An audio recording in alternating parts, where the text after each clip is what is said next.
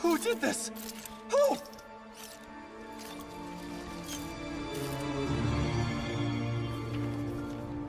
Halt! Stop her! Huh? She's the one who took everything! Who are you?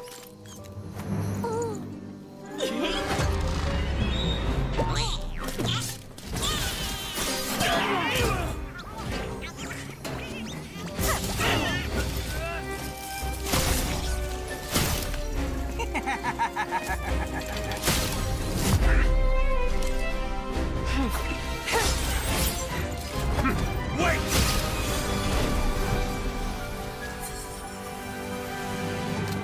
Sorry, Eamon.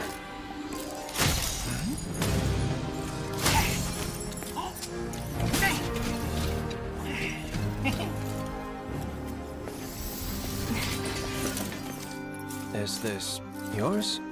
That was my mother's favorite doll. Mother.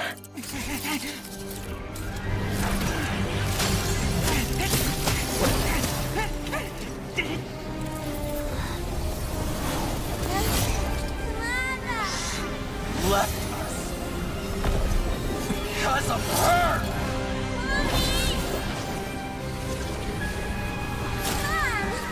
We were forgotten! No. It's not her fault. That was Mother's choice.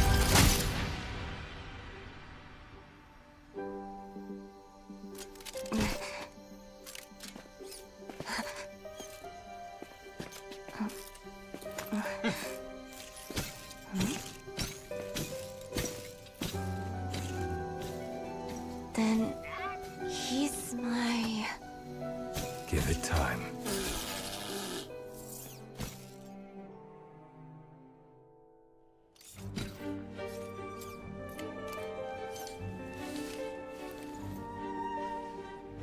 I can't stand that doll. But it's us.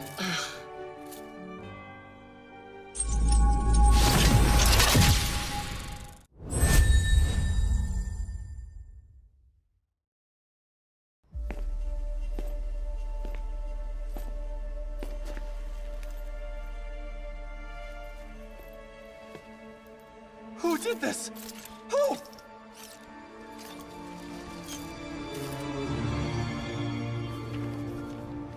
Halt! Stop her! Huh? She's the one who took everything! Who are you?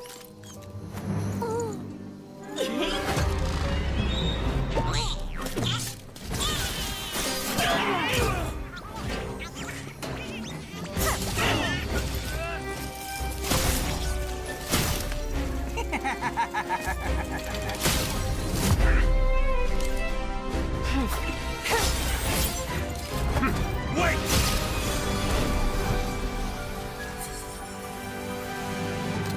Sorry, Eamon.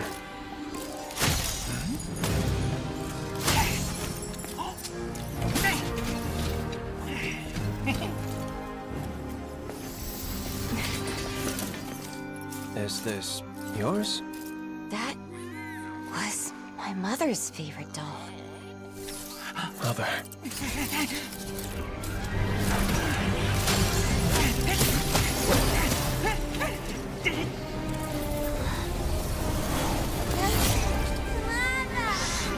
Left us because of her!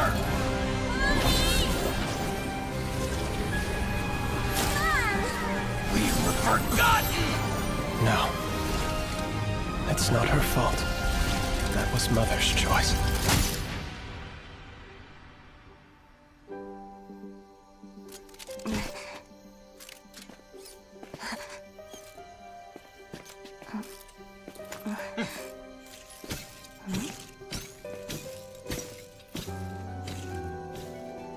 Then he's my... Give it time.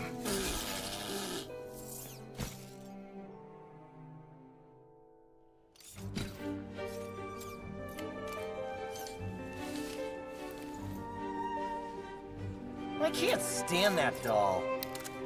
But it's us.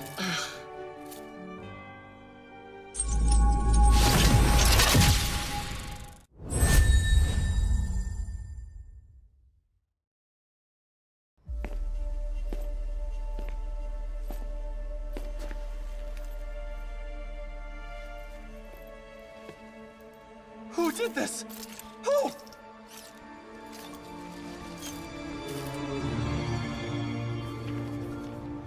Halt! Stop her! Huh? She's the one who took everything! Who are you?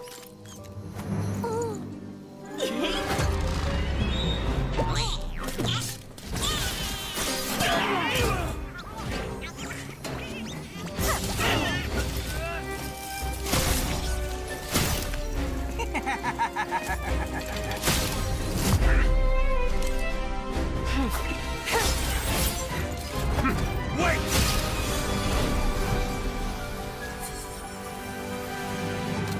Sorry, Eamon.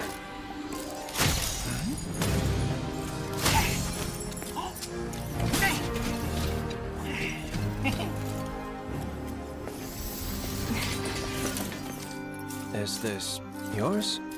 That was my mother's favorite doll. Mother.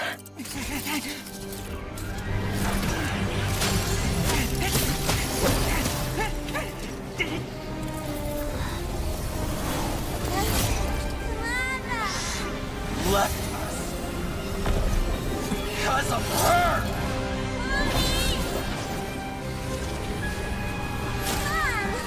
We were forgotten! No. It's not her fault. That was Mother's choice.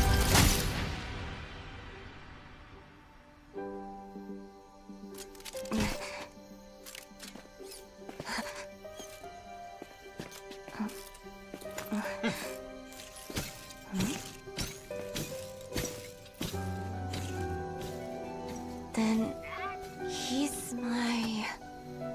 Give it time.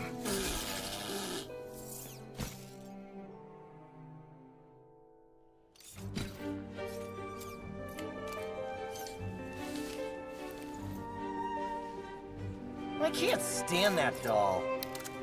But it's us.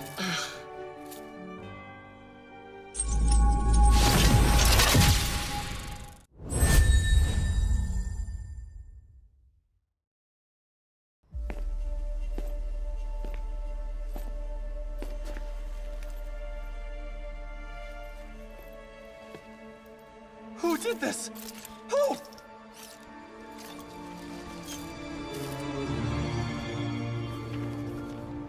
Halt! Stop her! Huh? She's the one who took everything! Who are you?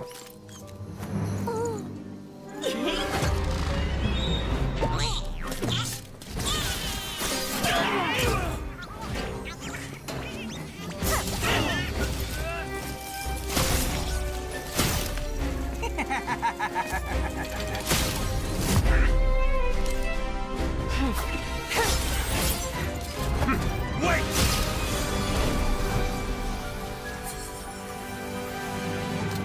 Sorry, Eamon.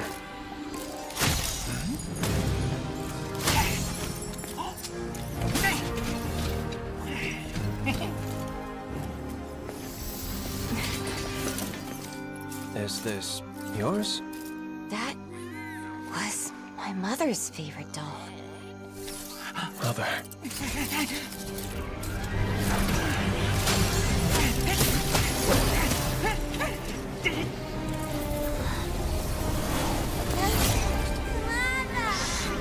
Left us because of her!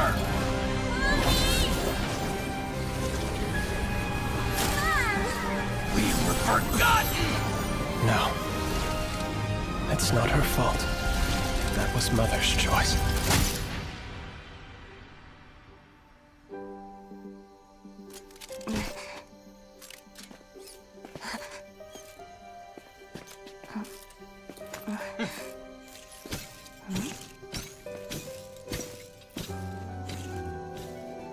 Then he's my... Give it time.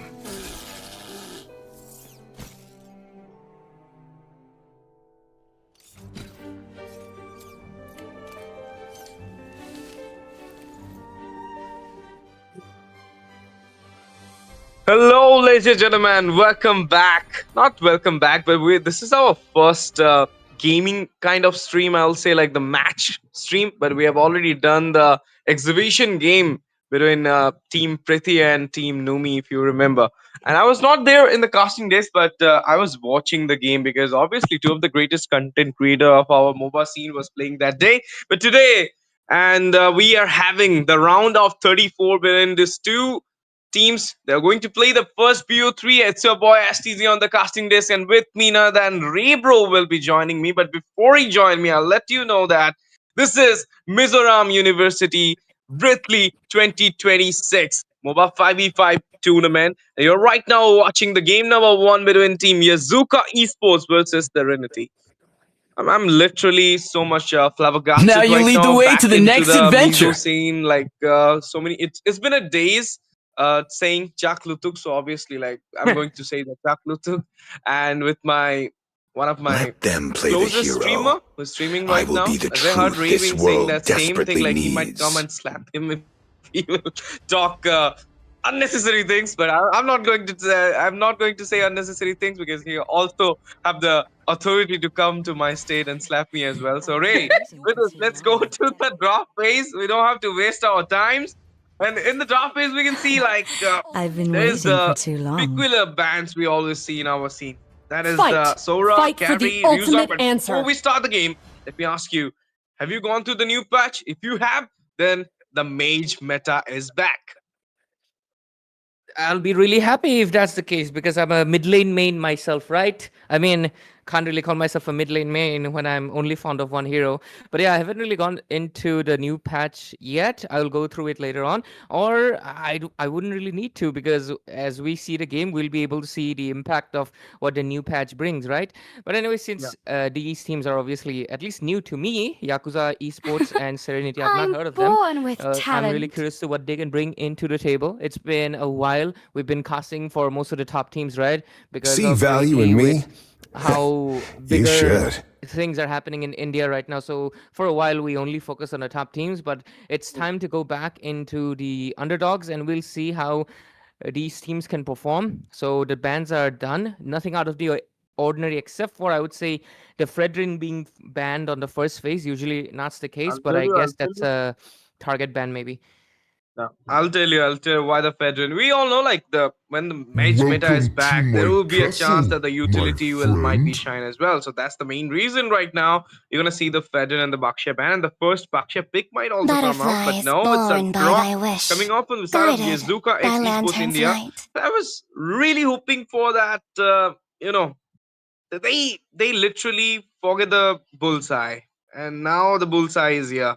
It is the Jushin. How can you like one of the most banned heroes in each and every community tournament of MOBA 5v5? This You land cannot is our forget her. homeland, And and when it will Ree is soon be there, your burial ground. she's kind of more vulnerable into the scene. So obviously you're gonna see the Jushin, but Lapu Lapu is here as well. And let me tell you this, Ray. Hilda got buff as well, but it is in the ban list. So sadly, I couldn't see her what the buff is actually impacting in the land of Dawn.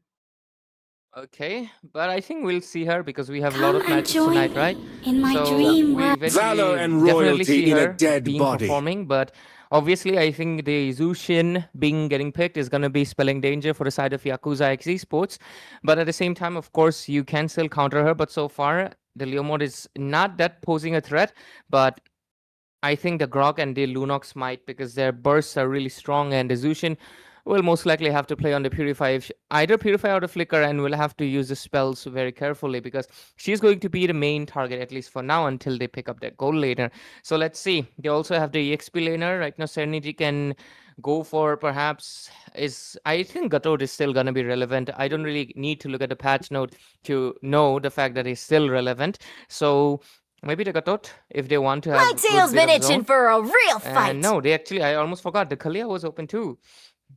Hmm.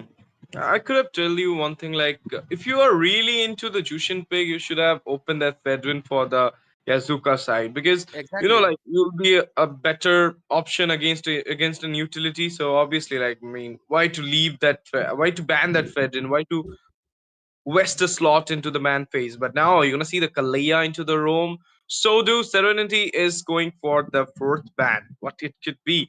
I mean, the roamer is there. The jungler is already picked up. The mage is also there. So it's the MM and the EXP laner. So in the gold side, I'll say I am Harith is not the open at this only moment. one They can bound come up by with a these Granger. They can chains. come up with the Beatrix. So do the Moscow is doing good. And after all these things, out of the blue, out of the moon, it is the Clint, obviously. So you can also go for the Clint ban. But the carry is banned here. So that might not be a chance they will come up with the Clint. But like Ray, the Freya got nerfed. After all, the Valkyrie lady was doing, I mean, so much, skirmishes in the land of Dawn got nerfed here. Obviously, that was a needed nerf. But at this point, what do you They call feel me in a the goal hero lane? Are we going to because I see saved a my nation from falling fighter goal apart. or normal like My kiss grants you MM kind of? immortality or Since death. Freya got banned, I mean, from the side of Serenity, going for fighter fighter goal lane would be good considering they have a power pick which is Zushin, and you should capitalize on it. On the other side, though, they can go for a marksman. I feel like a Claude would be really good considering he does obviously have that BMI, and he's not that easy to catch by Zushin compared to the other marksmen. But going for a fighter is going to be risky for a simple reason. There's a Zushin, you can get easily picked up. You don't have the Freya anymore. I mean, Freya, she got nerfed. Maybe they might still pick it up, hoping to do something about it, but it might not give them the impact that they're looking for. On the other side, you also are banning out the YSS yourself, so no YSS goal lane for yourself either. So those are some interesting things. Come on, Not to mention, Dexter. It's our there's also showtime. two really tanky. Oh, they even banned the Claude themselves. That's interesting. Looks like they might just go for a fighter ban if that's the case with how they're banning out the gold laners instead. That's interesting. I mean, they banned the carry, so there might be a chance they come up with a Freya but Freya is now, but doesn't matter if the user is good, then they can actually pick the Freya for the goal. But at the same time, who could be the better option into the goal for the side of Serenity? I mean, as you mentioned, the Ishinshin for the goal, it's fine, but it could have been an option for the jungle as well. But for now, against the Leo mode, the Guinea is banned as well. So, like, the I perfect counter am for the Leo mode is the vengeance Guinea. What incarnate. could else they can come up with? Okay, I told you the Moscow is buff right now. There might be a chance of the Moscow, and it's here, guys. For Serenity, they went for the goal lane Moscow, and at this moment, with the Moscow being there, the Clint got a higher chance. So do the Harith for the side of Yazuka Esports here. With the Harith, you'll have the burst, and there is the Lunox as well. So two magic burst kind of heroes might gonna be a problem for the Lapu Lapu and for the Kalea. So let's see. But the Baksha is open, Ray. So The they can come night up with the sky Baksha. tells They got the all. heal. They got the Kalea out there. So Baksha might be an option for Serenity. But for that, Yuzuka Esports, they're going with the Esmeralda. Still a flex. Still a flex, but no, there we go. They commit completely to the magic aspect of it. I guess they really saw the mage meta and decided, hey, we're just gonna go full magic. And they are deciding to commit to it. Theoretically, yes, it works. You are going to be able to win against the Moskov due to the fact that you're magic and he cannot build that much magic resist except for the rose gold. But that's a risky play because Lapu Lapu can immediately commit to the magic defense. He doesn't have to worry about much physical except for the Leomord, which I think he has good damage reduction against. So this is a risky play from side of Yakuza, but with risk comes high reward as well. So let's see how worthwhile it's going to be. Last pick from Serenity. It's going to be a jungle. What options can they go? Any jungler got buffed in the recent patch, Ash? No, not sure though, because it's more into the mid and go not even gold, mid and exp buff enough, and some into the roam, but not to the jungler main specifically. But there you go. They are coming with the Hayabusa against the Leomo. That kind of a scaling jungler, I will tell. In the early phase, the Leomo is little bit having more priority to the jungle section, so to the objective section. But if he's good with the Haya, good with his hands, and he might gonna come for the succession. But as you are talking about the Nathan thing, I really want to see what the mid lane going to be, because with this mid meta, the mid laner are the most vulnerable lane, I'll say, because they don't get the proper goal like the goal laner and the XP laner. They have to share it with the Roma. At the same time, like I'll say, when the new map comes up, basically the river map is kind of good for the mid laner. Other than that, the dangerous grass, the broken wall, it doesn't give the +1 scene for the mid laner. But this mage meta, the mid laners getting the buff, might gonna change the things. Even the magic burst, which per second is getting higher as well with the new patch. So let's see how it goes. The draft is on, guys. The 5 versus 5. You can see the Hayabusa into the jungle against the Leomord. So do the Kalea roam against Grok. And with the Kalea roam array, if the Nathan is on a Purify, the Brilliance is there for the Lunox, and you cannot go for the Esmeralda. So it's just the Leomord, and if you're taking out a Grok, then I'll not be the most happiest caster out here in this deck for a Tsunami Slam against a Grok. So obviously, like, you are kind of having less options to go for the pickup. Yeah. I think the mid lane matchup that you were mentioning about, the only reason I think they will be able to equalize is because of the Grok itself, but at the same time, Grok can be punished by the Zushin. They have doubled the knockup, so Grok, despite being the tank, Ash, he's not invincible, and I think they can just make sure Grok is actually the first one to be falling. If you just keep on taking out the Grok itself, he's not going to be able to farm that much, and when that happens, right, when the roamer is so low level, he's not going to be able to do much. But there we go. We're going to be getting a little bit of a pause right at the beginning, and we'll soon... Oh, looks like we're going back. Wow, the focus is on the Lunox. What a nice name. Laguna. But ladies and gentlemen, welcome back to the Mizoram University Virthli 2026. You're right now watching the game number 1 of the BO3 series. You have already been there in the exhibition match, so now the real grind starts.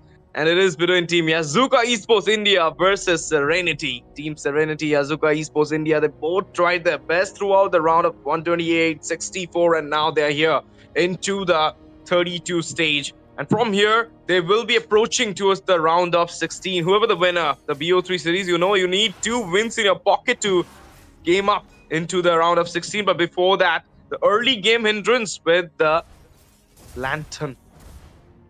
Yep. And with this, we'll see, I guess, not much action in the early phase, other than maybe the Hayabusa might try to push in, play a little bit aggressive, and try to perhaps take down a first blood, which is most likely the Leomord, because, well, as long as he's not level 4, he's very vulnerable, doesn't have the horse. And even if he does get the horse, they have heroes that can actually push Leomord away or pull him away from the Phantom Steed. So I think they should capitalize on it. They can really affect the farm of Leomord as much as possible. So let's see if that's what they're going to be doing. But no, looks like they will just play a little bit passive, at least for now. And no first blood will be drawn, most likely till the turtle fight. Till the turtle fight, of course. I mean, you do know you have the early game accession for your side. I'm talking about the Leomord, Yazuka Esports. But about the survivability in the late phase, I believe it's also getting into the hand of Yazuka X Esports. But mid to late, you do have that Jushin and Moscow into your way. But then into the proper late, you got the Nathan. So it's more like a 60-40 thing. But there is the early game scrum is coming in. Asura will be the one picking up the first kill for the side of Serenity. And not only that, they're giving out their entrance with a Lantern. There is the Grok getting a little bit of pull, but he will be fine. He'll be going back into the safer side. And not only that, the turtle is here. And before that, Serenity got the first blood. Yep, first blood for them, as I expected, mainly considering, well, their early game is much stronger. I mean, Zushin obviously will be having much better impact. But here comes the turtle right now. Kalea is almost about to get a level 4, which is going to be disastrous for them. Here comes Lapu Lapu as well. Look at that, Ash. Yep. Bravest fighter, and not only that, there is the hindrance from the lantern flare, and there you go. This turtle secured by Serenity side. There's a tsunami slam coming in as well. Arthur falls down in the way. They're going for the grok, and there you go. Lever falls down. It will be Rins securing the skill, and not only that, they're going for the triple as well. The Tyler falls down with a blue buff got invaded. Everything goes into the hand of Serenity at this point. They found the turtle into their hand. They got the blue buff. And not only that, they got 3 kills into their ways as well.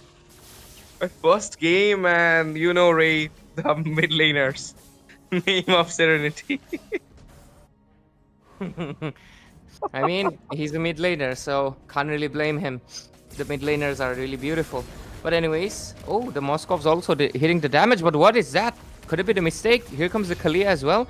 Do they want to engage? No, they do not. But yeah, Moskov, that is way too aggressive. They got some gold though. Like the early phase, you don't have the advancement. That was the Yazuka I was totally talking about the early game succession. But no, the things got changed here. It's Serenity right now. They're having a 2k goal lead. I mean 2k plus goal lead here for them. And they got 4 kills into the micro as well. So everything like when you are going for the early phase for yourself, it also granting you the mid game as well. And the Moscow, he's getting the farm here, and that's not a good case for the Natan. I mean, you know, you do have the late game for yourself, but at the same time, if you're vulnerable to the early phase, you're losing out the gold, you're giving out those bills, and it might be a dominating start for Serenity as well. But there is the poke onto the mid. Yep. 0-4 score so far. No progress for the side of Yakuza Esports. They're kind of in the back end, but let's see what will happen. They're going to be obviously going for a second turtle right now.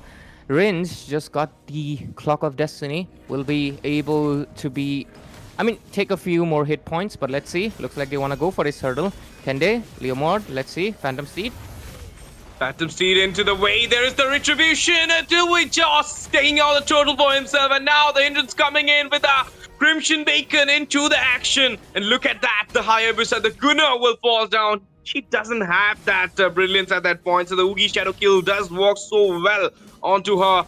There you go. It's Team Serenity once again winning the macro. So do the micro for them. Not only that, they will be invading. It's just like the recap from the first turtle. They got the kill, they got the turtle, they went for the invade, but this time into the opposite side. Yeah, so far it's not looking good for the side of Yakuza Esports. They're down 4,000 gold lead, and right now they're losing.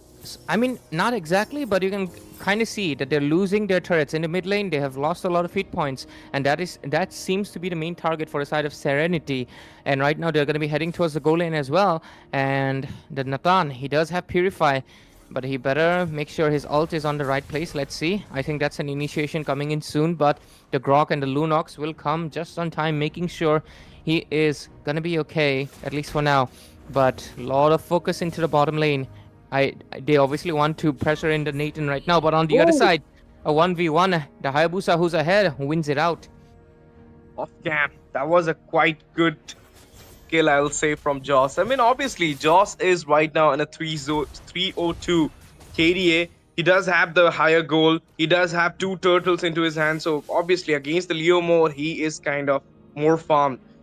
If there will be a 1v1 situation, he will have more succession against that Leo. And look at the builds coming in. Okay, before that, a little bit of poke from the Grok. The Corz Shadow comes in.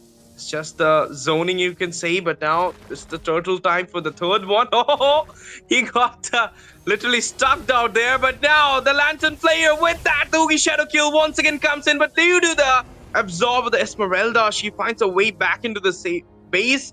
But now the turtle time, you don't have your EXP laner into your way. The Leo mode might gonna go for the contest, but Ray, I want to remind you, there is the 4.5k goal lead, so it kind of not that much easy to take out this turtle. But no, there will be no turtle for the Leo.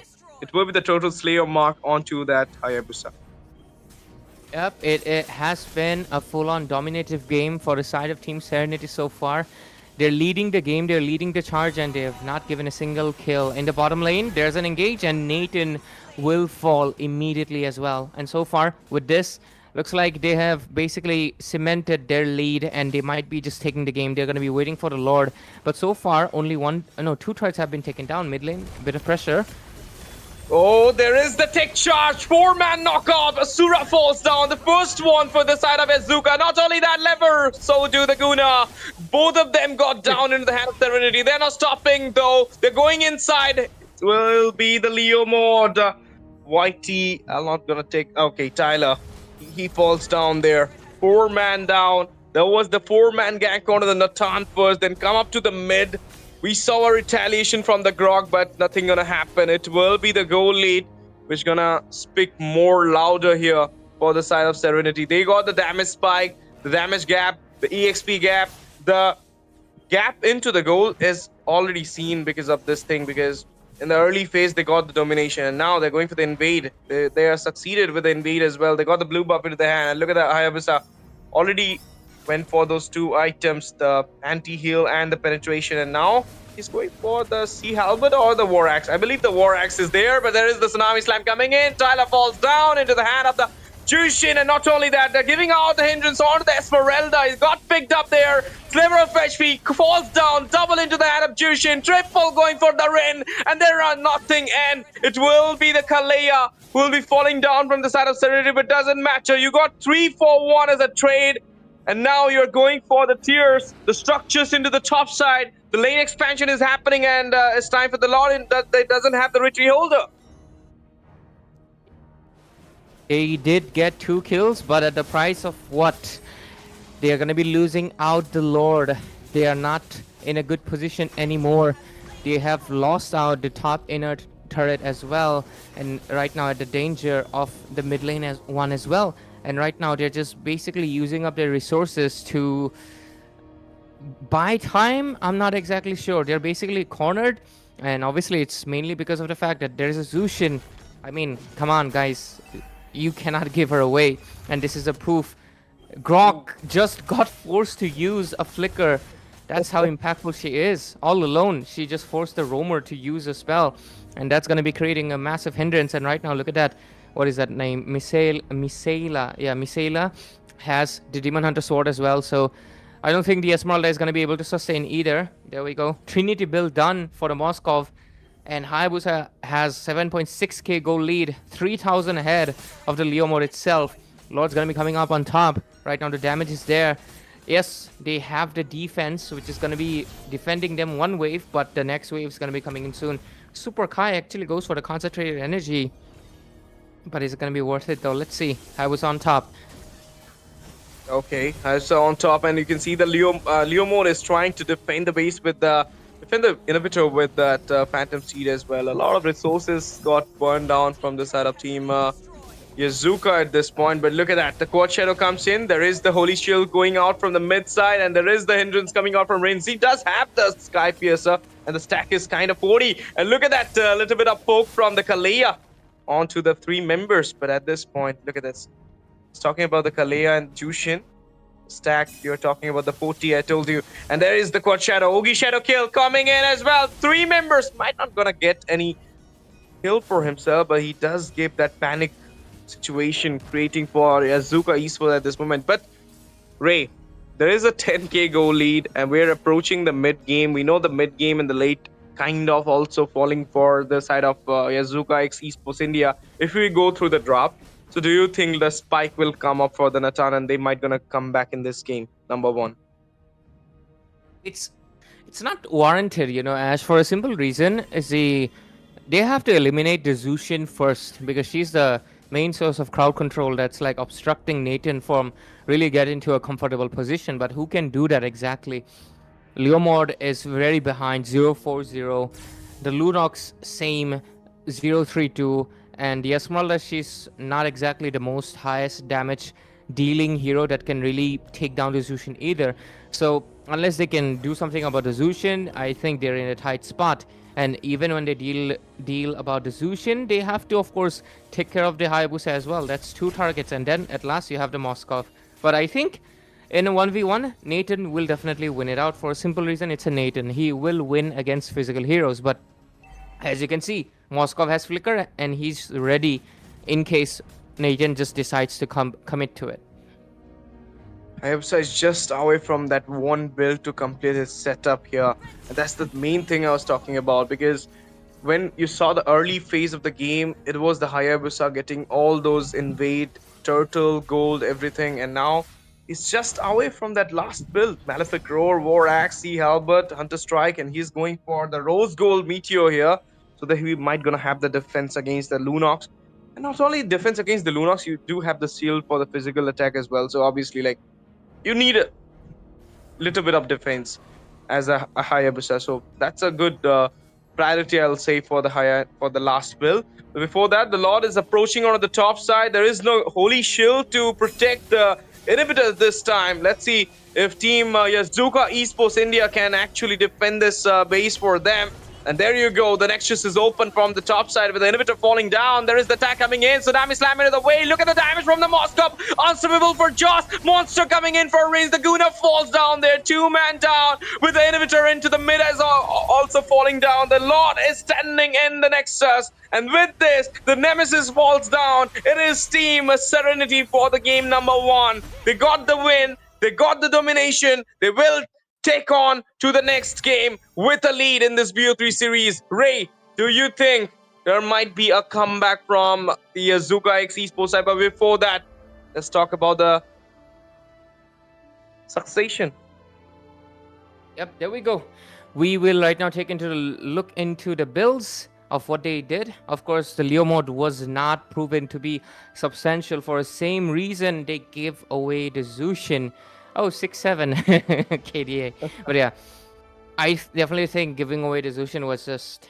I'm not exactly sure, man. It was a really, really bad decision in the draft itself. You can see her impact, 23% damage dealt. Almost same as a marksman and close to the jungler as well, which was the highest damage dealt. Leo mode's impact was very necessary, and giving away the Zushin just took away everything. So I think next game, Zushin has to get banned out, and when it happens, maybe their jungle rotation can improve, and if it improves, there could be a possible comeback. But they will obviously have to make sure that just because you're banning out the Zushin, make sure they do not get any other valuable hero, like you mentioned, the Hilda, the Sora, or perhaps something else entirely. We'll obviously see it soon into the next game. Yeah, that's what I'm talking about from the very beginning. Like, Jushin is the most banned heroes in each and every community tournament. If you'll see the first ban, not the first ban, but from the red side, you'll see a Jushin ban eventually. But Yeah, this time, the Jushin was open at that point. But the blue side, they really prioritized that Grok, which I don't think a proper choice having in a first pick. But then you're leaving out the Jushin for their side. They got the Kalea into their hand. In the end, I was thinking about the utility, but they went for the proper damage kind of jungler. That is the Hayabusa. And even though you have the early phase for yourself, you do have the Lunox, you do have the Natan, the late game, just the mid to late phase, which was falling into the hand of Serenity. But no, it's the early phase. They grabbed it on, and then they did not look back. They were just proceeding forward, and we saw what just happened. It's a succession from Serenity's side, and now proceeding towards the second game of this BO3 series with the lead into the hand of Serenity. We might gonna see a comeback from Yazuka X Esports India. They will be trying for it, but the picks gonna talk a little bit more, because last time in the draft we saw a drastic winning percentage coming out for the side of Serenity just because of that Jushin pick. But this time, with the terms cards already been open for Serenity, I believe Yazuka X Esports I've might been gonna go waiting for the for too respect long. banner of the Jushin. But before that, there will be the carry from Serenity here. With that, Yazuka, are we going to see the Jushin, a fear in your eyes, or are we going to see the same pretty bans you have done in the last phase, like the Guinevere? And if I'm not wrong, it was okay, I forgot though. It was a lot maybe. No, Sora. Sora. Yeah, Then- Sora. Sorry. Yes. Anyways, I just realized as you've been pronouncing it right, I'm the one who was pronouncing it wrong. There's Butterflies Yazuka. born by thy What is wish, that word? guided Isn't by it lantern's Yakuza? light. Fight! I'm genuinely Fight for the ultimate I was answer. genuinely thought Now we were you lead the pronouncing it way wrong, to the but next dang, you are still adventure. pronouncing it right. Of course, my Dr. Man Make sure you give me discount on future surgery. But hey, but yeah, jokes aside, they are going to be committing to the Sora again, and obviously they do the good thing of making sure the Zushin does get banned out. Good choice from them. But let's see, they still have other heroes open, which is going to be, of course, the Guinevere, the Kalia, and so many other contending heroes that are still, I believe, into the meta. I'm actually surprised none of them went for the what is it? Oh yeah, the Gatut Kacha last game.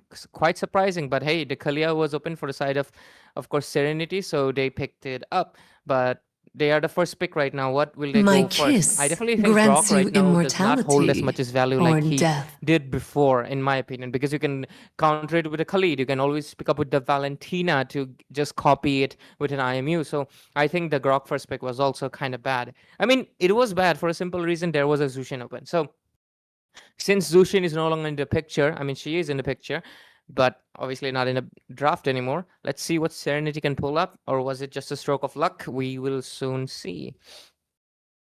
The Batman is back. I mean, the Sicilian. He's also back into the scene now.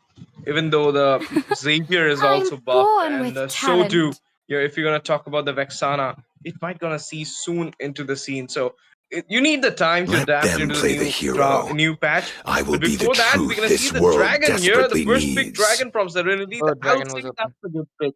With the Alice ban, you're coming up with a Yuzong. So this is really a kind of mind game being played by Serenity, I'll tell you. Because against the Yuzong, what can else you come up with? If you're anti, SATL anti, then you'll come up with that Martis.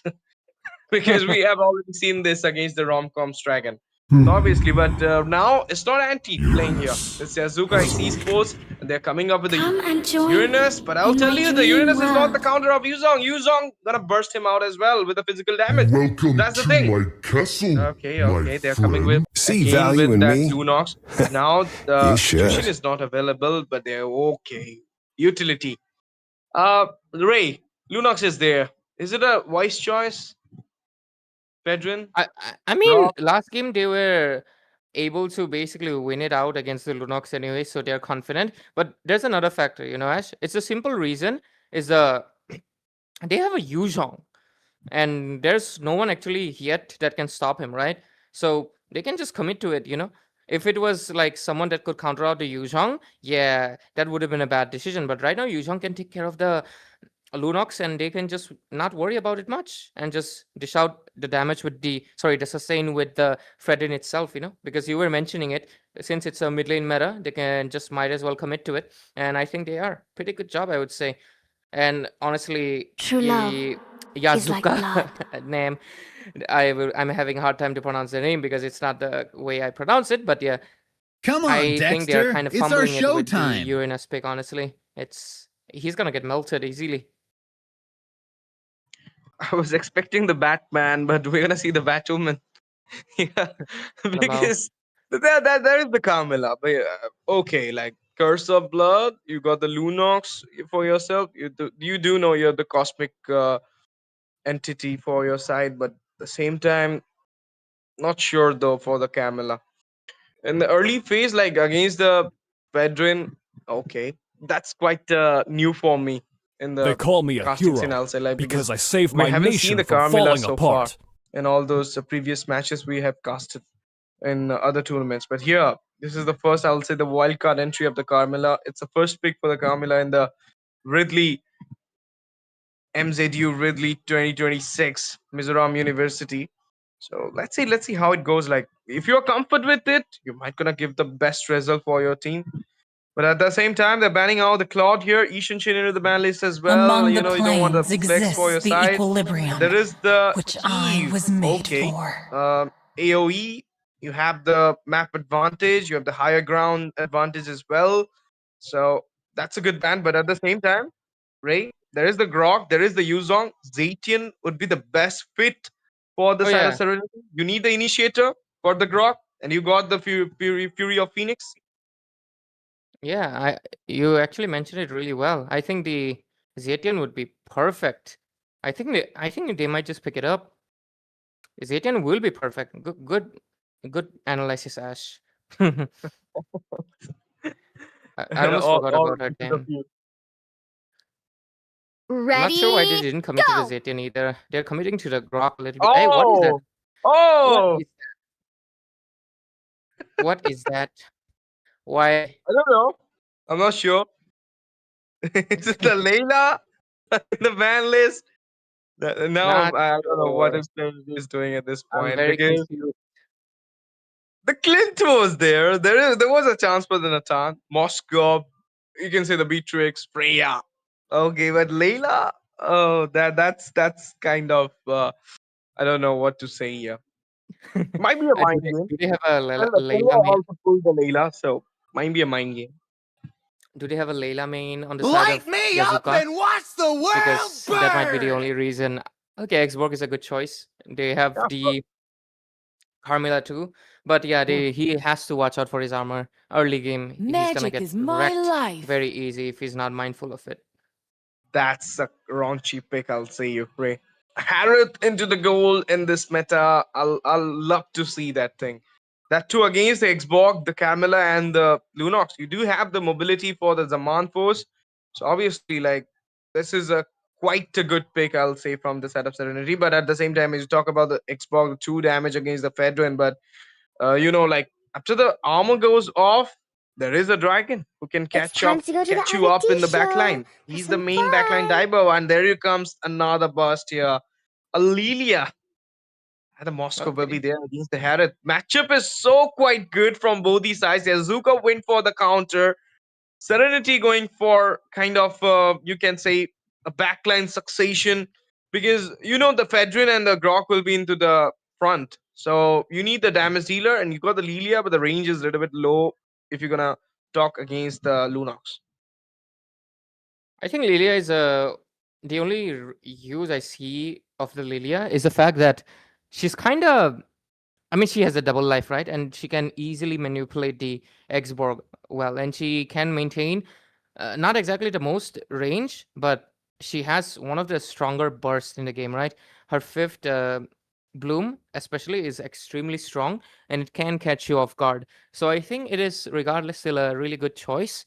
On the other side, though, they commit with the Moskov against the Harith. Not the best, but at the same time, in the late game, he can be a monster. But with this, ladies and gentlemen, we will head into the Land of Dawn, and we will see if the side of Yazuka can make a comeback. Right now, Serenity leading with 1 pointer, and we will see if they can make it a clean sweep. Yeah, let's see, guys. Serenity. They're playing so well in the first game. They dominated the first game for them. Their side, the Decimate team, Yazuka X Esports India. But for now, Serenity, they need to grab up the second win if they don't want to play the third game decider. You can see Gunnar is getting gooned here. He's getting bursted down by the Lilia. Now he needs to go back at this point. The early phase aggression totally being shown by Serenity side. This is the confidence you need with the lead you're having. Another upstruck. There might be the first blood. He's trying his best to go back, but no, Gunnar falls down.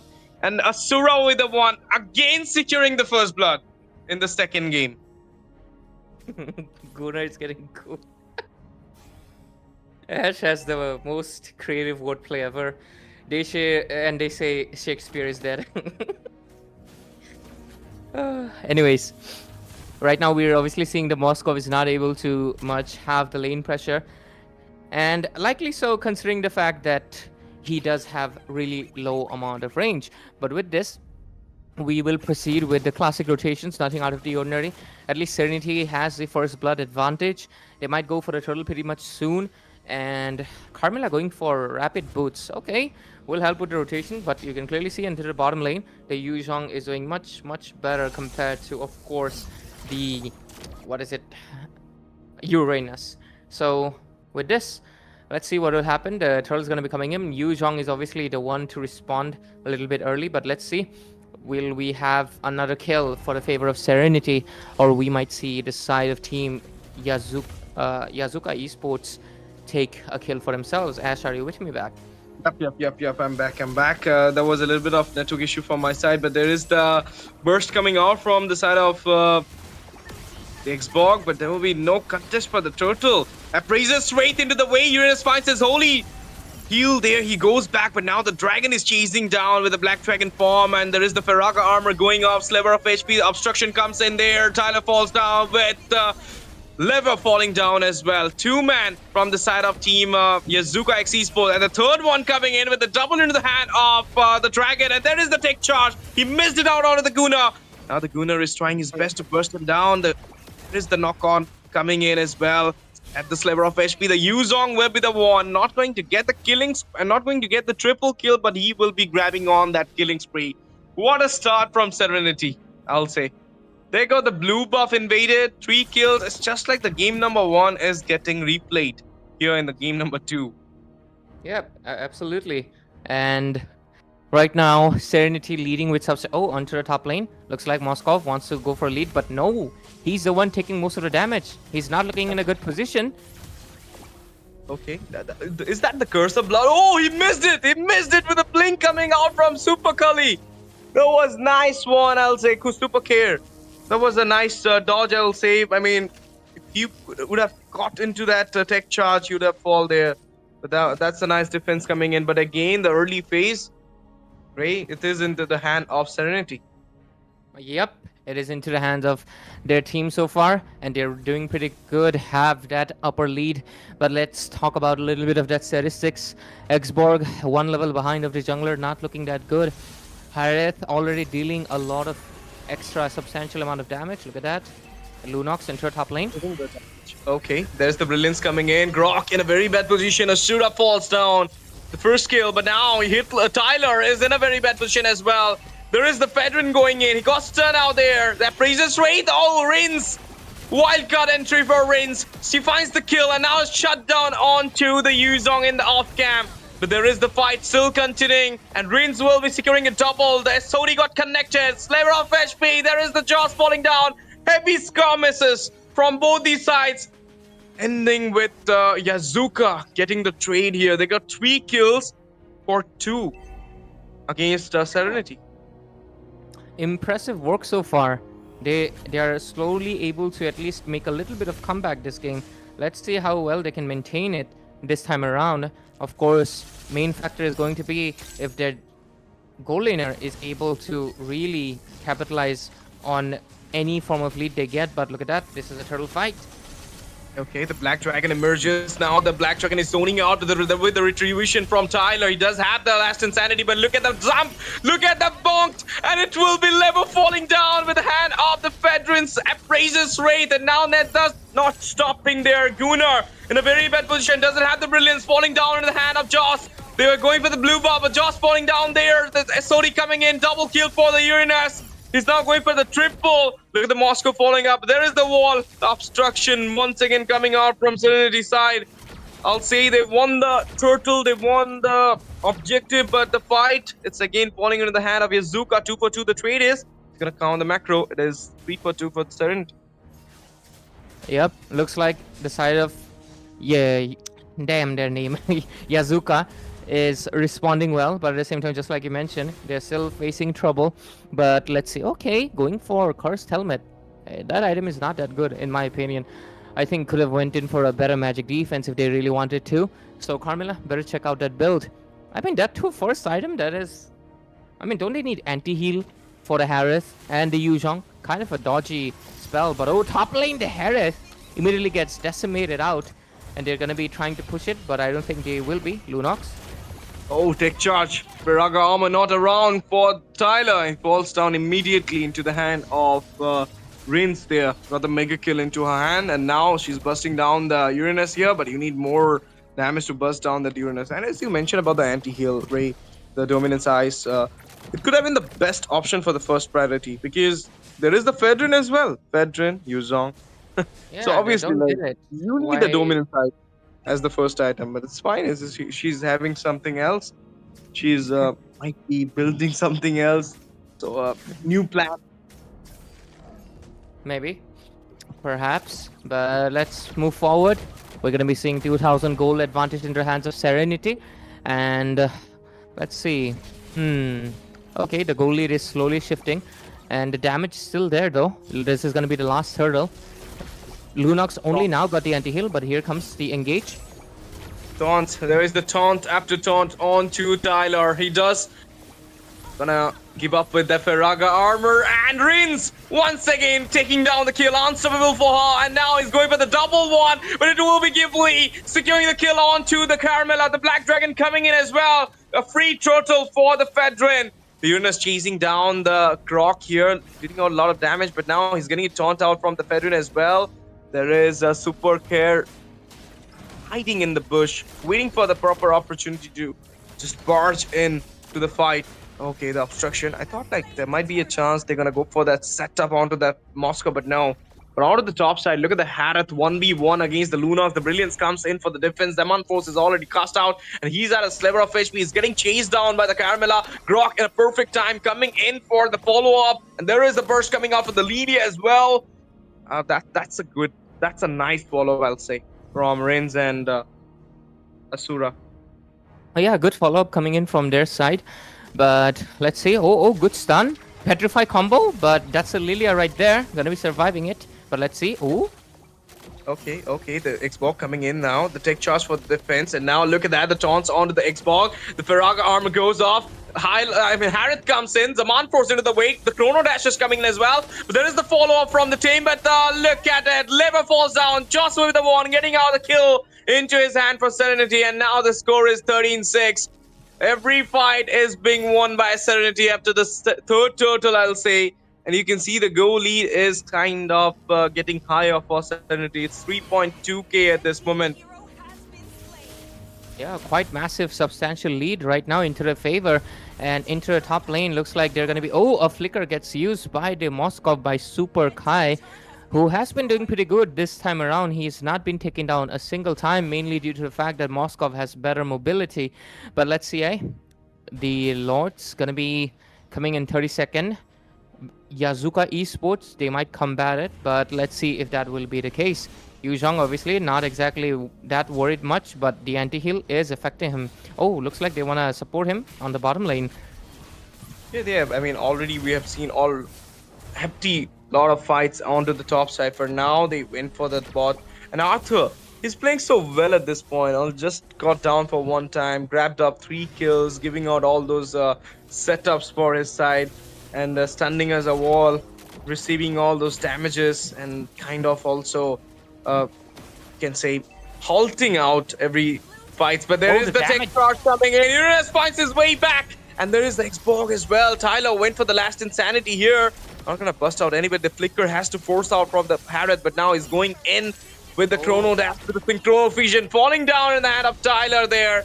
And Ghibli, he might gonna fall down as well. He's at less of health. But look at that. Bedouin sustaining out 4-member.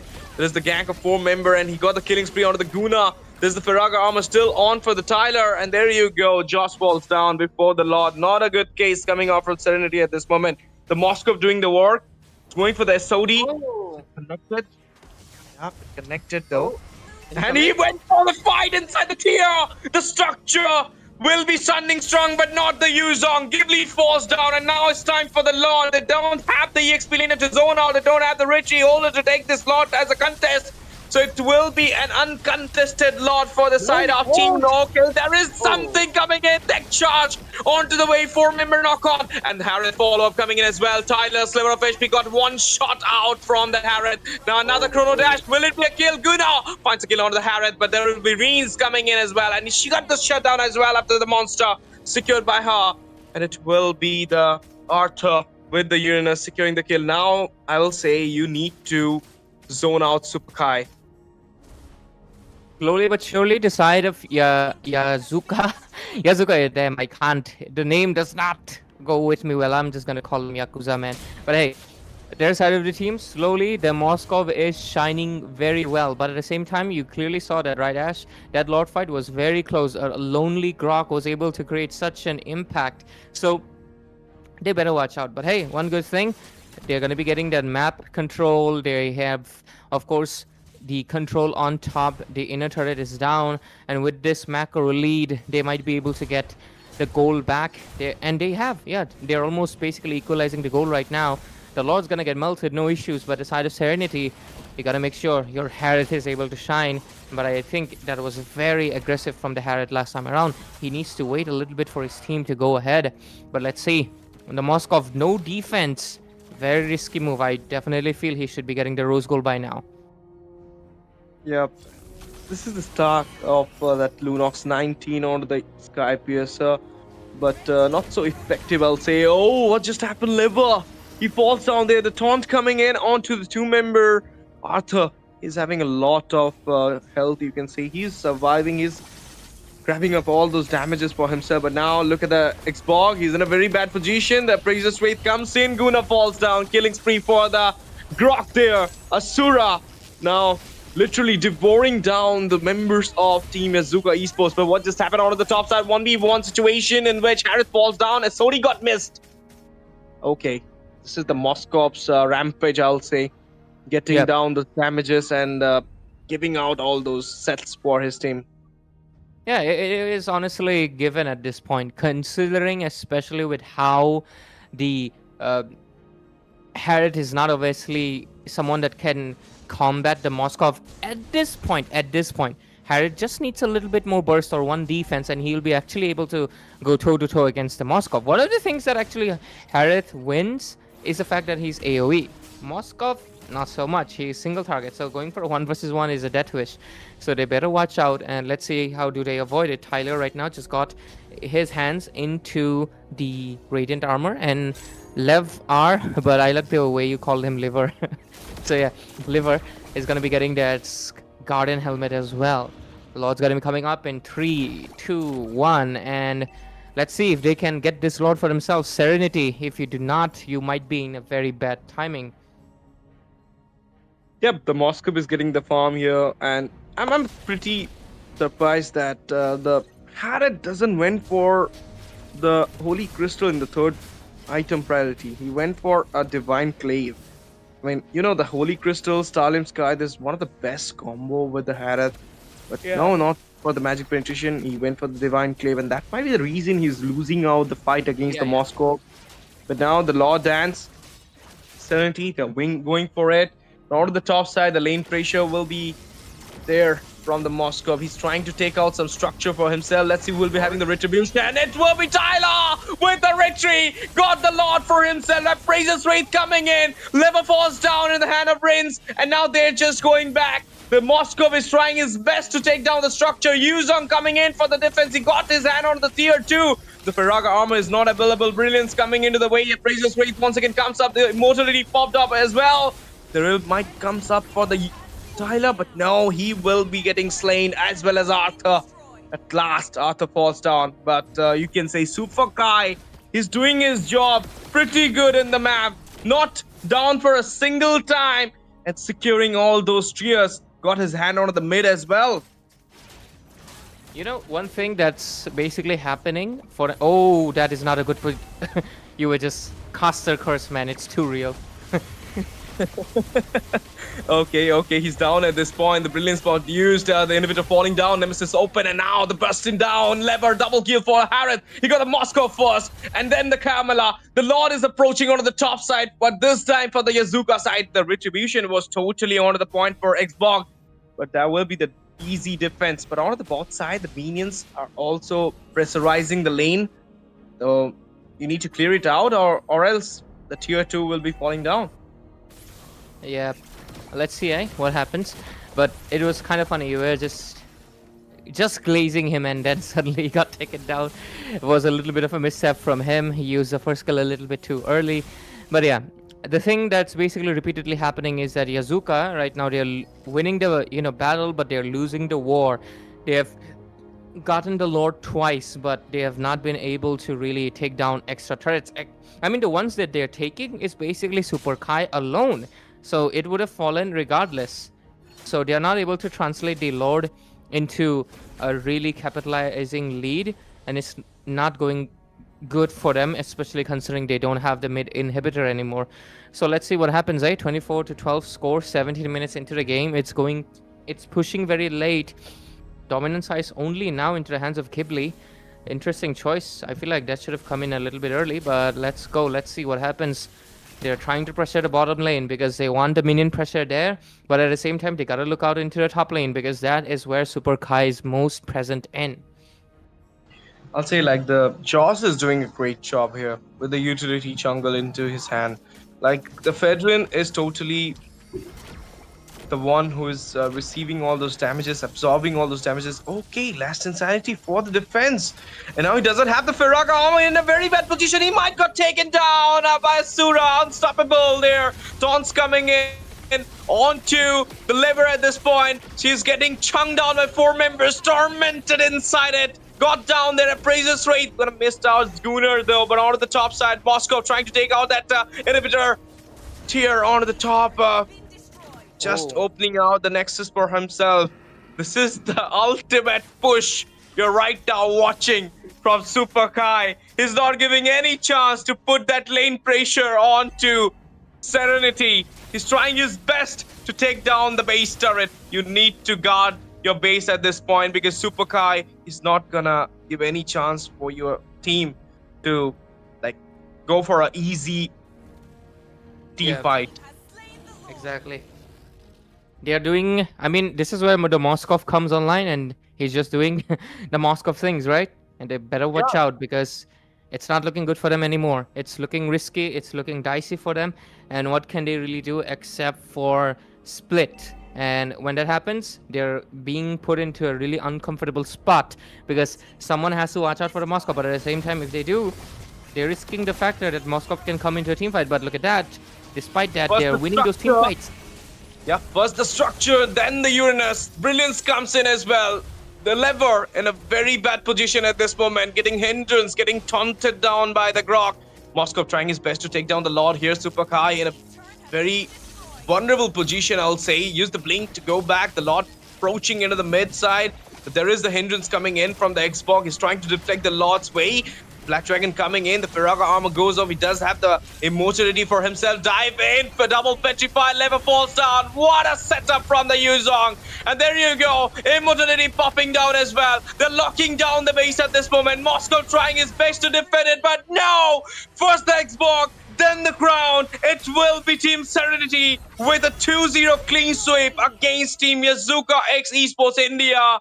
They tried their best. They tried every implementations to take down the base of Serenity, but nothing gonna work.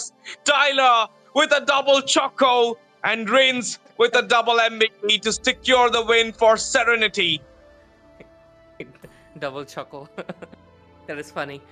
But hey, not to diminish him, his retribution was really good in the moments that it mattered. Obviously, we saw that in a team fight, he was able to win over the Fredrin. Really good job, but yep, he's not able to score much kills. I think he might be shifting his focus to utility more and provide a little bit more to the team. Maybe that might work for him. But on the other side, the mid laner gets MVP twice. So no doubt that we are definitely in the mid lane meta. And at the same time, their mid laner was really substantially impactful into the game. So good job for the side of Serenity and moving forward to the round of 16, right? So wishing them the best. And on the other side, there's no lower brackets, right? So I guess this is a goodbye to the side of Team Yazuka. Yep, knockout, 20 minutes of game. Serenity won the game. And now we'll be taking a short break, coming back soon for Mizoram University Virthli 2026. Stay tuned, guys. The second game is coming soon.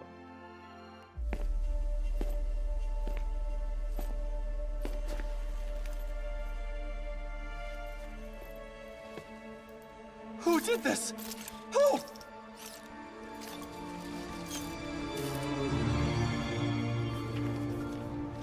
Halt! Stop her!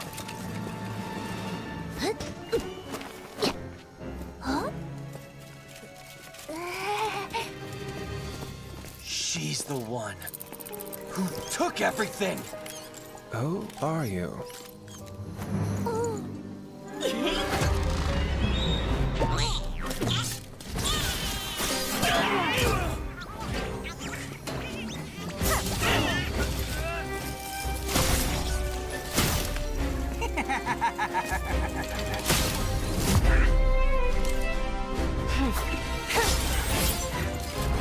Wait!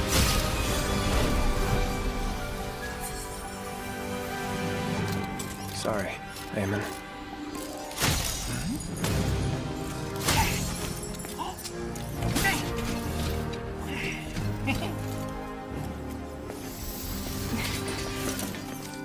Is this yours? That was my mother's favorite doll. Mother.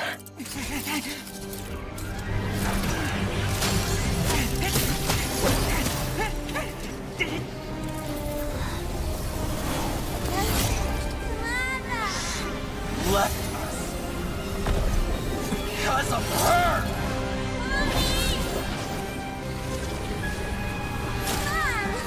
We were forgotten! No. It's not her fault. That was Mother's choice.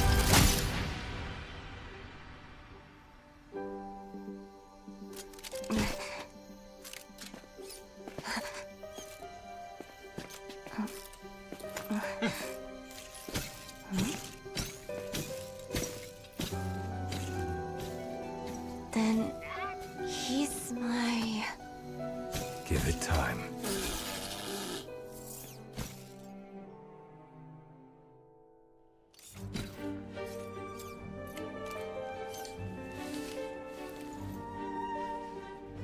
I can't stand that doll. But it's us.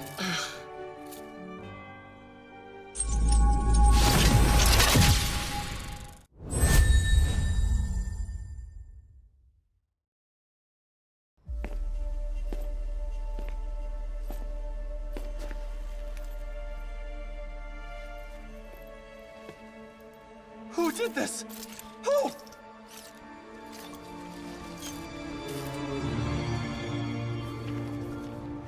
Halt! Stop her!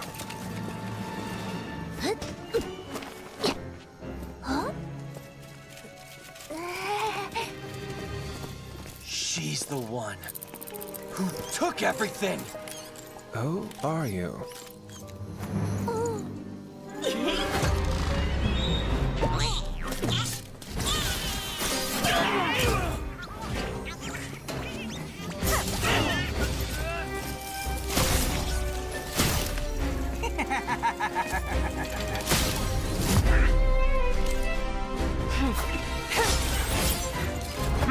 Wait!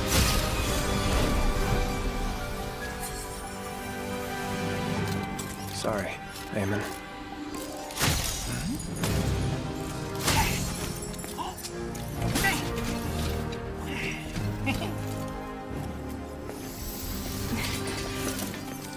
Is this yours? That was my mother's favorite doll. Mother.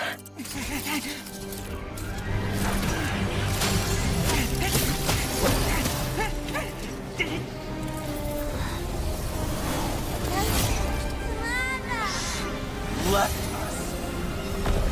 Because of her!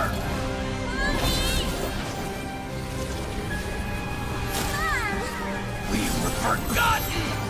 No. It's not her fault. That was Mother's choice.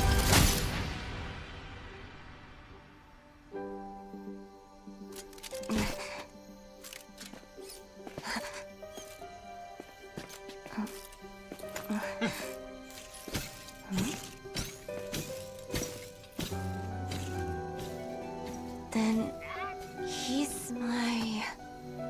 Give it time.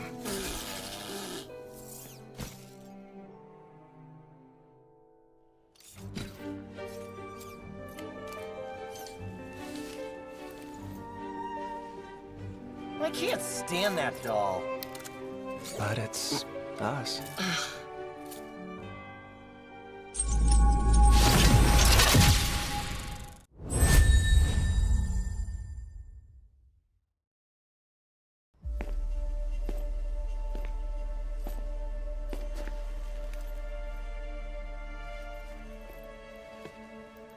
Who did this? Who?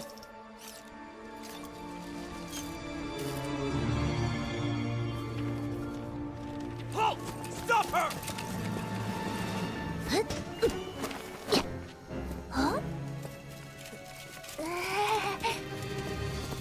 She's the one Who took everything? Who are you?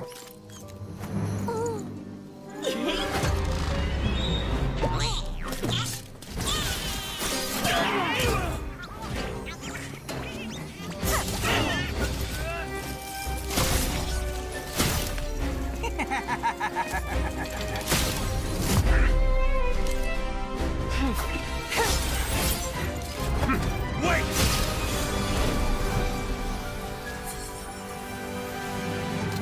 Sorry, Eamon.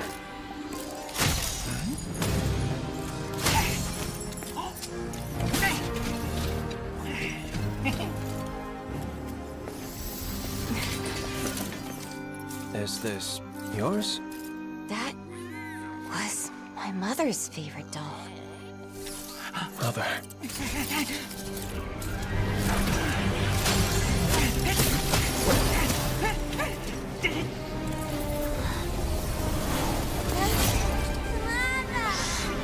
Left us. Because of her!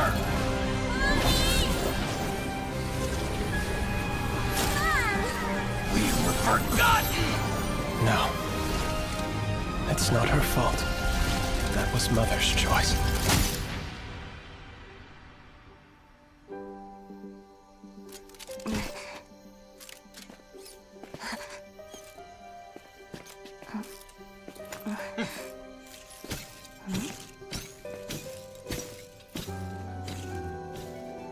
Then he's my...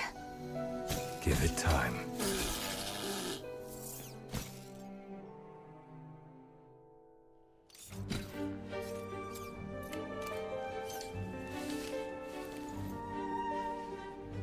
I can't stand that doll.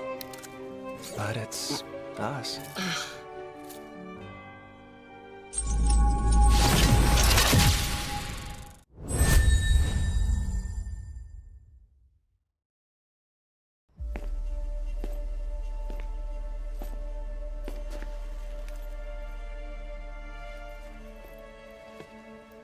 Who did this?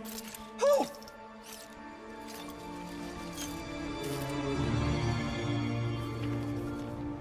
Halt! Stop her!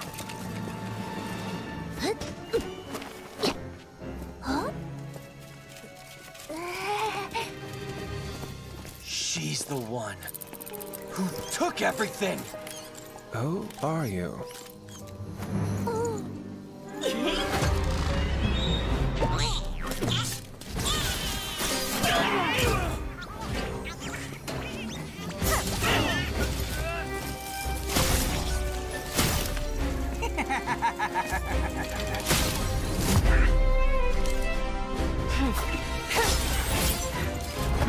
Wait!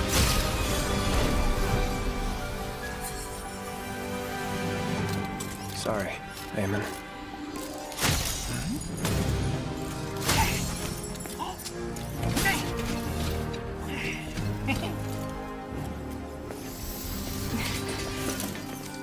Is this yours?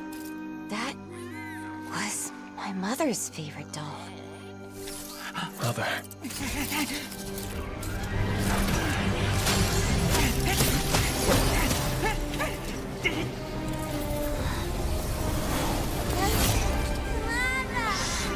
Left us. Because of her!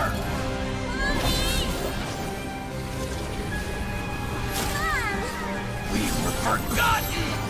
No. It's not her fault. That was Mother's choice.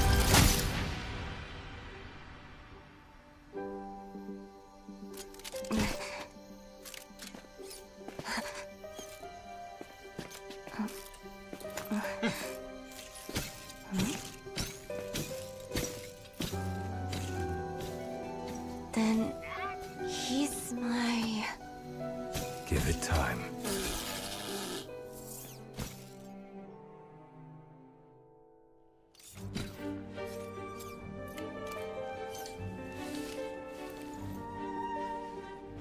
I can't stand that doll. But it's us.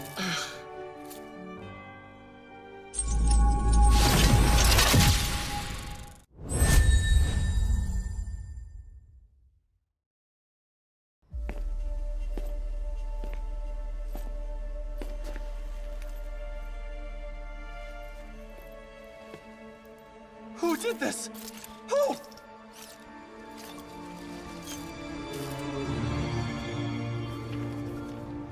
Halt! Stop her! Huh? She's the one who took everything! Who are you?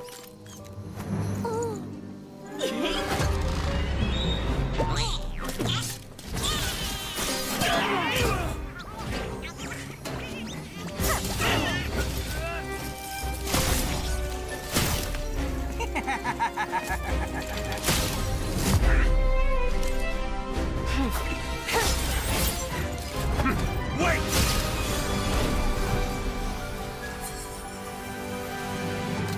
Sorry, Eamon.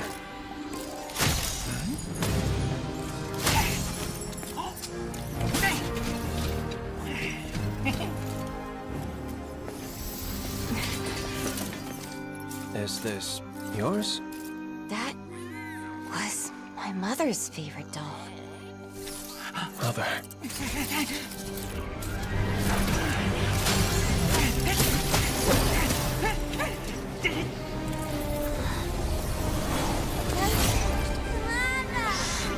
Left us because of her!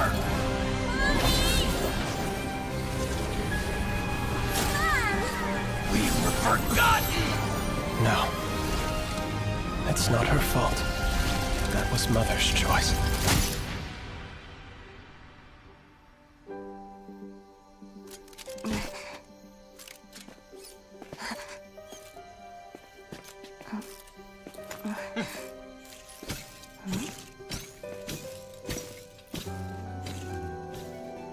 Then he's my... Give it time.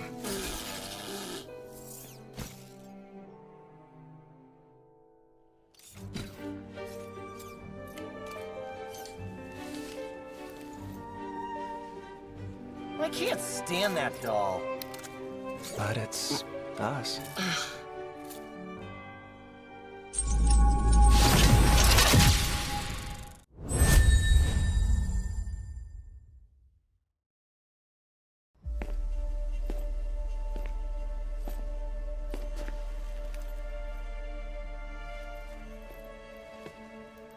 Who did this? Who?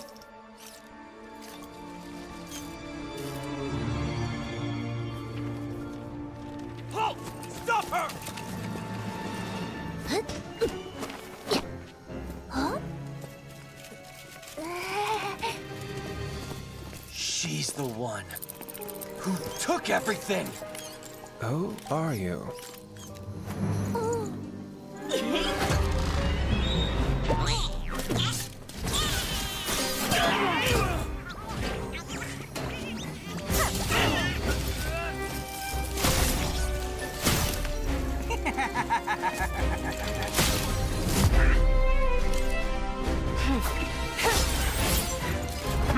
Wait!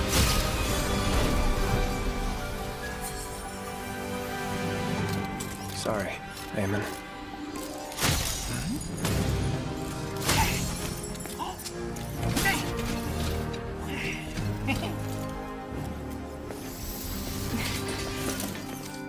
Is this yours? That was my mother's favorite doll. Mother.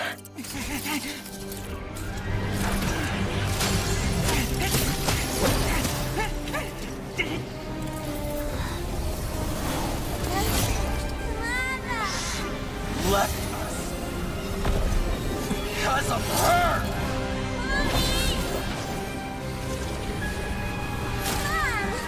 We were forgotten! No. It's not her fault. That was Mother's choice.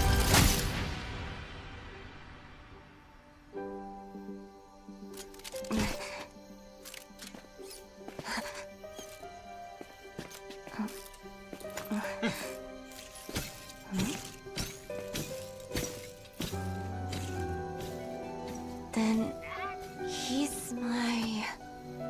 Give it time.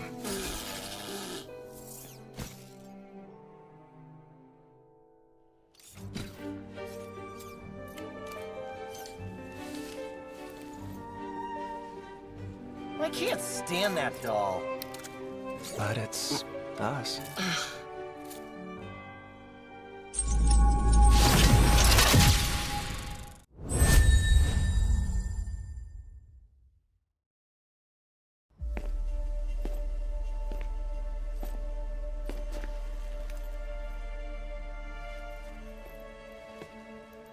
Who did this? Who?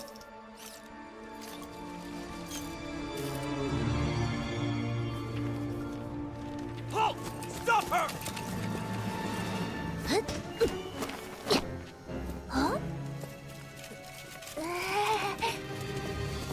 She's the one who took everything. Who are you?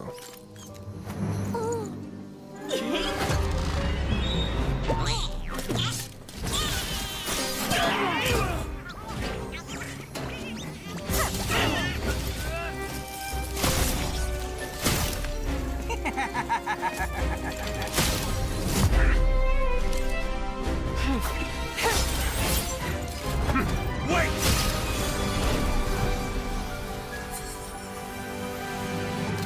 Sorry, Eamon.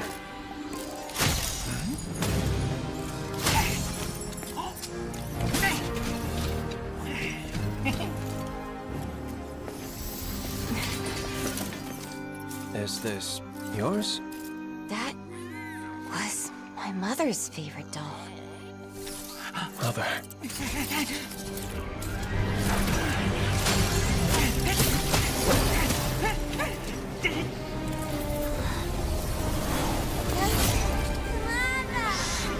Left us because of her.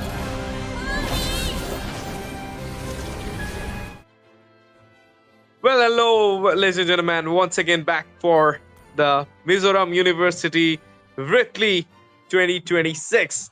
Now it's the boy STZ once again with Ray there in the casting desk. We're proceeding forward to the second BO3 of the night. It is between Team Power of Us versus Genex Esports. The first game was totally a fire one from Serenity, we'll say 2-0 clean sweep, dominating start in the first game. Second game, we saw a little bit of aggression from the side of Team Yazuka X Esports India. They tried their best to take on the game, but no, it was Serenity in the end. But now it is Power of Us versus Genex Esports. Not so sure about these two teams. Don't have much intel about them, but still, I know one thing. They grinded so far into the round of 32, so obviously they're gonna show us the best gameplay possible from their side at the MZU Virthli 2026. And this is a 50k prize pool tournament. You're right now watching it at the MEA YouTube channel, so don't forget to subscribe our channel. Don't forget to like the stream, share the stream button to your friends, and comment down whom you are supporting, Genex or I'm Power bound of by Us. nothing, And be there it you go family or into the destiny.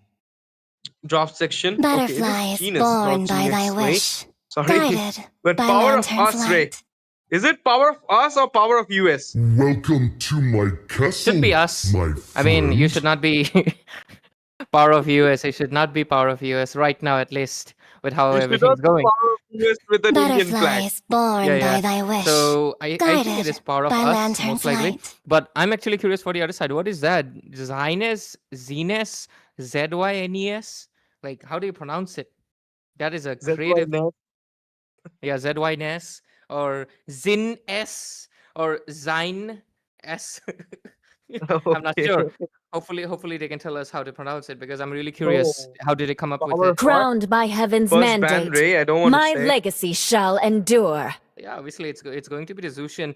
No surprise. Now you lead the way to the next adventure. After I came back to casting again, she's been perma-banned, and no surprises. I'm actually pretty happy about it. But hey, let's see.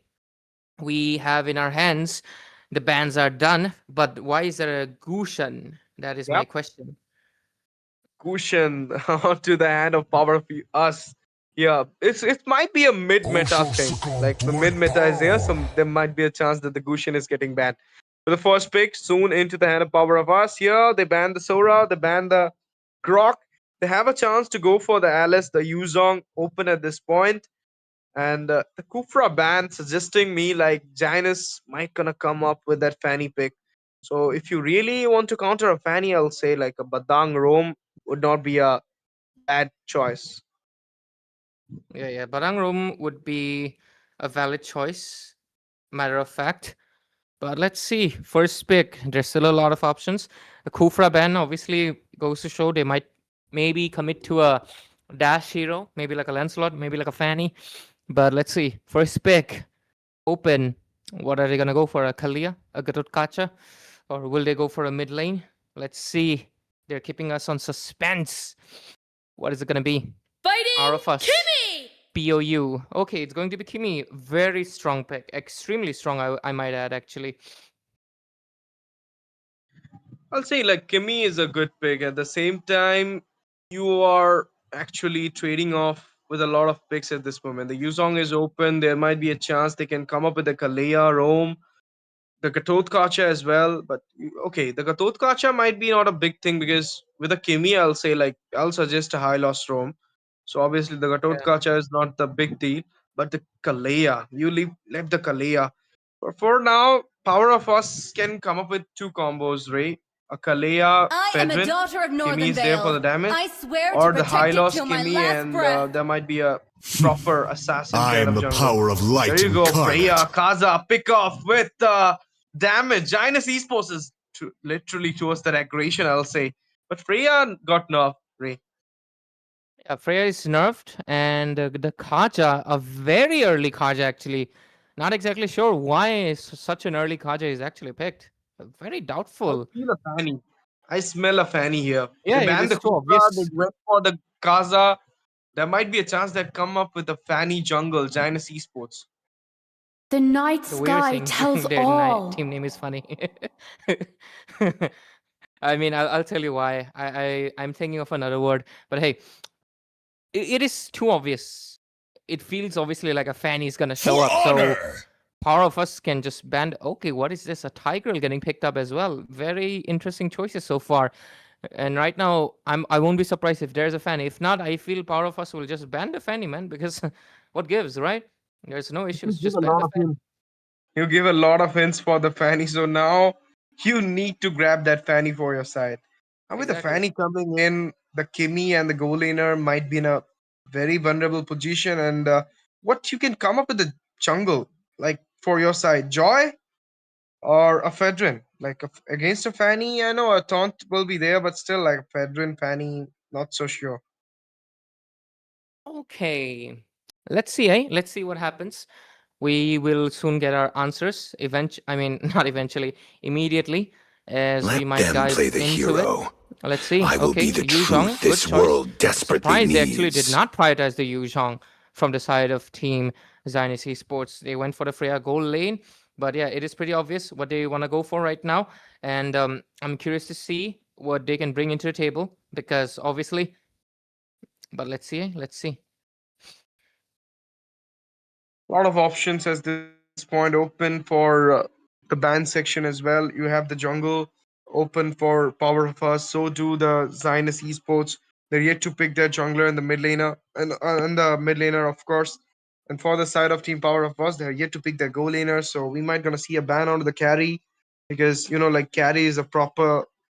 She can do the proper 1v1 against a Freya. So obviously, you can ban the carry here as well as the Claude, the two of the proper goal lane, or if you're not going for the goal lane ban, into the jungle, what can come up? You can go for the Fedrin ban, you can come up with a ban onto the Hayabusa. Last time we saw what the Hayabusa did. Or you can ban the Lancelot as well.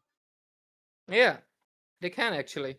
So not sure. I'm gonna be honest, Ash. I'm a little bit I've been confused with waiting for too how they're long. going because like, what's the plan right now? Like the Payback strategy. time. They are going for a Kaja. They ban out the See Kufra. value in me? There's obviously some sort of a Fanny He is should. cooking, but Power of Us is not banning the Fanny. So I'm really curious how they're gonna be proceeding with this pick, honestly. But let's see, the next few bans are gonna be coming up. They ban out the Fredrin as well. This is the most obvious Fanny I've ever seen, ever. Like there's nothing that is telling you, yeah, they're not gonna pick Fanny. This is 100% Fanny pick. Like what the hell? They're giving all the reasons to ban Among the the Fanny here. plans If exists we're the not going to see a equilibrium, Fanny ban, which we are I was cooked. made for. However, they went for the two mage Everything ban here, the engulfed in two high ground flames. mage, Eve and the Fasa, and now the. Okay, that's a good pick against the Tigreal. You know, the Valir works so well. Valor and royalty in Yeah. a dead body. I'm still curious though. Like, why? No Fanny ban, no Fanny pick. What is going on, Nash? What type of game do we have on our hand? I'm genuinely curious. What's happening, man? Fanny doesn't got prioritized by Zionists. They might gonna come up with the joy. It can happen. Okay, I was thinking of the Leo mode, but now the Gwynny is open as well, so you can come up with the Gwynny against the Leo Time mode. and to counter tide it wait out. for So no man. obviously, you nor have a girl. lot of chances. A Beatrix against the Freya? Nah, not a good choice. Is it for the Fanny? I don't think so. That is also a good option. I'm very confused, man. This is gonna be a Fanny pick, and the other side is just does not seem to care. But hey, I guess we'll find out soon enough. Last pick gonna be coming in.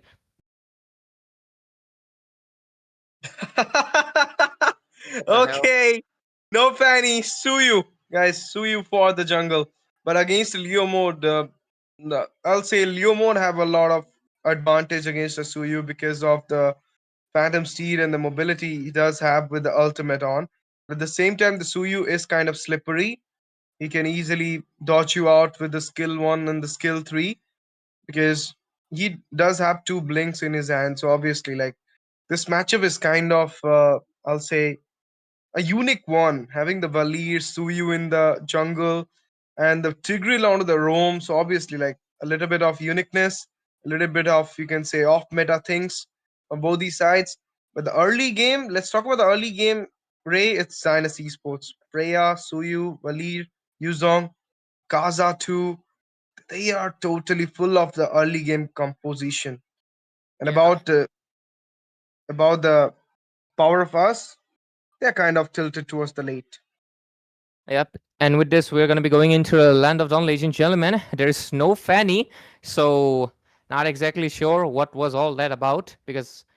But I guess these are the comfort heroes. Maybe they saw the like their mains or something. I will believe that's the case. But with this, for now, we will see the classic rotations being made. Nothing out of the ordinary just yet. But let's wait, eh? Let's wait. Just wait, guys. What will be happening? The aggro is being taken on by the Bodhi junglers upside. This is Gwenchana versus Shironi. Okay, I know Shironi, I believe, if he's the same one. But look at the Kaza. To try Wando? to take out the jungle, the creep, the red buff away from the hand of Leomor. You have the passive, and you know, like with the Kaja, the invade kind of getting smoother, but he couldn't grab it though. But out of the olive phase, you can see the damage coming in from the Kimi into the mid side. He's taking out onto that Sicilian and Suyu. They need to go back at this point. A safer start.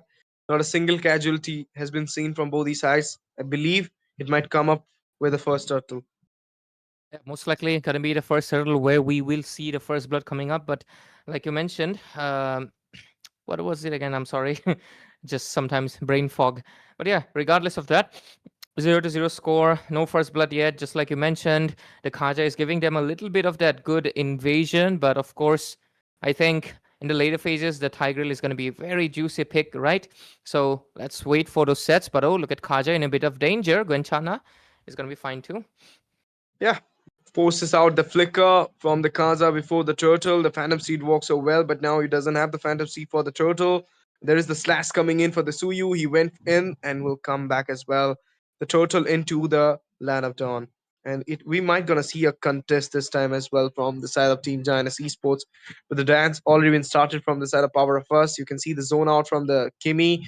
There is the Evil Quiller used, but I don't feel like the Suyu might gonna have the chance to go for the turtle here. The zoning, it's a proper one. Oh, the Suyu went in with the retribution, finds the turtle, but now he goes down with the first blood secured by Shiro Oni. The Black Dragon emerges, coming out with the zoning here. Shiro Oni in a very bad position. The dive in comes up. Oh, he missed out the second skill though. Leo finds his way back in the safer side. There's the stun from the Kemi. And now the dragon falls down in the hand of the global #1 Gushin. 1-0. The score for the Esma. 2-0. The score for the Power First, but the turtle into the hand of Zionist.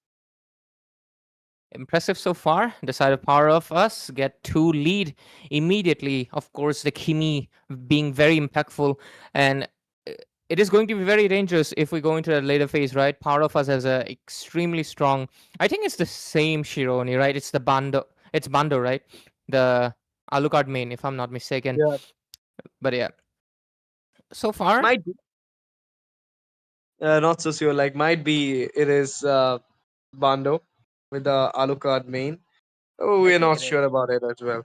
Shironi, like like a lot of people give this name as an IGN, so obviously. But for now, in the mid side, there's the traction pulse coming in. Kaza in a very bad position. He might get caught off. There is the Leo mode going in with the Phantom Steed, but getting the slash onto the way. There is the bust coming out from the side of team Zionist Esports. They will be fine at this moment. They went back. The Kaza doesn't have the. I mean, I thought like he might go for the Divine Judgment here, but no, he did not go for it. Yeah, they're not committing to it, actually. Surprising, but oh, look at top lane. The Freya obviously wins over the Beatrix, just like you said. Oh yeah, this is what I wanted to mention, right? The Beatrix, a really bad option against the Freya. I think they're going to be paying for it. You don't have much mobility, and like when the Freya strikes you with the Valkyrie Descent, she kinds of slow you down with the mobility. So obviously, like if you are out of the flicker, Divine Judgment inside the turret finds his way. The direct damage comes in. Wanted falls down there into the hand of Dragon. Now the Dragon coming in can go for the turtle here. He's zoning it out. There is Shiro Oni coming in as well. He does have the Phantom Seed. He might gonna go for the contest. He does have the Retribution as well. But last time he lost out the turtle against Gwenchana. Another slash once again coming in. The turtle still in the zone. There is the Esmeralda going in for the Falling Star Moon. There will be Gwenchana with another Retribution, finding the turtle for himself. The second one goes into the hand, and not only that, he's going for the strike here. Beatrix following up here. Esmeralda into the wave. 3-man chunking down the Leo mode there. Can he go back? He finds his way back though. But there is the Evil Quilla. Bullseye!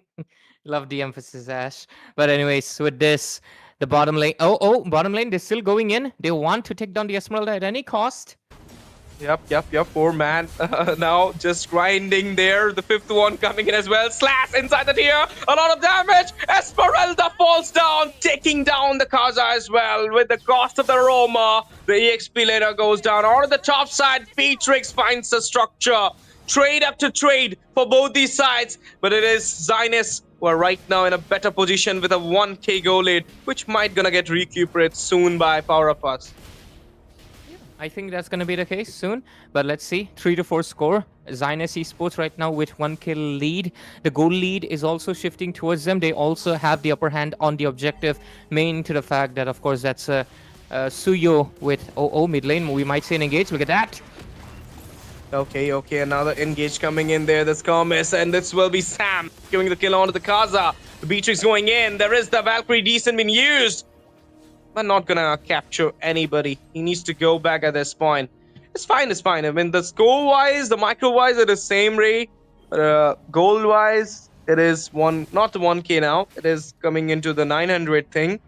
Yep. And if you're gonna talk about the structure, it is Team Power of Us with the advantage. Yeah, they have the advantage so far, but let's see how long it can take them, right? But anyways, bottom lane, a lot of pressure actually. They have been trying to contest this Yuzhong or the Esmeralda as much as possible. But let's see how fruitful it's going to be. The turtle will be spawning in right now. And look at the Freya. Very fast rotations. Might respond to the team fight. Beatrix, I'm not sure if she can really help the team fight right now, except for that bazooka she has. But the Valkyrie's Descent will be showing up any second. The Tigreal has a job of obviously zoning her out. But let's see. Sam, his positioning is right now very crucial. He is the lead DPS of the team, and he needs to survive. Let's see. Turtle Dance starting in immediately. We're seeing them getting zoned in. Look at the bottom lane. Here comes the Ducati. There is the Divine Judgment being used onto the Leo. Falls down with the Wanted getting down by Valor. Oh, no. Nice from the side of team you can say Zionist Esports, they grabbed onto the roamer, they managed to pierce out their jungler, but the retribution, Gwenchana, ding ding ding ding ding. This is what I will say with the retribution of Suyu. I mean, He's doing so honestly, that word is ruined, man. Koreans will never be able to leave that word out of their mind. But hey, with this side of team, Zionist Esports, they kind of basically have cemented their lead, and it feels like they might just take the game into their hands. But at the same time, just like we discussed earlier, the late game is where things might get dicey with the Beatrix, with the Leo mode. So many late game heroes into favor of the side of team, of course, Power of Us. So let's see what will happen, eh? We have to just wait out and see what will proceed with the item. Okay, item build. So we're looking at the Beatrix having the Blade of Despair, but Freya with the Golden Staff. Oh, they get the Divine Judgment. Oh, Divine Judgment. Corz, he went for the implosion, wanted, falls down. Basic 3.0 into the hand of Sam. Double kill for Sam. Gwenchana into the hand of the Pui Pui. And look at that. Pui Puta will be securing a double as well. Now it might be a chance for a triple onto the Dragon. The Dragon goes down. Killing spree for Pui Puta here. A wipeout. For Zionist Esports. What just happened? You went for the Roma. And in that way, you fall down with a wipeout. Not at all a good choice. That was hilarious. Seto went Uno reverse. They tried to take down Tigreal, but Tigreal came in with the Uno reverse. He pulled them in with, of course, the ultimate. And then the traction pulse hitting so smooth and so satisfyingly. It just went completely opposite for them. And right now, the lead that they have lost it. What do? They will have to basically try to get it back as much as possible in this Lord fight that's going to be coming in. They have to play it a little bit brave. They have to play it a little bit aggressive. And let's see if they can do that. They'll try. They will try for it though. But for now, all those macro objectives, we're going to talk about the 3 turtles, is Gwenchana with the retribution. So if you're going to contest out this Lord, you need to take care of the Gwenchana first. Then you might going to take a safer Lord. Because, I mean, you do have a doubt on your retribution when you lose out 3 turtles in a row. So obviously, like, you cannot straight away go for the Lord, even though you went for a wipeout just before this first Lord against team Zionist Esports. But for now, the zoning from Kaza here, that traction pulse from Sam was totally fine. And as you mentioned about the position of the mid laner, that is Sam, it was totally onto the mark, and he's doing so great at this moment. Divine Judgment onto Sam, you can carry him up because he does have the flicker this time. He don't have a purify, so I don't know why the Kaza is not going beyond the limits. Yeah, not exactly sure either, Ash. But yeah, the Lord is up right now, and this is where the battles will get slowly uglier, because right now we're moving towards that 10-minute mark. It's basically mid-game. This is where the Beatrix will slowly... Oh, look at that. Beautiful engage. Phantom Steed. Black Dragon emerged. Mega kill onto the Freya. Mega kill onto the Dragon as well. Look at the Kimi's damage for second DPS. That attack is so good. The continuous burst. Divine Judgment into the way. Took the Leo mode inside the tier, but nothing gonna happen. Now your 2 members are down. They're up with the 5 members. They will have the easy Lord. Or if Suyu have some way to go for the contest, he can go for it. But I don't think so. Yep, but no, Lord gets taken down pretty fast. Kimi with the Sky Piercer and Blood Wings. He goes for a little bit of sustain, interestingly, not the glowing wand that usually most Kimis like to go for. On the other side, the Beatrix is almost done with the build. I think she's building towards that Wind of Nature to make sure the Freya does not have the upper hand. On the other side, the Freya goes for the Golden Staff. Is it good on the Freya? I've not tried it. Yeah, it's totally good onto the Freya, I'll say, because like you have the range of the Valkyrie Descent a little bit more. So obviously, like the attack speed, everything goes into your hand. You have the damage for yourself. So I believe the Golden Staff is so good as well. And now if he might gonna add that Malefic gun for herself, I'll say like it will be another good choice. But look at the Lord emerging out of the top side, barging inside the tier 2. The Dominant Size will be the item priority for the Kaza. There is the Queen Swing for the Suyu, so fast, I'll say. Like it's like when I play the Suyu, I go for the Queen Swing in the fourth or top fifth lane. option. There is the attack coming in. Kaza in a very bad position. Might be taken out by Shironi. Not might. He will be the one securing the kill onto him. And now everything got changed here. The position, which was totally dominated by Giants Esports, just got changed after the Beatrix and the Kimi got the spike into their hand. Tier falling down from top and the mid. The traction falls, got a stun out of the valley. Unstoppable onto him as well. Holy Shield falling down there. Look at that Tigreal going in, giving out the proper zone. Phantom Steed into the way. Another waves of the minions going inside the tier. Right now in the inhibitor, the Valkyrie Decent is still on. The Freya might go for the defend, but the inhibitor just got down there by the Beatrix damage. Yeah, Nexus open in just 13 minutes and 11 seconds of the game. That is impressive work coming in from the side of Team Power of Us. They were in behind practically, basically losing the game. But right now they're back into the favor. But let's see how long they can maintain it. Because, of course, the other side, they're also trying to do the same thing to the other opposing. But, hey, there we go. We're going to be getting the Lord in 40 seconds. We're looking at the items again. Valir not able to provide that much value to the team. Of course, it's a Kimi that you're fighting against. One of the strongest mid laners, considering she scales off extremely well into the later phase. Let's see what happens as we move forward, right, Ash? Because I think this is where we will get the suspense. This is where we'll slowly see the game be into the favor for the side of Team Power of Us. Lord's going to be coming up in 10 seconds. Can the Suyo make a defense? That is going to be the big question. But let's go. Let's dive in. You know, like with a Suyu, you need the scaling for yourself. But this time he's kind of having lesser KDA 125. And look at the Kimi. The Sky Piercer stack of 50 is so high.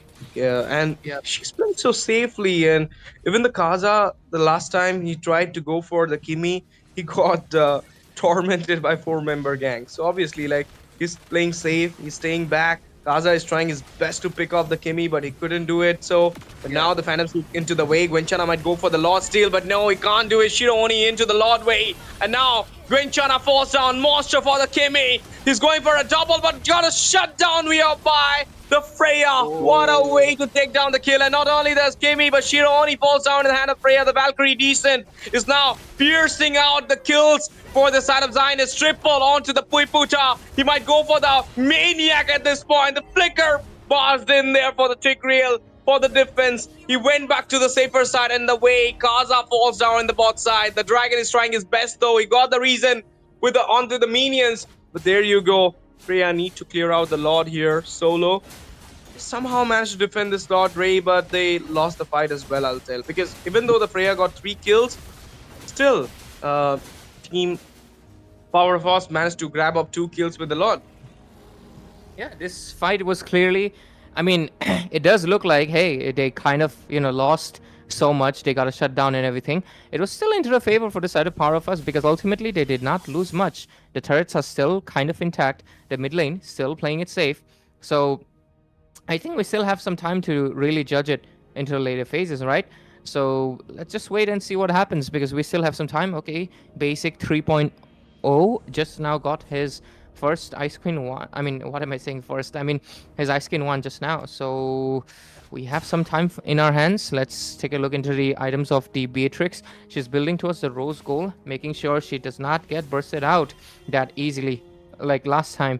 But hey, we'll have to wait out still for a while for a simple reason that this game might go quite late. We're heading towards that 17-minute mark, Ash. Let's see. Just like the second game of Serenity versus Yazuka is approaching towards the late, and now the 2 Lords advantage into the hand of Power of Us. They might gonna go for the 3rd Lord as well, but the lack of crowd control, that's what for Zionist Esports, not letting them go for that Lord zone, or you can say the Lord Steal like kind of thing, because the Dragon is getting busted down by the Kimi. Even the Kaza is getting tormented. So obviously, like, you need a proper setup. But at the same time, the Freya is still available.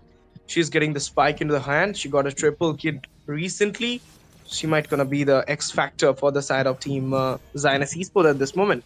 Lord in just 32 seconds, but there will be the lane pressure onto the top and the mid just because of the tiers falling down for Zionist Esports. That is the main thing. When your structures goes down, it's not just the map got enlarged, the invasion got enlarged, or you can see the expansion of the lane happen, but also the pressure comes as well because of the minions barging in. There is the falling star moon from the Esmeralda just for the zone. I mean, it's low cooldown, so she's gonna be okay. If it was something of a heavy artillery, then they would have been in danger. But let's see. This is the Lord. This might be the decision maker. Let's see. Kaja provides a little bit of vision right there. Let's see what happens. Lord fight gonna be very crucial. 18 minutes into the game. Black Dragon not used yet. All of them are waiting, but look at the damage coming in from the Kimi and the Beatrix. Gonna be the main crucial factor here. Let's see. Leomord ready to come in with the Ducati. I think this is the time they can charge. A little bit hesitance. The anticipation is building up in the environment. Kaja looking for a target to pull in. Is it the Leomord? No. They're actually going for the Lord. Do they want to zone in? Let's see what happens. Team fight, not yet, but looks like that's the go signal. Okay, I thought like he might gonna grab up the Kimi, but now the fight coming in. Mega kill for the Freya. Sam falls down, but there will be the shutdown onto Gerudo. And there will be the 1-for-1 trade. The Leo mode is now dancing with the Phantom Seed, but onto the Lord side, Gwenchana is trying for it. He's taking out the Lord easily into his hand. The third Lord goes into the hand of Zionist Esports. They are back into the game, Ray. They somehow pulled the comeback here. They will be managing to take out some tears in this with this Lord. It will be a great comeback, I'll say, in this game so far. Yeah, they are shaping themselves to be having a comeback despite the fact that they actually have only the Freya as the late game. Very impressive. The Freya is doing a really great job despite the substantial nerf she received. I think that Freya is proving much more valuable, and I think it is because what you mentioned, Ash. The Beatrix is just not that good. But oh, look at that. Oh, we might be speaking too soon. Okay, the fight comes in. Beatrix finds a way onto the Kaza. Double no. Simp goes down with the hand of the Leo mode, getting that kill. The final blow on the Yuzong. Now the Lord barging in. The tier falls down on the top side. The tier 2 it was.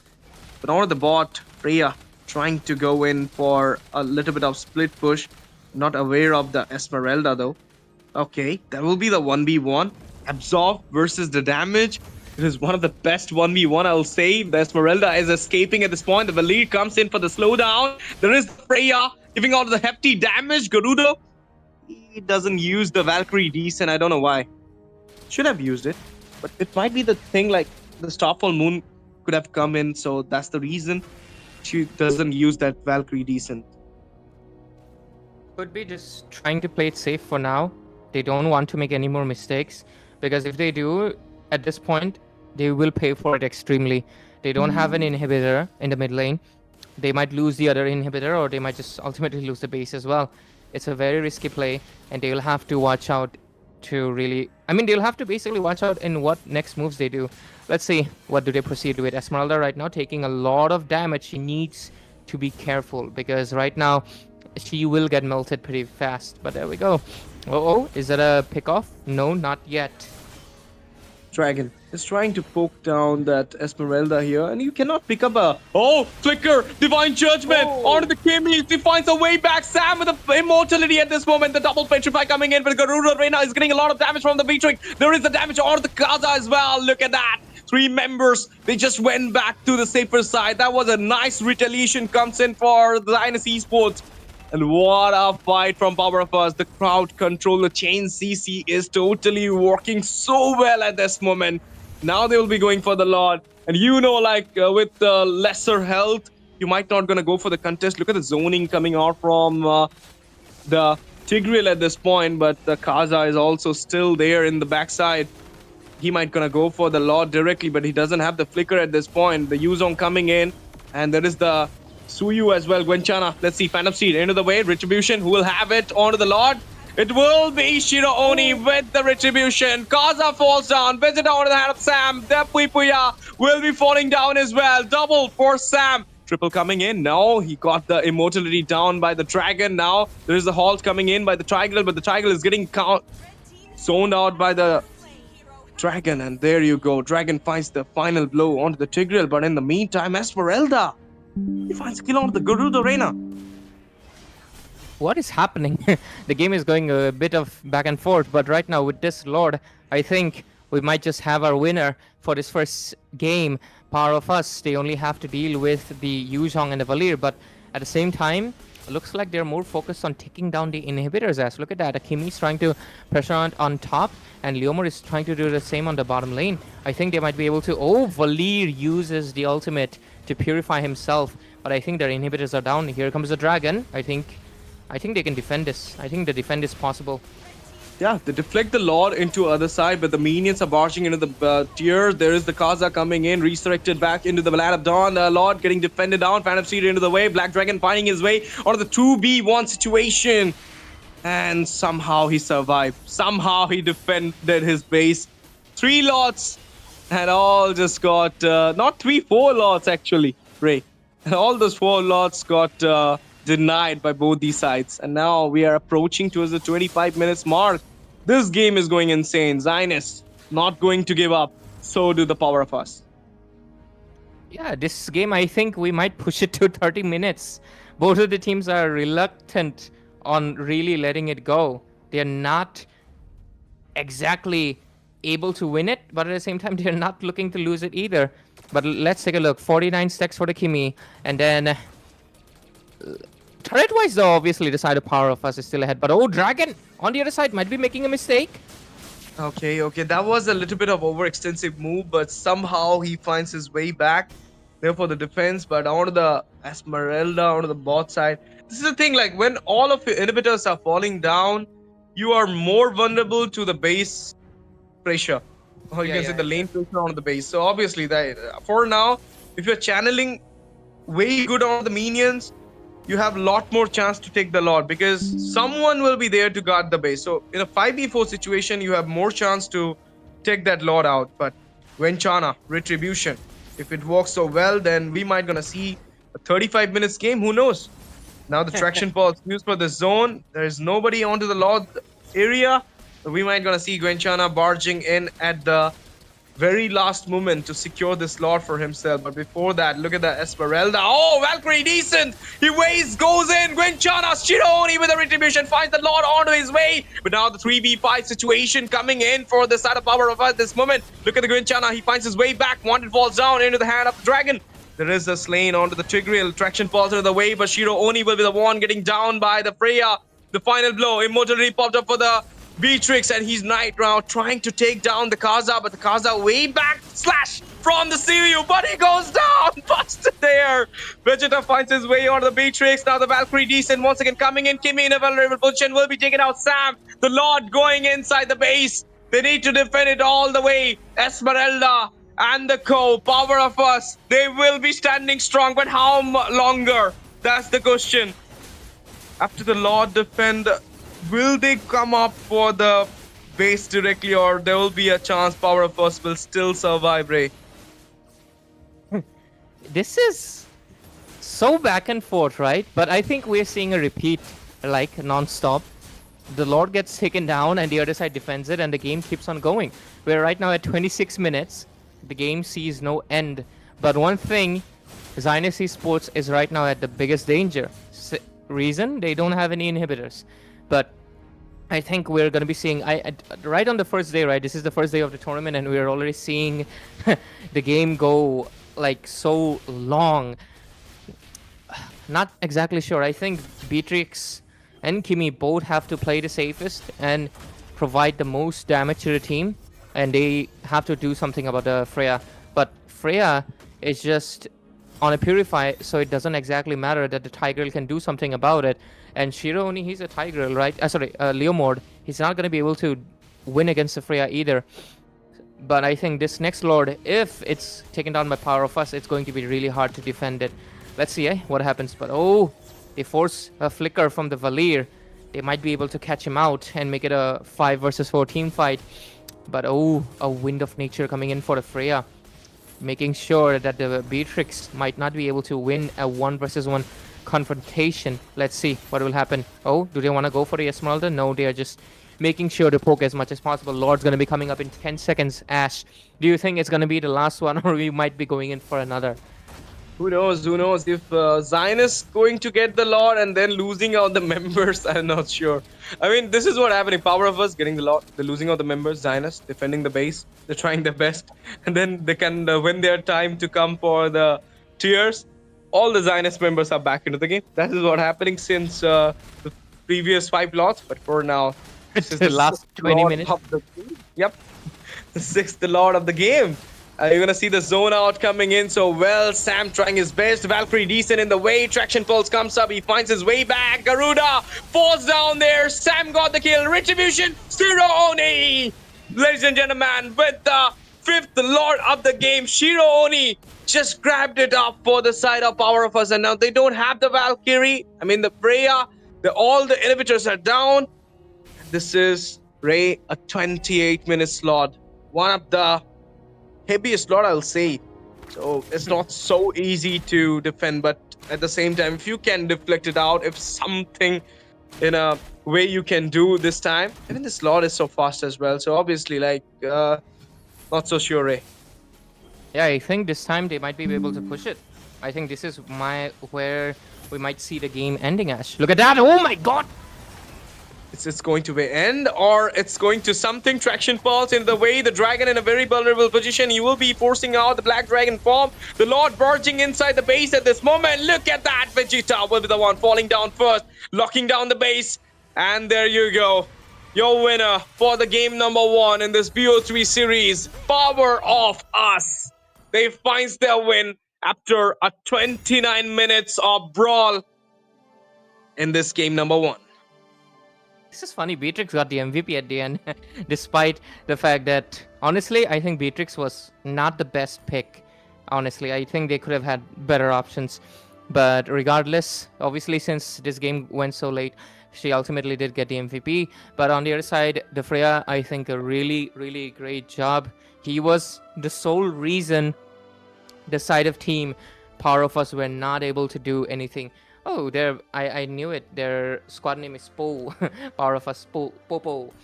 I think they have a teammate Pew Pew, or was it the other side? My mistake. But hey, with such a long game, I feel like they're gonna be exhausted, right? So I'm curious to see if they can have the same momentum in the next match. What do you think, Ash?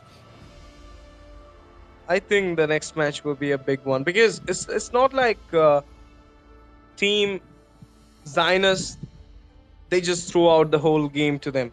It's like a 28 minutes, 29 minutes, 28 minutes, 53 seconds of the game. Zionist forced out Team Power of Us to take off 5 lots against them. And the whole lot count was 6.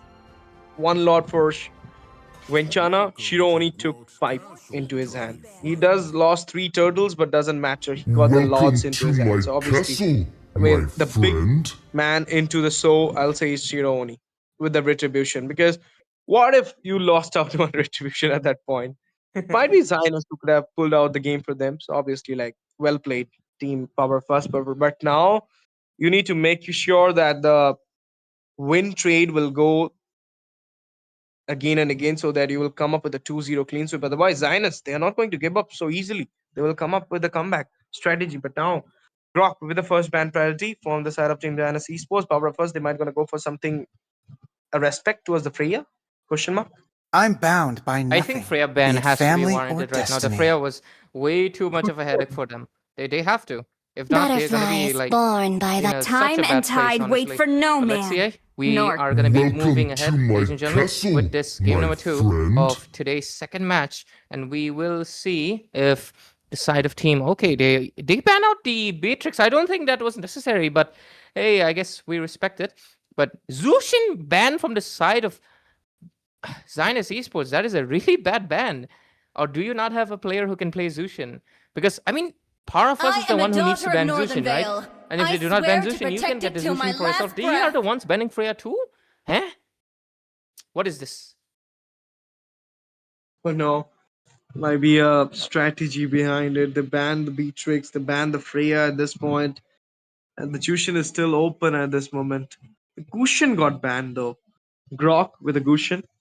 Sorry, Jushin also from Zionist. Grok and the Gushin for Crowned Power by of Us. heaven's The mandate, last ban, what my it could legacy be? shall Lunox? endure. No, it's a Zatian.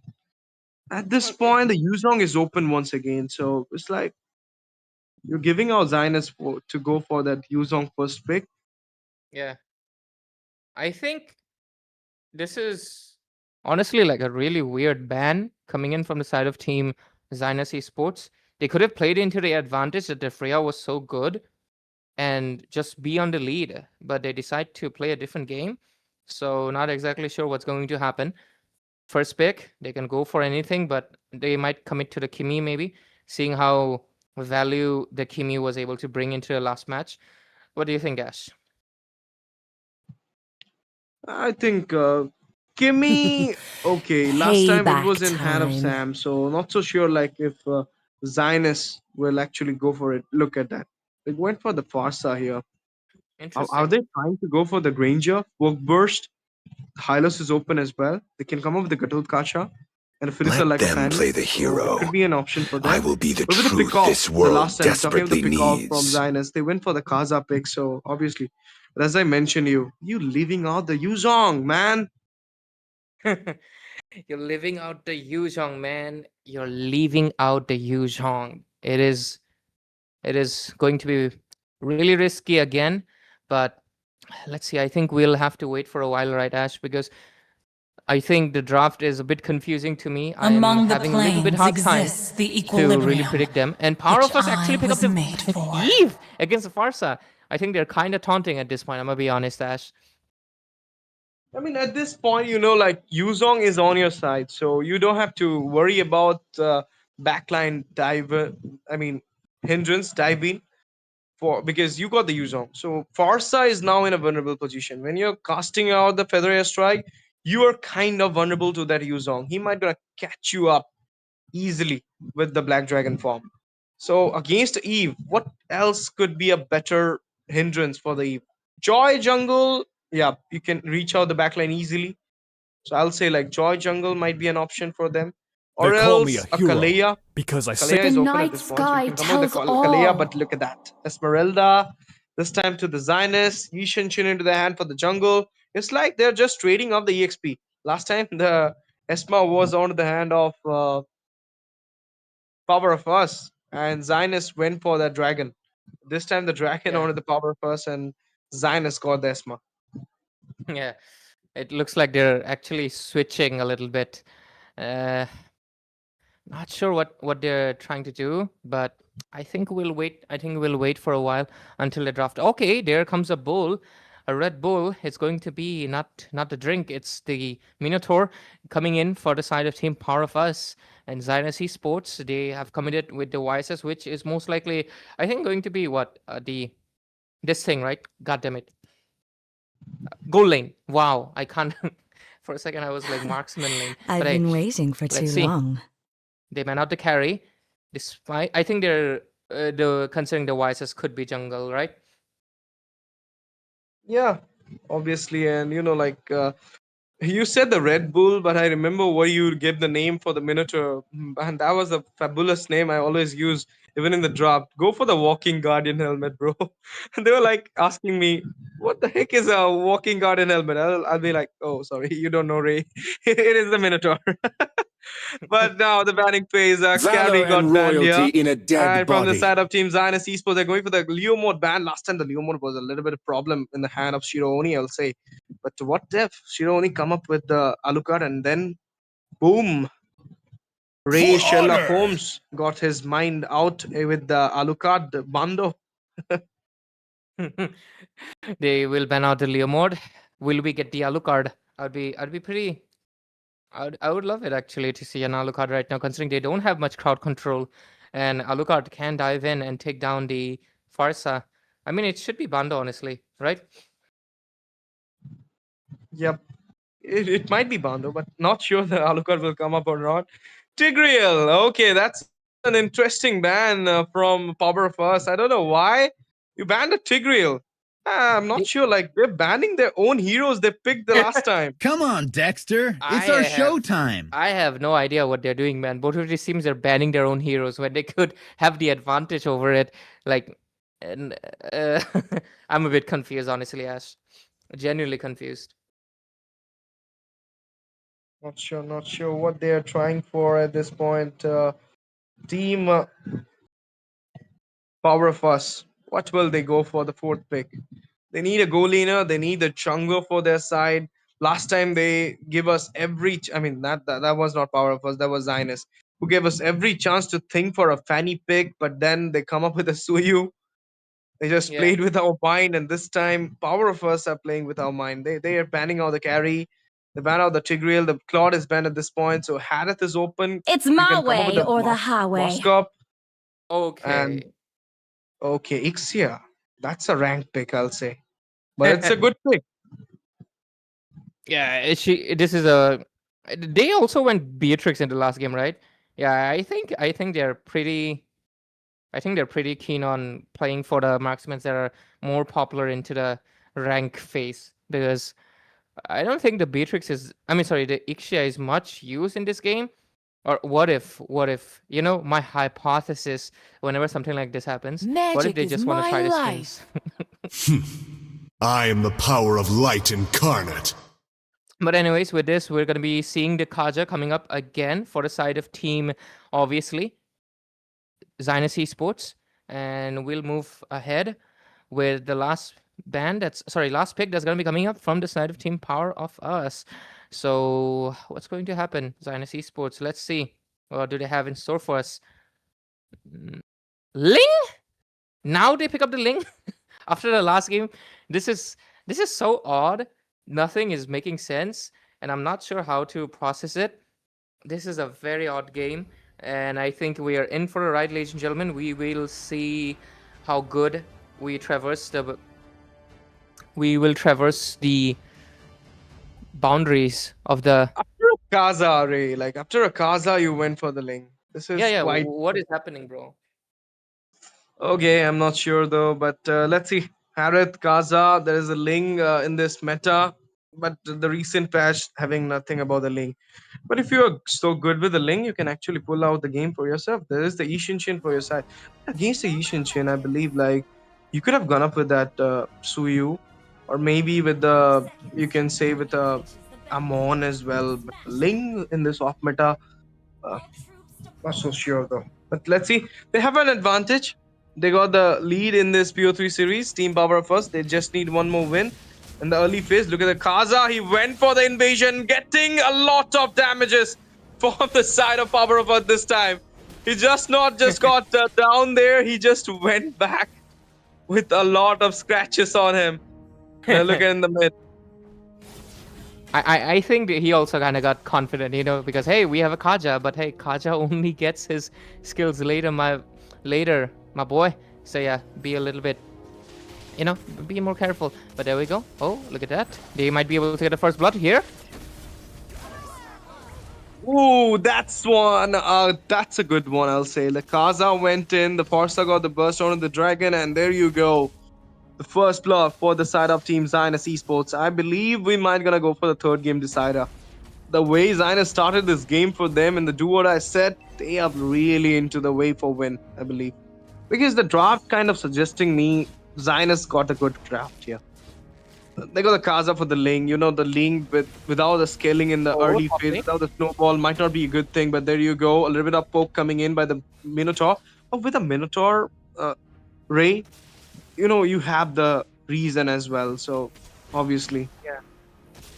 I think, they do have the Kaja, but Minotaur is one of the heroes that can immediately disable him. I think that's one of the reasons I actually still think they can make it work. But yeah, that Ling pick is really still, like, I'm very doubtful. Like, why? Why is there a Ling? Genuinely, because I'm confused. What is the reason? Not sure. But there we go. 1-0 first blood, and we were going to be seeing the... What is it again? The turtle getting contested. Not exactly contested. The other side actually is not even responding well. That's a Link. Oh, does he want to go for a sneaky steal? Let's see. What do you think? No? Yeah. It might be an invade, but no. Oh, the Minotaur though is trying his best. Pedro is striking in the way. He wanted to zone out the zone out the blue buff, but he couldn't do that. at this point, and nobody is interested on the turtle at this point. Not even Ishinshin, not even the Ling. Both are kind of taking out their cribs. I mean, just increasing the level of the retribution. Look at the Ishinshin is starting the turtle at this point. And with that, the zoning is coming out from the Kaza as well on the Minotaur. You have a Ling, so obviously you can easily take out a turtle. The Mountain Shocker release zoning from the Ishinshin. He got the turtle. Sam falls down in the hand of the Forza. The Mountain Shocker onto the Wanted. There you go. Minotaur falls down. Zaman first into the way. But this time, it will be the Ishinshin falling down with the Dragon into the hand of Team Zionist Esports. 4-for-1. The trade is onto the micro. And 1-for-none to the macro. No trades so far, but the side of Zionist Esports this time around, they're looking to make that comeback. They won at game 3, and they're doing pretty good, but I guess we'll have to wait again for the late game, right? Because I feel like we're getting a little bit of deja vu of what really occurred into the first game. But let's see. We'll have to wait out for a while, and the Ling is obviously only shines at a later phase. So let's see what happens, right, Ash? We're going to be seeing, take a look into that itemization. The Ixia is going for obviously the anti-heal to make sure to get that attack speed. 8% damage increase against targets with higher HP, which is really great as well. Yuzhong with the War Axe and Ice Queen 1. Is that Ice Queen 1 getting built for a Eve? Interesting. But hey, usually they go for the glowing one or the Wishing Lantern first, don't they? Yeah. Even the Clock of Destiny as well. But no, she's kind of going for the Ice King 1. Or she's trying to build that Clock of Destiny. If I'm not wrong, the Clock of Destiny also need that item. Feather Air Strike, stun into the wave, flicker baited, Minotaur in a very bad position. There is the Mino and Fury as well. RWM coming in. The follow-up is too good. Minotaur will be fine with the reason, but for now, the Ling going in against that Kaza. He doesn't have the Divine Judgment, but look at the stun again coming in. Tempest of Blade used for the defense. He went back into the safer zone. That was a good follow from Ling Sodu from the Zionist jungler. Wenchana, I'll say. But for now, it is Zionist who's having the lead here with a 2k goal lead. They might gonna go for this game for them because with the team fights, Power of Us are not so good at this point. They need a late game scaling for them. They're not getting the snowball, proper one. But the turtle, once again, the Black Dragon zoning out at this point. The Ling is onto the wall. He might gonna go for the retribution. He will be doing his Shironi with the turtle. Sam falls down. Gwenchana into the hand of the dragon. 1-for-1. Another double Petri onto the Vegeta. There is the Feather Air Strike busting down the 3 members. They went back at this point. Look at the Esma. Simp King is literally absorbing all those damages, chasing down with the Star for Moon. But look at the Minotaur trying his best. But what just happened? Vegeta falls down. Tempest of Blade, a lot of damage. But Ling Shironi will be going down with the bullseye coming out from the force of the tier damage. But out of the top side, the Harith versus the Ixia. The Ixia is getting cornered by the Harith at this moment with the 1v1, getting little bit upper hand for the Harith. Yeah, was not expecting such a massive brawl to be coming out, but Zionist Esports still with a little bit of a lead. But yeah, the other side, they're also responding back. Here comes the Ice Queen 1. Surprising first item for the Eve, but hey, we'll take it. Top lane, look at that. Okay, there's the fight on the top side. The Mono Shocker release. Once it falls down, there's the Feather Air Strike. The XT in a very bad position. He might got to take it out. Yup, he will. The Garuda Reina will be the one securing the kill. And the Eve, Sam, also falls down now. They're trading out the minions there in the wave, so they might gonna go for the tier on the structure. Top structure 1.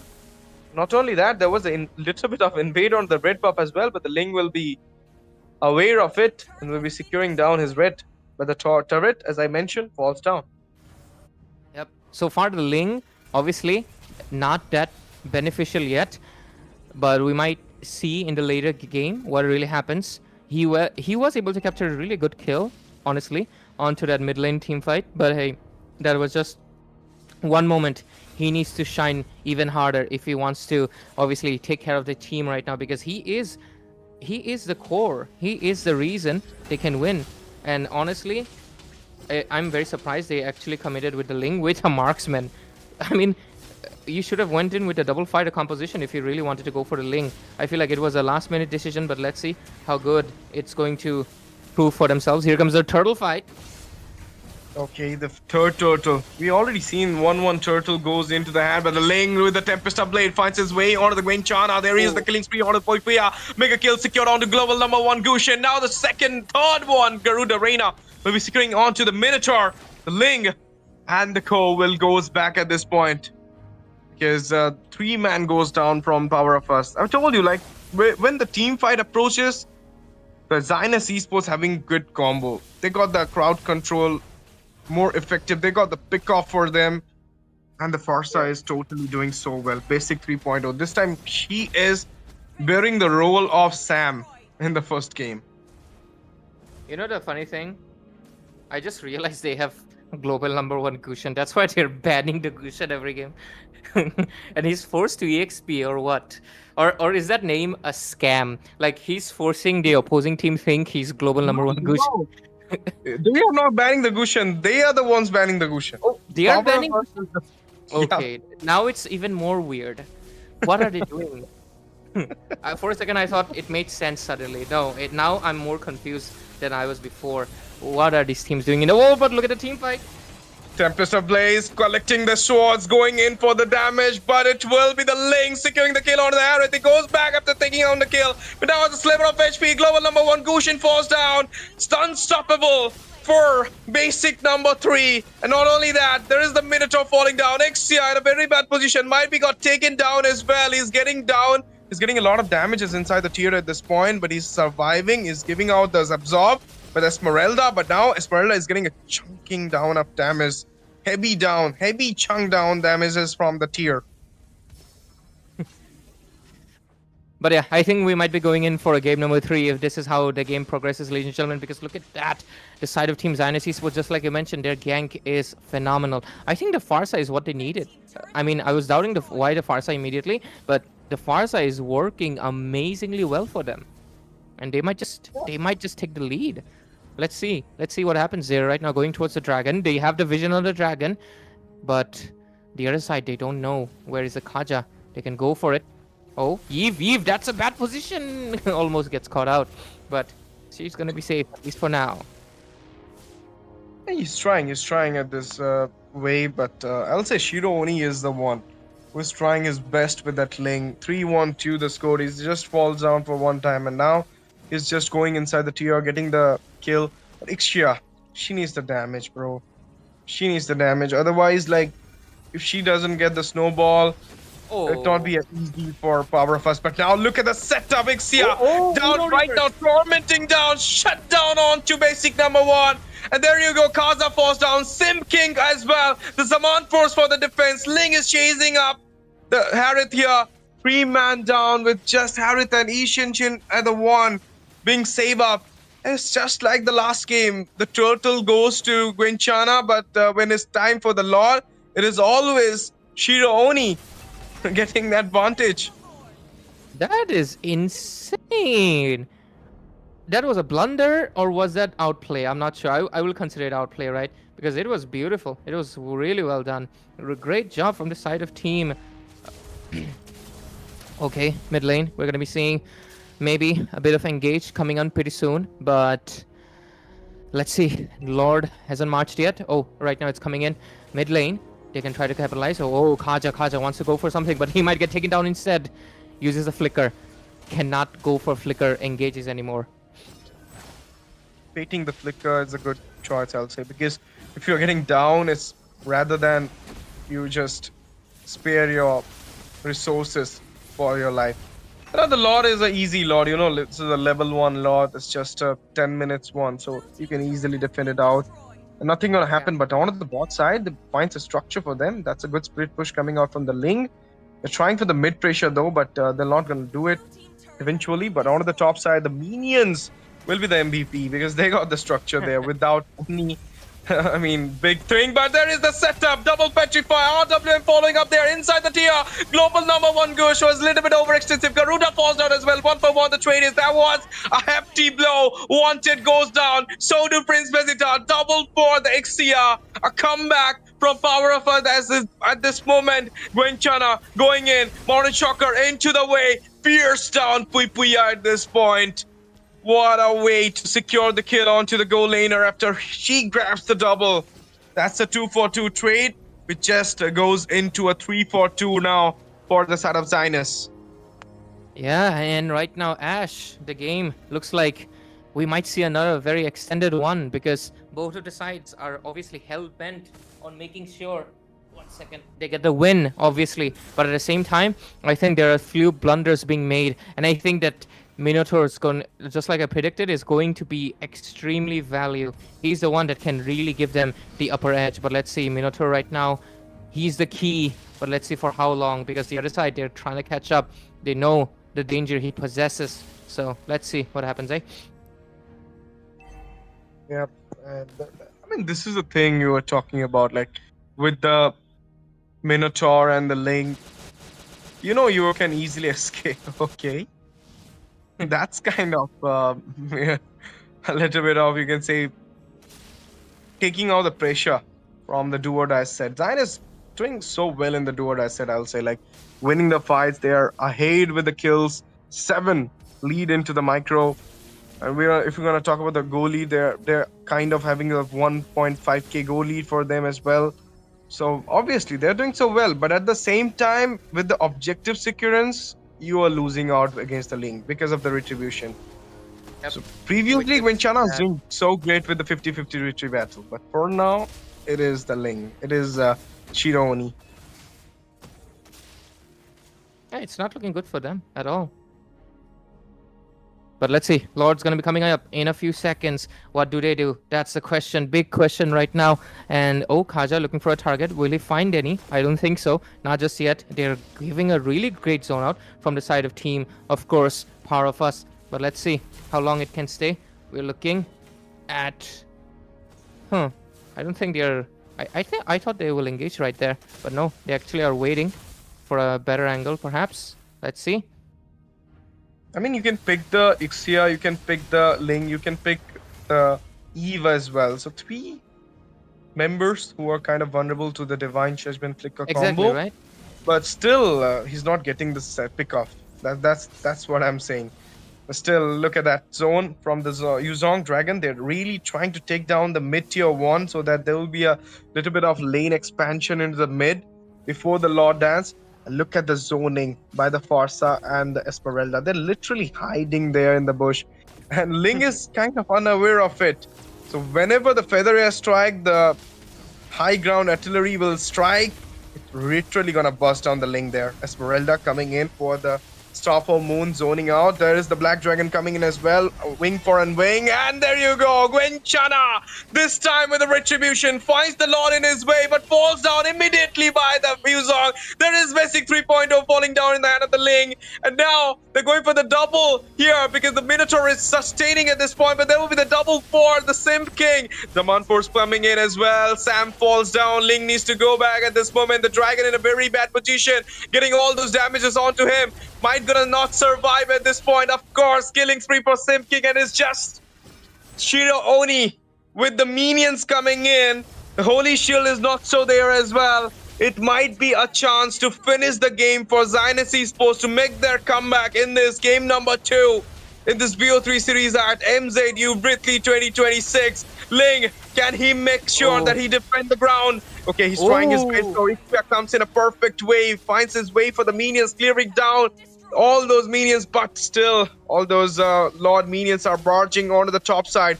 There is the resurrection. 4 members comes in. Somehow Ling does the work.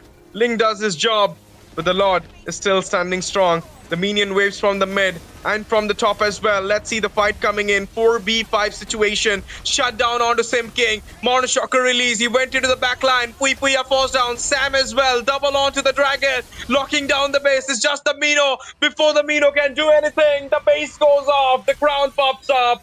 Team Zionist taking us to the 3rd game decider, to the Heaven's Call. What an exciting, but this time it was a bit shorter, but still quite a long series we had in front of us. But wow, this is not looking good for the side of team, of course, Power of Us. They had a lead, they lost it, and that Ling pick, obviously the one that we were all doubting, surprisingly, of course, I mean, up to no surprise, it did not work out, Ash. So I think they gotta consider their options. Is it the fact that their jungle was limited? I'm not exactly sure because I feel like they could have committed to. Not sure, man. I feel like the Ling was a very extremely. It was a extremely high risk pick considering you have an Ixia, just like you mentioned, right? They have an Ixia, they have an Eve. You have 3 vulnerable targets against the Kaja. It just does not work out on paper, and it did not. So yeah, I think they have to put in a lot of work. Of course. And now we will be into the third game. That's what Zionist really wants to. They played so well with that Ishinshin, and I will say it's not the Ishinshin, it was the Esmeralda and their goal laner, of course, with the Harith. They're literally doing great with that 2 picks. Even the Kaza was not giving that much good pickup, but still, the Harith and the Esmeralda, they're giving proper zoning, proper follow-ups, and in the end, with just 1 Lord, they just finished the game, guys. This Zionist Esports for you all. Great job. This time they were able to show that, hey, maybe the last game we were kind of unfortunate that we gave you a few of your power picks, but this time around they won it out. But I'm gonna be honest, I definitely think the side of Power of Us, I don't know, man, they're taking it too easy. Like, why are they banning Gushin? Like, is it a troll move because you have a person named Global Gushin? For a second, I thought it made sense. Oh, the other side is banning Gushin because there's a guy named Global Gushin. But no, it's actually the other side. Like, what are they doing? So yeah, I think they gotta lock in and they gotta improve the draft. If they're taking it lightly, this is no longer the chance to take it lightly anymore. They're not gonna be in the qualifiers. I mean, into the top 16 if they keep on going like this, right, Ash? So let's see if they can bring us a locked-in gameplay into the next series, or the side of Team Zionist Esports is actually proving themselves to be the better team overall, as we will go into that game number 3, right? Of course. A draft this time will be a little bit more exciting because you know all those picks from the last 2 games, so you're going to give a lot of respect bans in the first banning phase, and at the same time the Minotaur, the Tigreal kind of pick from the roamer of Team Power of Us is a unique thing to see in this meta so far. We do see the Kalea, we do see the Grog, but Minotaur, Tigreal, they can give up the setup, they can give up the, like heal, but still, they're not in the meta. They are kind of vulnerable in the early phase, and when you are losing out the early phase from your hand, you might not gonna have a good game in the mid to late phase, right? So obviously, this is the moment for this side of Team Power of Us to actually think what they can actually come up with in this last game, because this is the do or die set for both these sides. They have already reached the match point. Whoever wins will have a slot into the round of 16 in the MZU Virthli 2026. 50,000 prize pool is waiting for you, and you're just few steps away from it. Absolutely. I mean, you're at a round of 32, right? Just make it to the top 16. Making it to the top 16 is also a big deal. So let's see who can make it. We already had the last game, a really good series. It was a clean sweep, but right now we're going to be witnessing if this is going to go into a third game, and let's see what they have in store for us. Are the players ready? I haven't seen the draft yet, man. I'm itching to see how this series ends, because the first game, it was very long match, a little bit of back and forth, especially with Shiro Oni securing most of the Lord.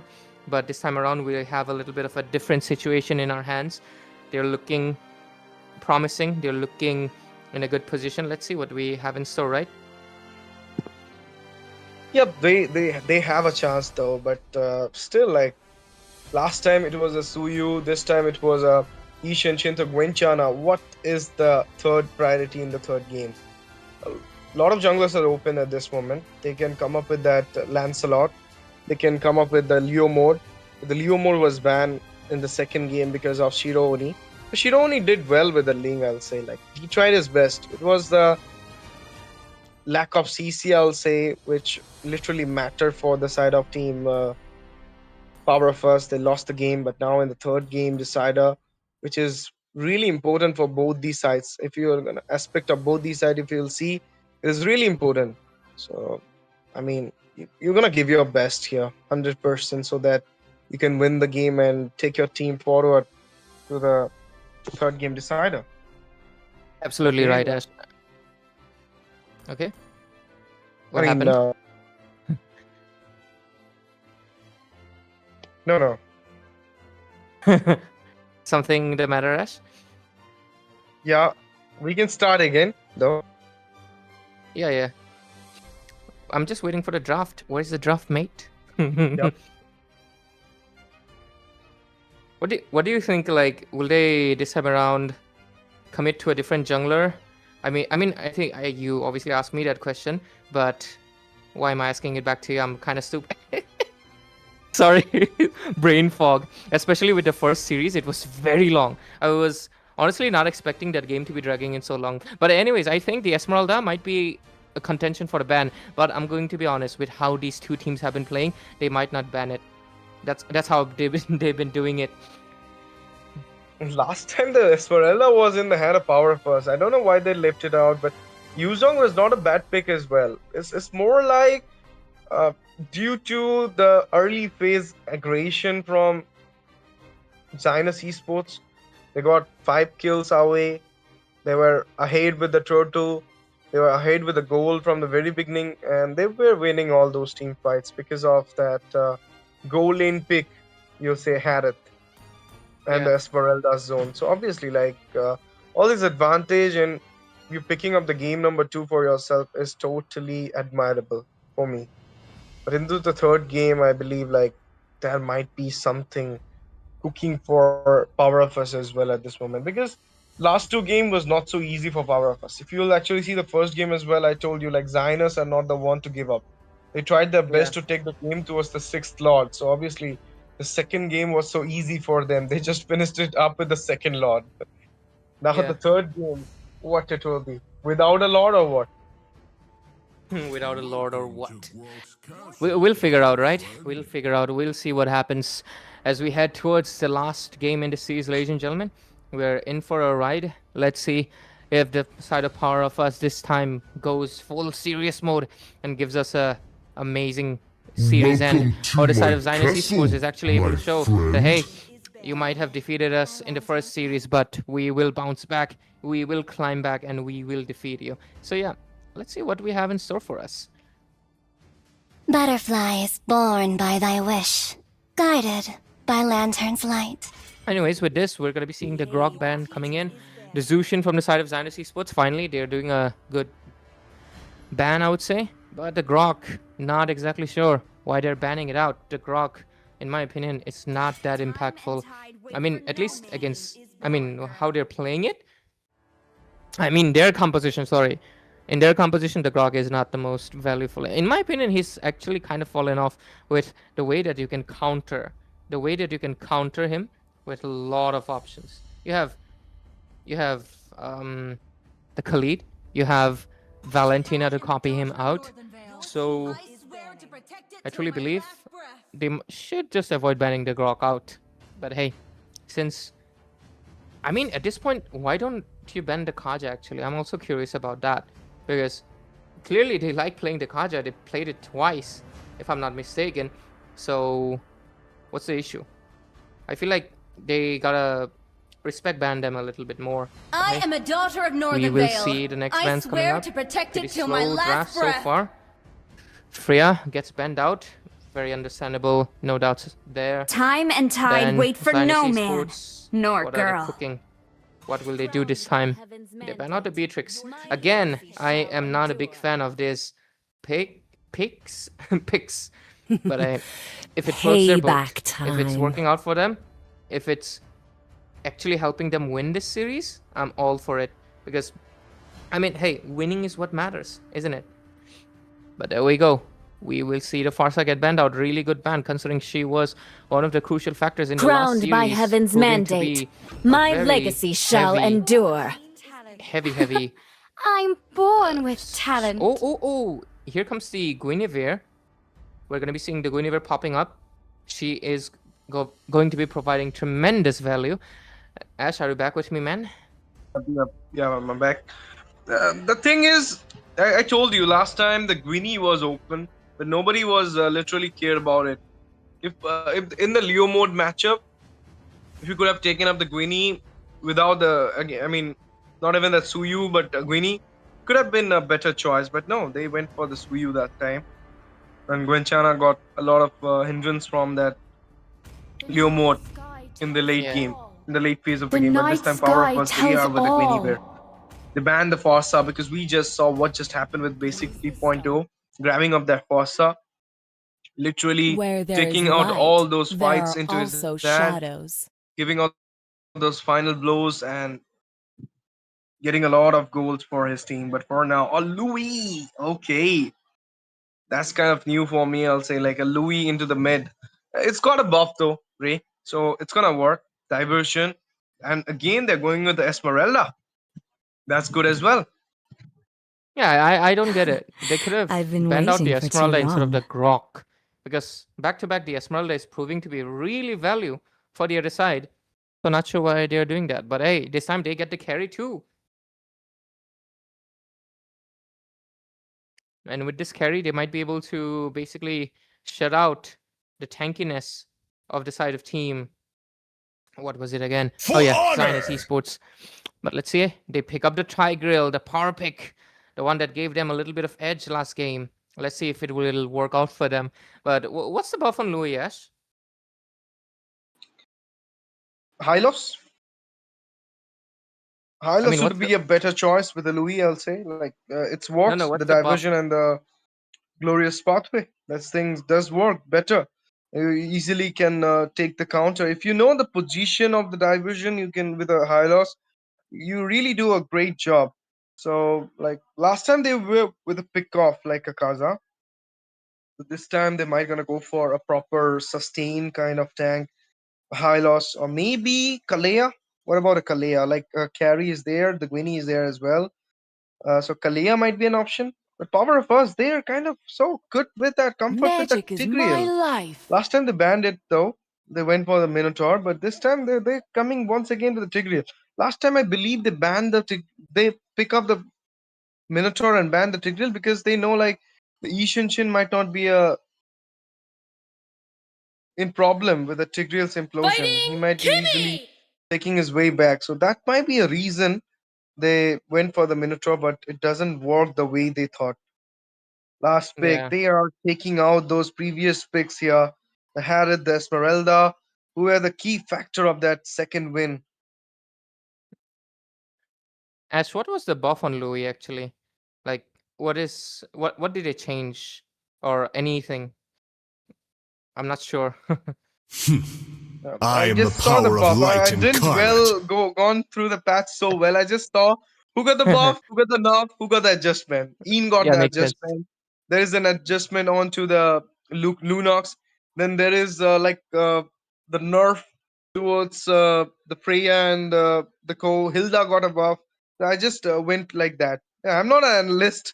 I just saw what just happened, and that's it. But I'll go through the patch literally. I mean, today is just got released, and I not even played a single game. The new hero is also there, Marshall. But ladies and gentlemen, the Marshall has got a global ban and royalty in a dead body for this week. They call me a hero, obviously, because I should be saved my banned out nation from to make falling sure apart. to maintain the fair competition. But with this, let's see. We're going to be seeing the last two picks coming in from the sides of Team Zionist Esports. What are they gonna pick out? Considering the last of the series, they might go for something of. I mean, there's a carry, so going for the assassin would be the better option. But at the same time, the assassin did not work out in the last series. So what do? Will they commit to it? Will they not? They have a Harith, so they have good amount of sustain and DPS. But at the same time, they will have to consider. Let's see, Zionist Esports, what will they do? Kimi, what about a Kimi from Power of Us? They went for the Kimi last time, Sam. Kimi, respect. I'm sorry. I mean, last time the Kimi was in the first game. The Kimi was the key factor for Power of Us. So obviously, they really need to ban it out. And the Immortal now One what chose option me is to left? vanquish the shadows is that banned, plague Kimi is this banned, world. Zatian is banned. A lot of mid lane bans we're seeing. Okay, Gwenchana went for the Suyu though. Eve, what about Eve? Tigreal Eve combo, but the Tigreal Guinea combo, we just left it out so well. Implosion with a spatial migration Valatricum, Ray, it suits so well. Hmm. Maybe they might go for that. They can even go for a Valentina if they want to copy the Louis. Other than that, what else mage they can go for? Like, there's no Farsa. Eve might be a bit risky because there's a Louis. She can come behind you. And there's Esmeralda as well. And Harris too. So there's a lot of targets that can take her down. So not too sure about it, but let's see. Power of Us, what are you going to be picking? You also have to go for the jungler. If I'm not wrong, Power of Us has Shironi, right? Yeah. So Shironi, I'm not sure about his jungle pool either. So let's see what we have in store for us. It is better to be feared than loved. Yeah. Come on, okay, that's a good pick. Come on, onto the jungle. Mincy onto the EXP. What that is hell? Kind of, I'll say like some rank picks. Esmeralda, Mincy, nah, man, not so well for me. I generally think they okay, I won't say it, but yeah. I'm not exactly too sure, man. I feel like Zynis Esports is 100% very ahead. And I'm on mid lane. We are in for a ride. Definitely. I'm on mid lane or Guinea mid lane? It might be Guinea mid lane, I think. Guinea mid lane, I'm on jungle, Mincy, EXP, and the roamer of Zynis is still yet to know because. Okay, yeah, you're right. Guinevere is a mid laner. Diggy. Okay, Implosion, Diggy. That's kind of good, but ladies and gentlemen, welcome back to the Land of Dawn for the game number 3, the third game decider in this second best of 3 series between team Zynis Esports versus Power of Us at Mizoram University Virthli 2026. Right now watching it at MEA. Do subscribe to the channel, do like the stream, do hit the share button and share it to your friends. Let them know the tournament is cooking in. And do not forget to comment down whom you are supporting. Zynis Esports or Power of Us. Both are in the same verge of expectations. 1-for-1 the score is in this BO3 series so far.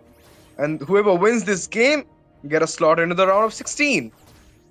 Yep, and with this we'll see the classic rotations, but the first blood is going to be the main thing, right? So far, I think the first blood has been going into the side of Power of Us so far, but hey, maybe we'll see a little bit of change this time around. There's a bit of pause coming in, but immediately undone.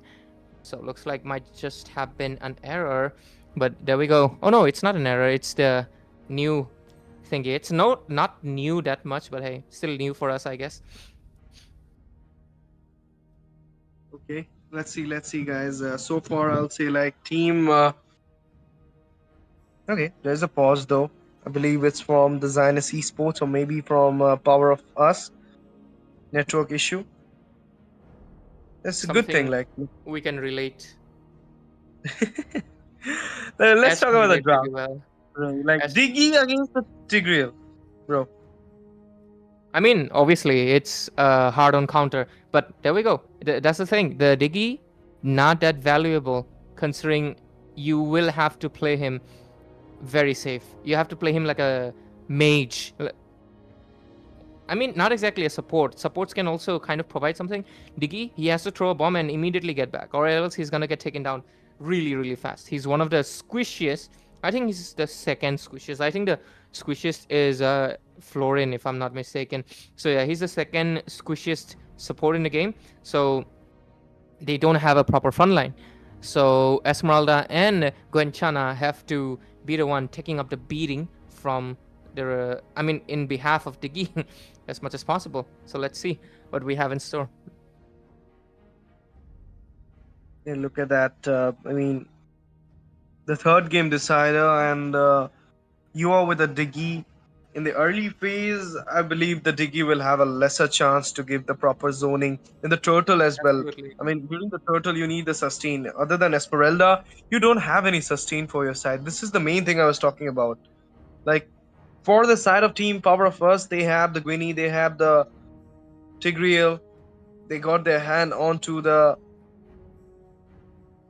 gold laner as well. So, but still, like, 2 sustained from this side, but it's just the Esmeralda for designers. Yeah, I think. I mean, it will come to fruition when it goes into a late game again. I think they're really playing for the late game, both of these teams. They really like to. I mean, I feel like obviously these teams are kind of new, right? They play a little bit of rank oriented, right? They go for picks that are not exactly the most meta, and they like to push it towards the later phases. But let's see what do we have in store for us. We will see classic rotations being made. For now, no first blood just yet.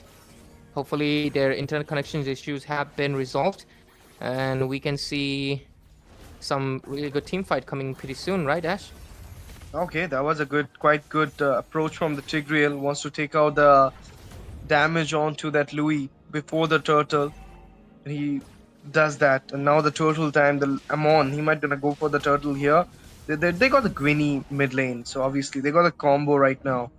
The chain CC kind of combo with the Tigreal and the Gwynny standing together with that implosion, Valid Requiem, spatial migration, everything throughout the game. Let's see what will be happening, but before that, the Gwynny is giving out the poke here. A little bit of zone onto the turtle.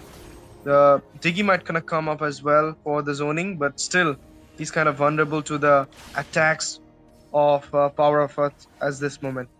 Mincy is on the way as well. And I forgot the Mincy. The Mincy is also a kind of sustain. He can also give up the setup with the King's Call, but there is the grab up. There is the special migration I was talking about, and the first blood will be secured by Wanted here. What a way to start the game for the side of Team Power of Us. They got the first blood out of the Diggy. I told you, he's kind of vulnerable to the situation. He cannot give it the proper zoning. Wenchana might go for the contest onto the turtle, might go for the retribution 50-50 battle, and will be winning it as well. Great win. Great job coming in from the side of Suyo, stealing it right away. But hey, that's just the first one. So it's not going to create much of a impact just yet, right? But we'll have to wait out and see what had really happens, because Shiro-Oni, his retribution has been really great for the first 2 series. But of course, the second series, he was not able to create much difference for his team. But let's see. First blood for the side of Power of Us, which is always the Diggy being. But I think the Diggy will be very value once the Minsitar starts, ulting along with the Tigreal. But I think that depends on how well they're able to bait out the Diggy's ultimate, because it is kind of easy in the early to mid phase to really pressure him. But let's see. Oh, bottom lane. Oh, the Louis falls down. Second kill coming off on the side of Power of Us. They're getting the domination on the early phase, but the Gwenchana will be going for the slash onto the Tigreal. Wanted falls down. 1 for 2 is the score. If you're going to count the turtle, then it's 2 for 2 with the trade. Yeah, 2 for 2 trade. And I think we'll have to wait out still, because it's still the early game. The only early game, Louis is kinda early, considering she can go for the yin yang combo, but at the same time that requires teammates to be grouped up together, and I think the side of Power of Us, they are really avoiding it really well so far, and they have 2 kills on their board. The goal lead not so much, but let's see. Diggy trying to perhaps come to the bottom lane. The main focus should be the goal lane, but the turtle's going to be coming up on top, so they're going to be focusing there. Of course. Now, second turtle. As you mentioned, they're focusing on this turtle so far, but Gwenchana does have that proper retreat skill. Spatial migration with the Valid Requiem. Once again, grabbed up the Diggy just before the turtle. And that's the thing, you can't even use the ultimate to take out all those stuns. This is the thing I'm talking about, the Diggy right now. He's getting vulnerable to that Guinevere every time he's getting caught into the hand. An easy turtle for the Amon, Shiro-Oni. Yeah, and right now with this, bottom lane, Harris putting in a little bit of pressure right there. It's post 5 minutes, no more golden shield for you. But Amon, he's looking for the target. Carry, senses it out. Will he get taken down? Oh. Boom! That's the execution, and the kill goes to the Gwynny. What a way start for Sam here. First match with the Kimi and this match with the Gwynny. And she is going to build a brute force or what? Is it a brute force? Okay, special migration with the Violet Requiem once again cutting his hand onto the basic 3.0. Louis falls down there. She is everywhere. She is omnipresent. She takes out Turtle. She is there for the goal lane. She's there into the mid. And with that, the Minsita finds a tier on the top. The off-meta picks are working so well. Ray. Yeah. Let's see. 50 seconds in the turtle. Let's see what happens. They're not going to be able to engage just yet. Oh, Guinevere. Guinevere is dishing out a lot of damage. Is she going for a little bit of damage build? Or is just a Guinevere scaling? That yeah, oh yeah, okay, she is. She has that concentrated energy. Well, this is the typical build. She will have that early game damage, and that is something they will have to watch out for. She's giving the proper setups, I'll say. Like, every special migration is getting connected to someone. Look at that. Once again, going in with the special migration. Violet Requiem just got cancelled out just before the tier damage. King's Calls coming in as well. Amon going in, giving out that execution. But there you go. Implosion. And there you go. Vegeta falls down with Wanted as well due to the turret damage. And Esmeralda goes in with a Stopper Moon. Finds a kill. A final blow. And now it's a double kill for her. Global #1 Gushin falls down there. Sam, just in time, goes back. And for now, the Diggy is getting zone. I mean, giving out the zone onto the Winnie. Okay, the special migration once again comes in, but beautifully dodging out the special migration with the skill 1. But what just happened? Esmeralda, she finds another kill on the carry there. Killing spree, and now it will be an easy turtle for the side of Team Zinus. Yep, it's going to be an easy turtle for their side, and it's not... It was kind of a blunder on their end for the side of Power of Us, but look at that. Mid lane, they're putting in the pressure into that Esmeralda. Let's take a look into the itemization. The Amon is going to be going for that Sky Piercer pretty soon. I think he'll be able to get it. Wanted just got the Athena shield, so he's going to be fine from the Louis, the Harith, and the Esmeralda for a while. Minsitard, though, he's going for that attack speed build. I would prefer that after 2 attack speed, he goes a little bit defensive, because he is one of the core front lines. Because, I mean, you have the carry, you have the Amon, so don't go too much damage. Just have enough attack speed to stack up your stun, but don't go overboard with it. The score is 6-5, and we're at around 2,000 goal advantage for the side of Zinus Esports, because they did take that last turtle right under the nose of Power of Us due to the blunder. But look at that. Oh, they might be able to take it. Oh, this time he used the ult at a perfect timing. Tigreal went for the implosion here. There is the damage with execution from Amon. And there you go. Vegeta falls down with a double on a basic 3.0. He might gonna go for the triple at this point. The Evil Quiller coming in. And there is the King's Call. But he doesn't grab up anyone. And that's a beautiful dodge from the Harith. They got 2 into their hand. But there will be no casualties from their side onto the Zinus Esports. What a way. What a start, I'll say. In the mid phase. Is still the domination coming out from the side of Power of Us at this moment. There is the Diggy zoning out at this point. Esmeralda went for the Stopper Moon. But he got damage down there with the true damage.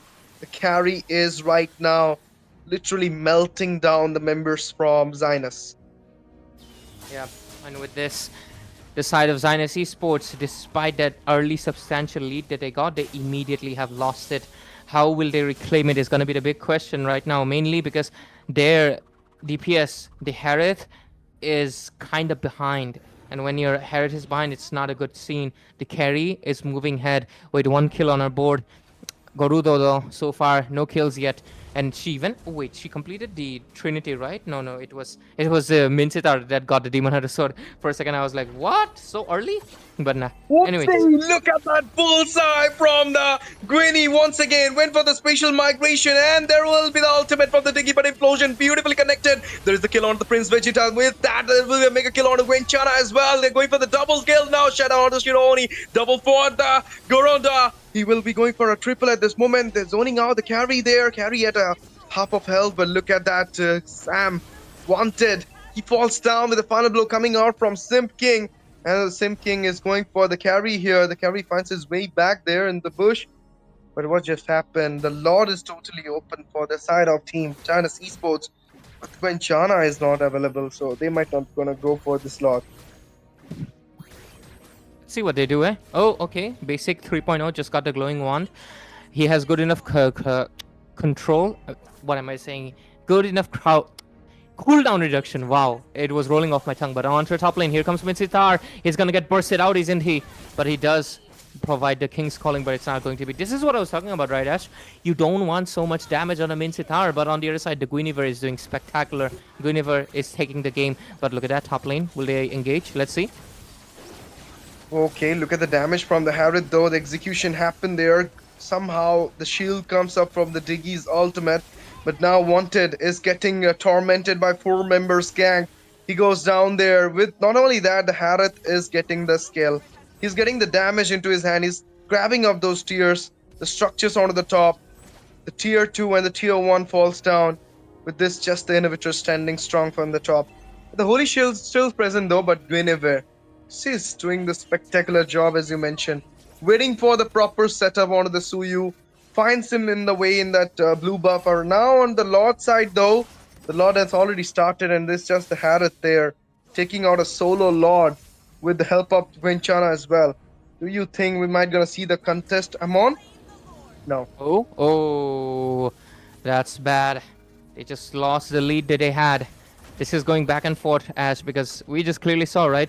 It really felt like the side of Team Power of Us had the lead in their hands, but look at that, they kind of threw it away. Minsitar has to change his build. He has to build a bit tanky, or else his team is not going to be having good lunch right now. I mean dinner, because they might be losing if they're not able to maintain it, because losing the Lord right now. Oh, look at that. Winter Crown. The fight though, but look at that duality's damage of Louis. He's giving a lot of damage at this point. The slash comes in. They're chasing down the Esmeralda. Look at the absorb from the Esmeralda as well. Chasing down that Minsitar, but nothing gonna happen. The minions are coming in. There is the Lord on the top side. The Holy Shield is already out from the Inhibitor. It might be a chance they might gonna go for the end here. But Team Power of Us, they will try their best to defend their base at this point. But not only that, they're gonna put the pressure on the other lanes as well. Look at them. They're going for the split push onto the bot as well as into the mid. Tier 2 in the mid falls down with the bot as well. Carry. Solo Lord defend there onto the top side. Solo Lord defense, but they're able to do it slowly. The Diggy is getting tankier, but can I see the build of Minsitar again? Has he bought defense? I feel like he hasn't, because yeah, he still hasn't. That's not looking good. Minsitar has to get tanky. The front line needs to dish out the damage. Shironi needs to do the cleanup, and Carry needs to dish out the damage. So far, the Guinevere is also going damage, surprisingly. So they need front lines, man. The Tigreal is not enough. They are basically kind of equalizing just due to the fact that there is a Diggy. You should be still paying respect to the fact that he's slowly getting tankier, and you are not. So let's see, what will they do? What do they have in store for us? I mean, with the Guardian helmet, it's not just you are getting the reason, you can also get the physical defense as well. So that's the thing.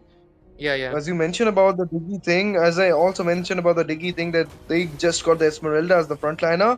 Same goes for the Power of Us. They got the Tigreal as the frontliner, and nobody else are there. It's just the Queen Swing for the Gwynny, so that there will be the cooldown reduction. And if you're going to talk about the Mincy, he's going full on attack speed. And that's not a Trinity on a Mincy. Okay. That's quite good though.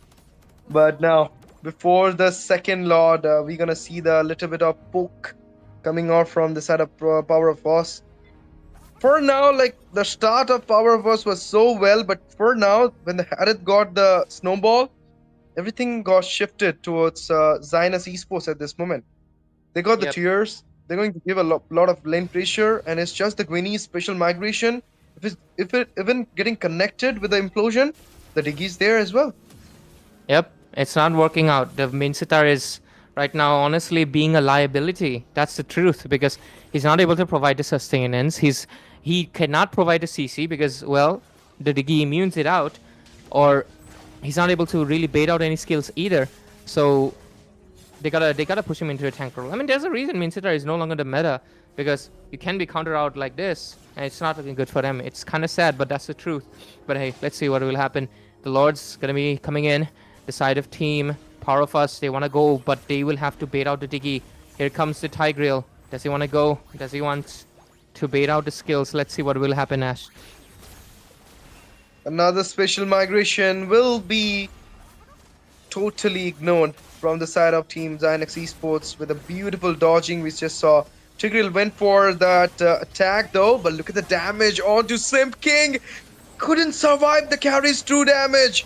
And just got fallen down with the melting coming out from that carry. Trouble onto Prince Vegeta. Going for a triple at this moment. The Chrono Dash is coming in, but he might not gonna survive. The Pui Pui has damage. Triple for her. And now he's going for a Maniac at this moment. Can he secure it? The duality comes in. That is basic 3.0 falling down with execution. And Suyu somehow managed to survive back into the base. But now the Lord is totally open. They doesn't have the amount. I mean, they doesn't have the wanted, but doesn't matter. They do have the retreat holder. Easy Lord for Team Power of Us. This is the carry's lead game damage, Ray, which is totally inverted the game for the side of Power of Us. Yep, immediately we see again. This is a full tug of war game, a push and pull that we're witnessing back and forth happening in the Land of Dawn. And it's pretty clear that right now who's back into that upper hand. But I think it's still a little bit early because, hey, we've been seeing, one side take the lead, the other side loses it. It's a back and forth non-stop. It doesn't stop until the Lord basically finally smashes the base, or at least the team does, right? So we'll have to wait for a while and see what we can get, because this game obviously is getting exciting, but at the same time, we'll have to wait for the results to show up.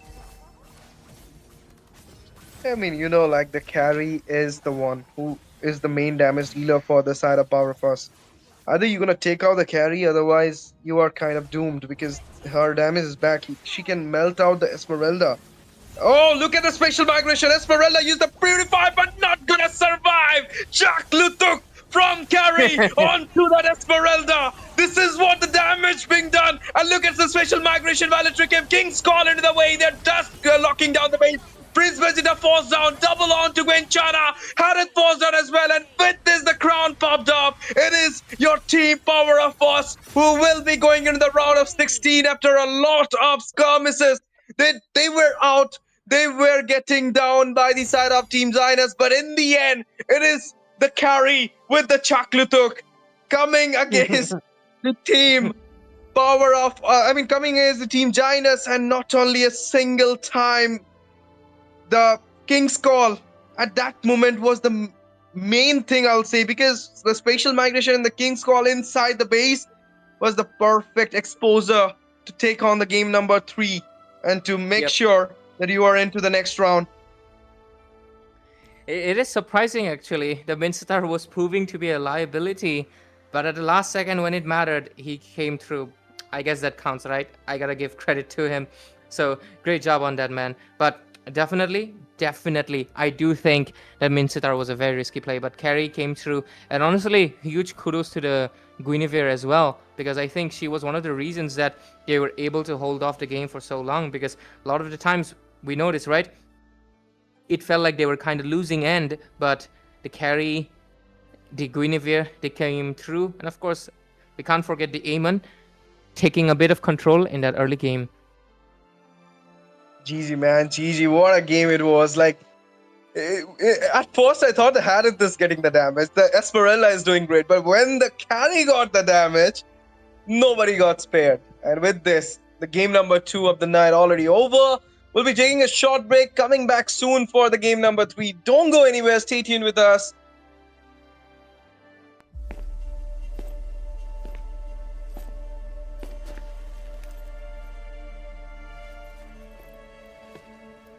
Who did this?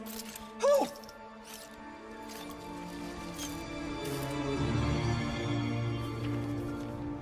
Halt! Stop her! Huh? She's the one who took everything. Who are you?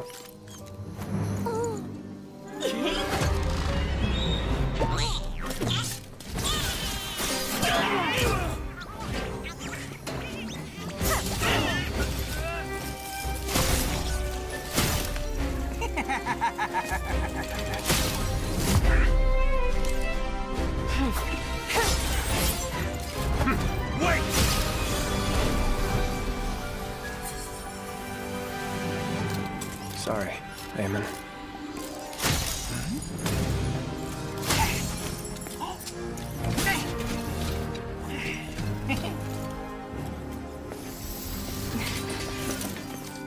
Is this yours? That was my mother's favorite doll. Mother.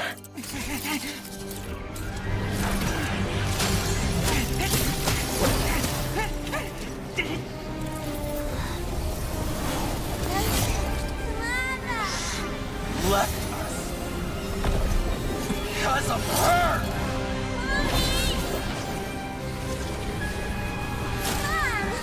We were forgotten! No. It's not her fault. That was Mother's choice.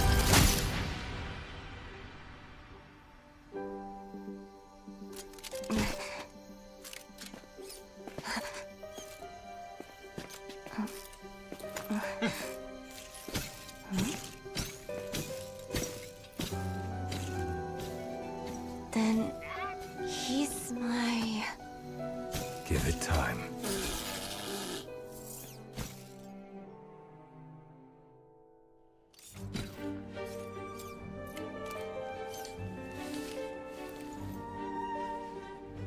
I can't stand that doll. But it's us.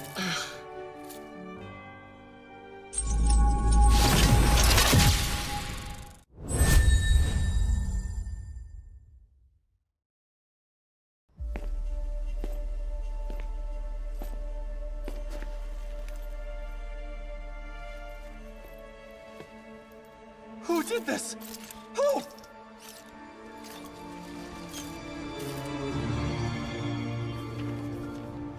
Halt! Stop her!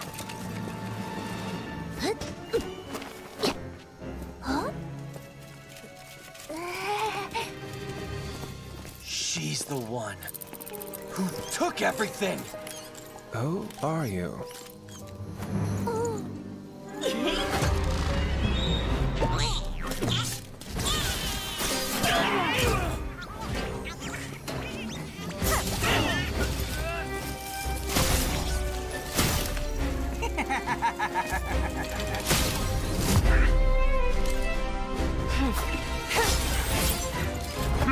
Wait!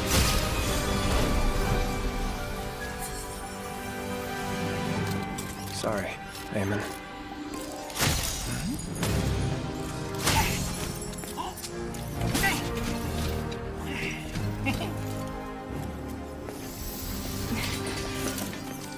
Is this yours?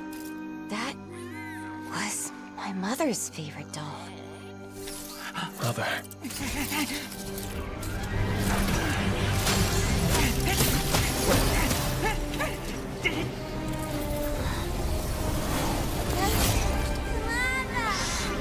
Left us.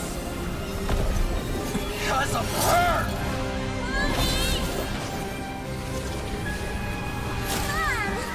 We were forgotten! No. It's not her fault. That was Mother's choice.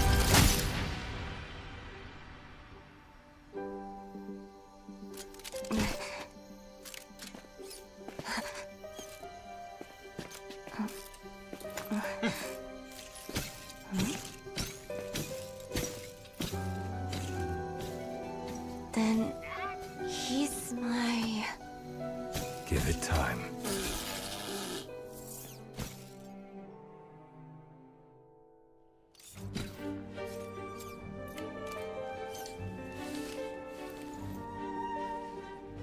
I can't stand that doll. But it's us.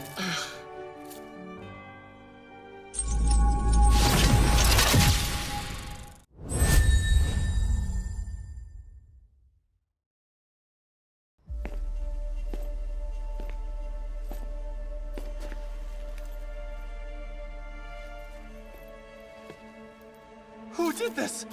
Who?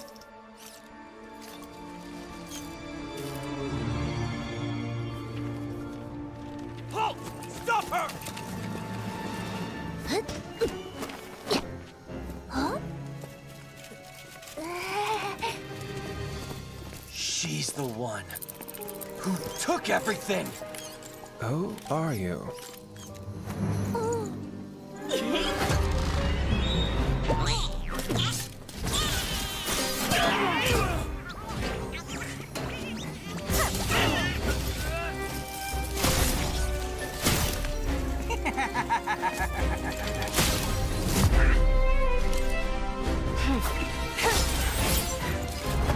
Wait!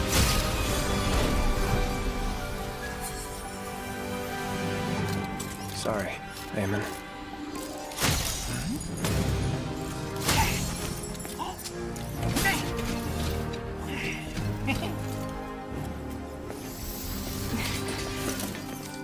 Is this yours? That was my mother's favorite doll. Mother.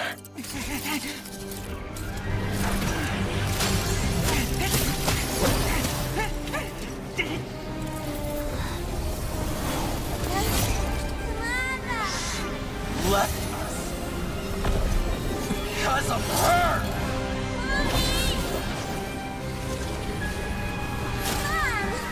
We were forgotten! No. It's not her fault. That was Mother's choice.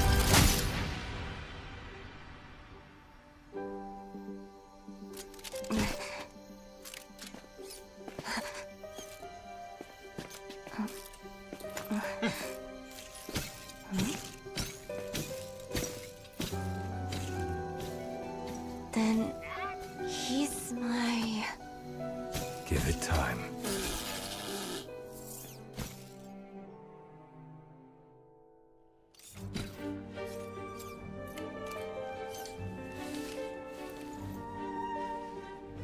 I can't stand that doll. But it's us.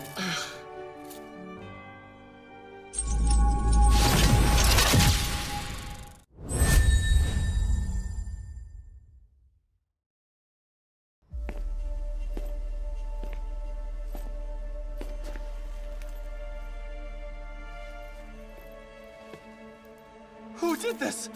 Who?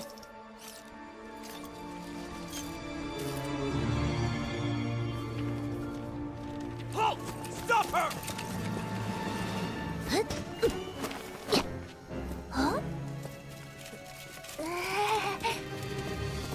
She's the one who took everything. Who are you?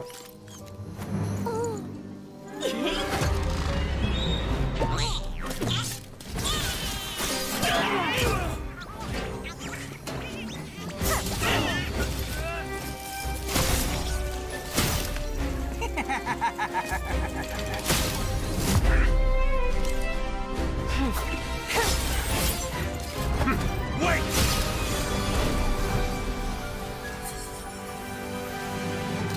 Sorry, Eamon.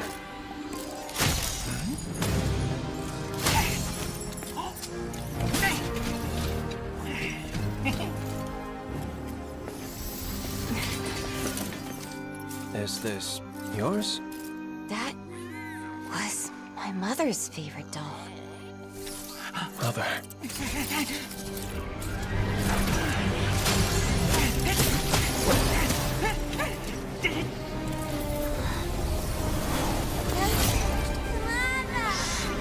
Left us. Because of her!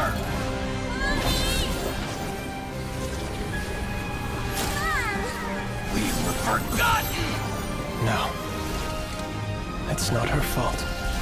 That was Mother's choice.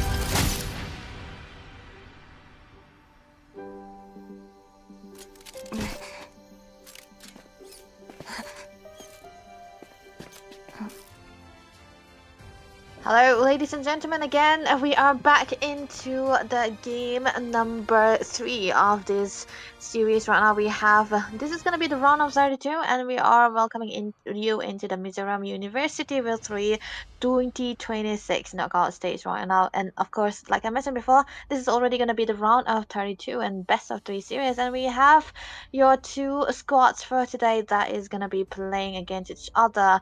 It's going to be Megatron Divas, and I'm pretty sure you're going to be familiar familiar with the names, as well as Depression. That is a kind of a depressing name, but they will be able to pull it off or not. We will be able to find it out later here. So onto the casting deck, it's gonna be Shinryu joining me, and now we will be bringing you the game for here. So best of 3 series, and that is gonna be something that you can really have advantage about. This is why I kind of like the best of 3 series most of the time, usually, because you can eventually have a good read on your opponent, especially into the draft. You cannot really go for the blind drafting in best of 1 series. You have to be a bit more peculiar about the drafting that you usually go for. But now on to a best of 3 Fight series. for the It's kind of a ultimate bit, answer.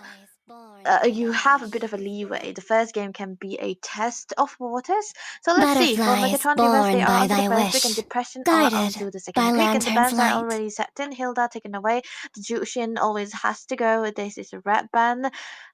There are so many heroes that they could take away. And, you know, with the change up into the patches as well with the new season, there are so many buffs and nerfs onto the heroes, especially onto the major side, because of the item buff. So we will have to see a surprising picks coming through here, but I'm pretty sure the bans will still be stuck, because I think Yishin is still a very good hero, even with the nerf down onto the duration of his ultimate. But still, it is a valid choice of hero that you could go for here. But Megatron, they can first pick it too, so they can ban away the heroes that they usually don't want to play.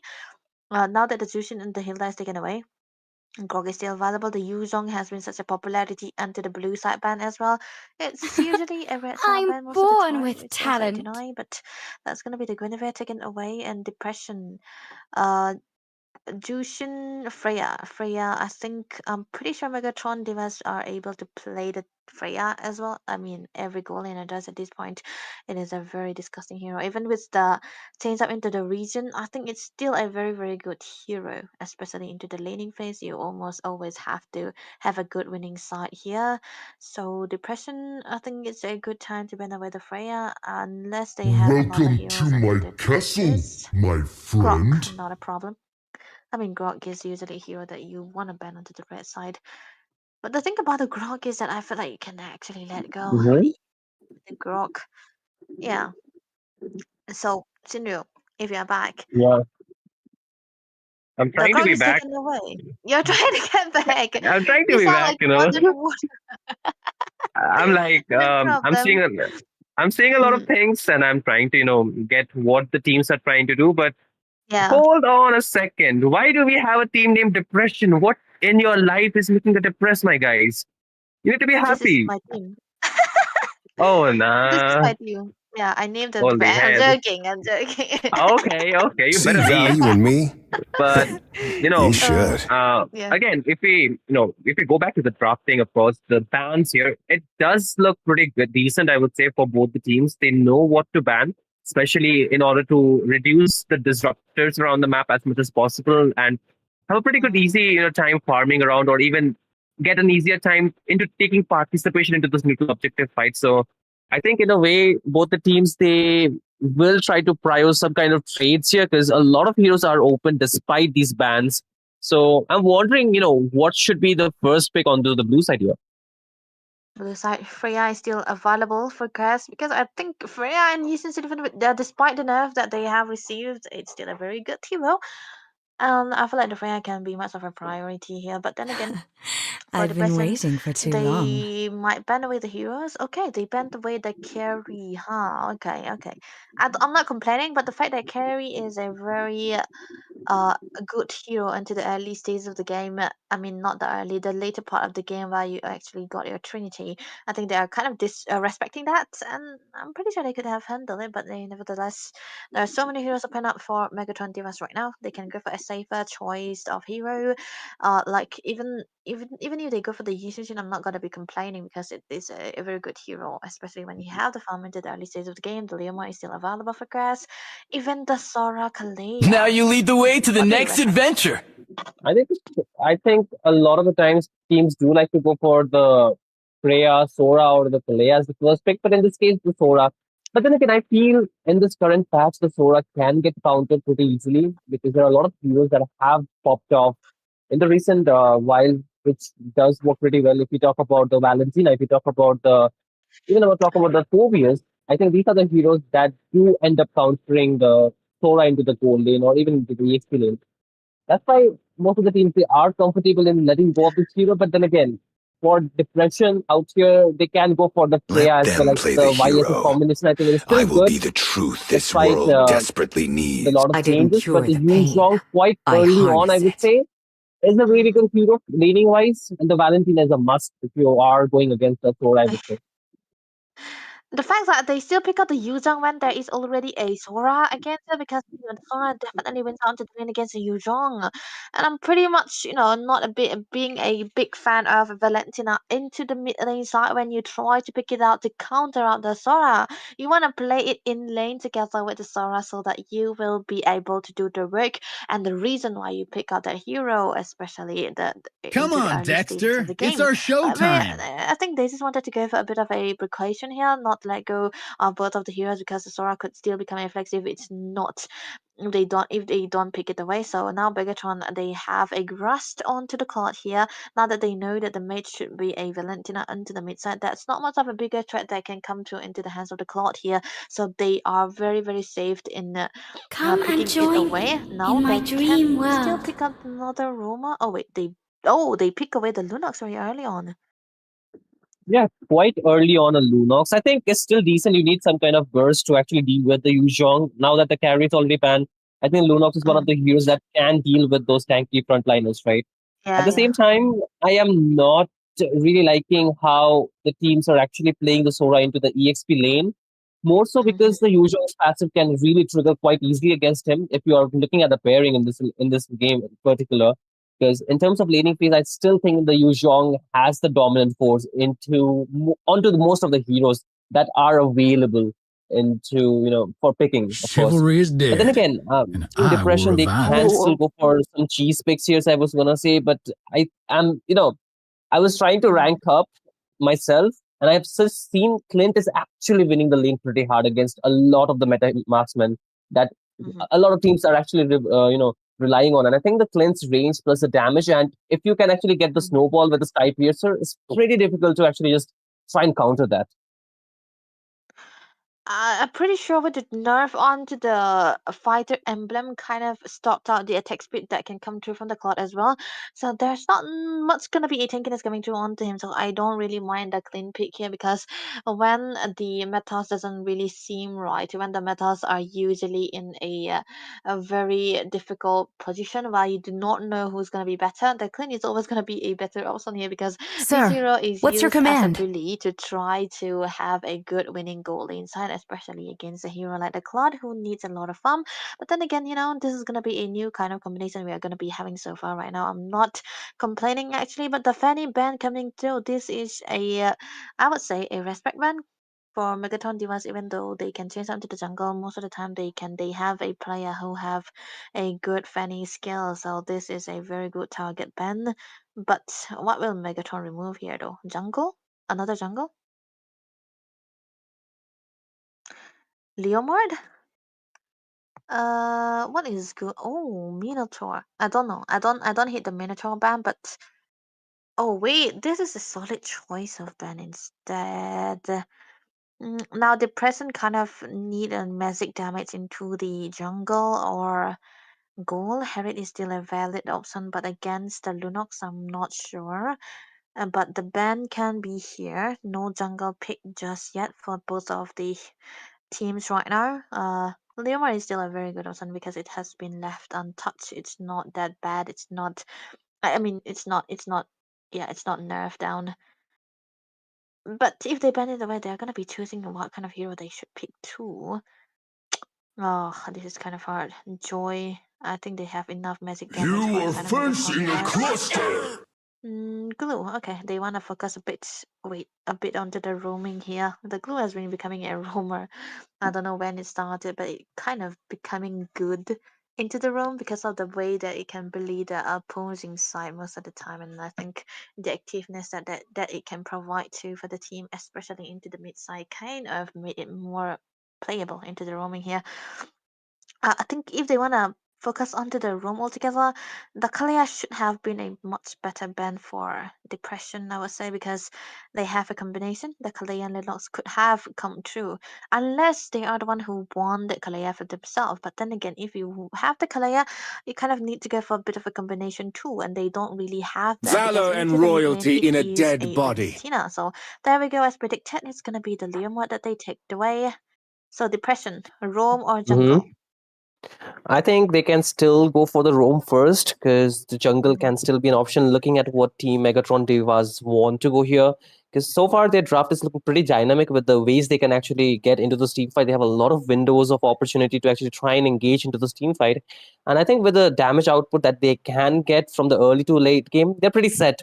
All they need will be pretty good frontliner. They can go for some utility out here, especially now that the Bagzi is open as well. I think that can be a good option to go for if they want to chip down the Yu Zhong as well with his healing abilities. I think it's pretty hard to deal with, and they already have the Lunos to deal with him, but the anti-heal can of course make True things much more love easier for them. is like And blood. as of now, you can see Team Depression. They will actually go for the Carmilla in terms of team fight capabilities, in terms of team fight abilities. I think this lineup looks really good, but very high execution. Like you have to land your skills properly, otherwise I think your resources will be pretty much wasted for most part. I kind of don't like the fact that they are so dependent on the dragon to make the sets here because Carmilla, even though Yeah. it's a bit of a tanky hero, you does need that frontliner that can come through, give out vision and go for the initiation first, and then boom, you can go for the link onto the Curse of Blood. Then again, I think they will be able to pull it off if they have a good winning side into the XP lane, especially because that's how you Time usually to want to drop use the them to beat play of the with. flash. So Megatron, Rome, My yeah, that's mission Joy is to and protect lives. Alea. No, it's actually gonna be the Hylos. I don't know. The Galea sounds so good here because they already have the Better Lunas. combo. Yeah, there's no combo, right? So this is, I think they just want a frontliner here.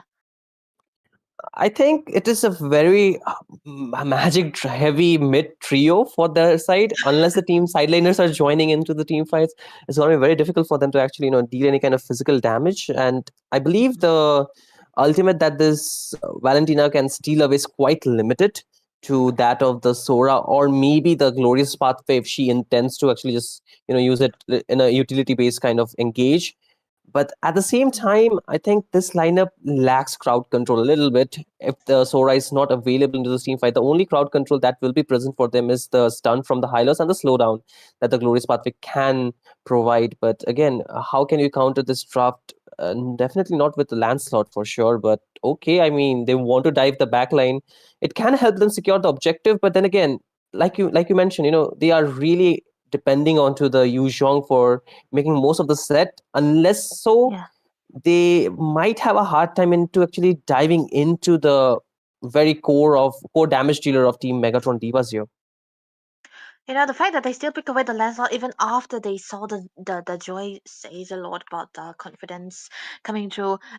On some scenario, it would have been better for the joy to be into the hands of depression and the Lancelot to be into the hands of the on the side of Megatron here. True. So it's kind of right. It will be balanced out. But I think it's more of a comfort. I think Ancients is more comfortable onto the joy rather than the Lancelot. That kind of says a lot. And I think they just wanted to have a good winning jungle as well because they were the one actually bending away the Guinevere as well as the Leomord. They just wanted to play out the joy and give away the Lancelot instead. And I think that kind of put the Depression in a position where they have to pick away the Lancelot no matter what the choices are going to be. So let's see how game number 1 will be looking like. Absolutely, ladies and gentlemen, boys and girls, we welcome you back for another best of 3 series into this MZU, that is Mizoram University, presenting to you the Virthli 2026 tournament. And you can already see the teams that are playing. It's going to be Megatron Divas onto the blue side and their opponents Depression. Game number 1 it is in the best of 3 series. Let's see which team actually scores the first point here. But then again, Debbie, a lot actually depends on the mid duo. They have to get the priority in terms of rotation and intel. Unless so, they cannot actually stop the side laners from actually scaling up. For both the side laners, they need the items. And I think more pressure should be onto the gold lane from the early game. But again, if they lose the EXP lane, I think they cannot contest for the neutral objectives anymore. there's one thing about the Yuzhong. Whether it may be into the opposing side or your side, you have to focus onto the Yuzhong. If you play with the Yuzhong, you want to play for the Yuzhong. If you are playing against the Yuzhong, you have to go against him since the start of the game. Have a good winning side too into the experience. So I think this is one of the time where they have to actually let go of the goal laner here. So that must be the style that they wanna focus on with. But the fact is that Evanes is not able to win out onto the goal here because this is a con and the clean we are talking about. Look at the poke. Ooh, I think the Clint's poke in the early game is just too much, and it's going to be creating a lot of problem for this Claude. But again, on to the other side of the map, the first blood is already drawn by Puzama, my bad. But then again, you can see already another engage coming in out with the Lancelot, gets stunned up, able to use the Thrown Rune, but it's not going to be enough. Anxious chase him down with Electrifying Beat and the dances. You can see already again. These fights are never ending because two more members will get traded off. It's a 2-for-2 trade for both these teams. But then again, who walked up with the better trade is still a question because the fights, they just keep on going. Even with the turtle being on the map, the teams are still looking for a few more trades before they actually start. But look at the Yuzhong. He's trying to find a sneaky play before the turtle onto the jungler of Team Megatron Divas. But I think with the Lancelot already falling for one time, the farm is going to get slowed down. He might not get the level 5. So this could be an opportunity for Megatron Divas to get the turtle for themselves. The fact that they were still able to win out to the XP lane, especially for Pujo here, I think that will be able to give them a good start here, especially onto the start of the turtle right now. They have the dragon, they're gonna have to wait for the petrify to come through here. Lilith will have to get that level 4 to try to set up for the Curse of Blood. But now the turtle is already set upon by Megatron here. They are everywhere in the position. Oh, there is the descending of the sky, and look at that. Lumineer will get a fall in town, but a good steal coming out with the Lancelot onto the turtle. Right retribution, and Anxious will get traded down by Void. The range for this claim and the damage in the early game is just too much as they are trying to lock down one more member. Arya, just a few more hits, and the double kill secured by Void. And with this, Team Depression are actually in the lead with the turtle for themselves too. Yeah, that was a good early rotation coming through from Void, especially onto the clean when you are able to clear it out and able to get a good poke down. That rotation was so worth it. Look at the damage. Wait! That was so crazy. Close. Wait, Lilith? Do you want to get that kill that far in? This is a bit too much, I would say. But for now, you can still see the team is actually there to help him out. Good response, but Clint, first item is already here, Debbie. Yeah, this is the fact that they are just, breaking up the combination coming through. Oh, Arya? Oh, in a tough spot, has to force out the glorious pathway, but still not able to survive with the poke burst damage of this Clint. And as you can see, they're driving more, and Anxious is all by herself. There's nobody to support her, and she too will have to fall into depression, are just storming into the early game of this match. Yeah, now that, Suki in a 1v1 situation, flickering. Whoa. Look at that. Also, the heal is just helping Pusama to survive. The Shard residue is just a little bit too much, but not when Miko is there to help in aid. Yeah, that is the thing we were talking about. The Sora is supposed to win into the lane in the Yuzhong against the Yuzhong. I mean, the fact that she did lose around to the early game kind of became a bummer. But I think looking at the build so far already, the Miko already gotten out onto the NT here, which means that she's always gonna be there providing for that NT heal that they require right now. The heal is gonna be lessened down just a little bit. A bit of a dominance build coming through into the hands of Arya. Still not much that she can do still because she has been falling down quite a lot and unable to survive for a long time. This is gonna become a factor. Suki should be the one who tried to set for the team. Look at the top lane though.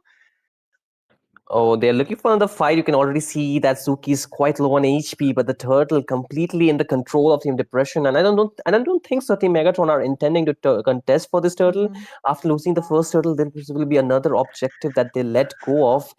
And this can actually spell bad because right off now, you can already see Team Depression actually are in the lead, but Miko might just get cornered around up there. He uses the brilliance to try and run away, but a good flicker play coming in from them. But look at that, Miko actually gets taken down. Lilith, she gets the kill, and with this, Team Depression are ahead of one more kill compared to Team Megatron Divas.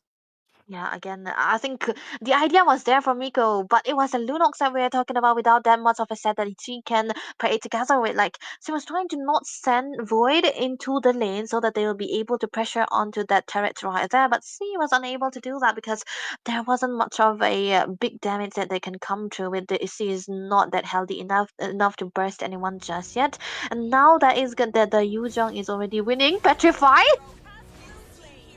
Petrify, and that's another kill. Anxious as well as Miku, both of them gets taken down. Wow. And this is just looking too bad for Team Megatron Divas in the first game itself. The mid inhibitor is completely wide open, and Aria by herself cannot really defend that. And ever since, you can also see that she is actually being forced away because of the Clint's early lead, 4-0 and 2.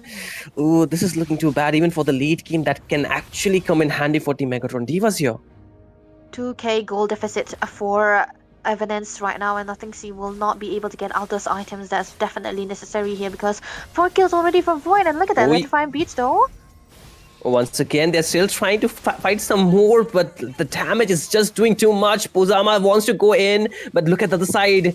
There is a Lancelot getting stuck in with Suki with the engage, but then again, there is nobody to help him out. So Lilith, quite low on HP, but able to get out, but for how long is going to be the question. Blazing will come in, and Suki will get the kill, but the Black Dragon Pozama trying to dive onto the backline, but now will get isolated. Kind of cut off for the team, but then again, Lumineer is still there, and they still go back for the dive. The Shah residue will get propped up with the passive. Whoa. And once again, Team Depression, they have been successfully able to push back Team Megatron Divas towards their base. That was a good isolation coming through from both of the experiences that we have witnessed so far. And I think Puzoma was able to get a good zone. He did not get any kills per se, but he was able to zone them out, and Suki was just there. It was just a good. She was able to get out of the kill because of the amount of damage that she have already gotten with the form that she was in, and that kind of gave them a leeway. But then again, they're losing out a lot. They are losing out to the goal lead here. 5k goal accumulated by the side of Depression here right now. Void is very fat. He already got the Hunter Strike, and he's trying to go for a bit more damage again. With the rapid boots that he have built so far, he's able to rotate out so very well. Oh no, Suki wanted to engage another fight, but this time she cannot get the kill. But again, you can see they will be able to trade off with a good set coming out. But Evan says she will get a kill, but Puzama able to get another shutdown. But then again, Miko is there to answer it back. But now Jiu wants to dive in. But oh wait, gets a little bit taunted. But oh no, again, will this be an opportunity for Anxious to just try and chase down the jungler of Team Depression? But it does not seem so that she want to chase, knowing that her damage might not be enough to just punish them yet.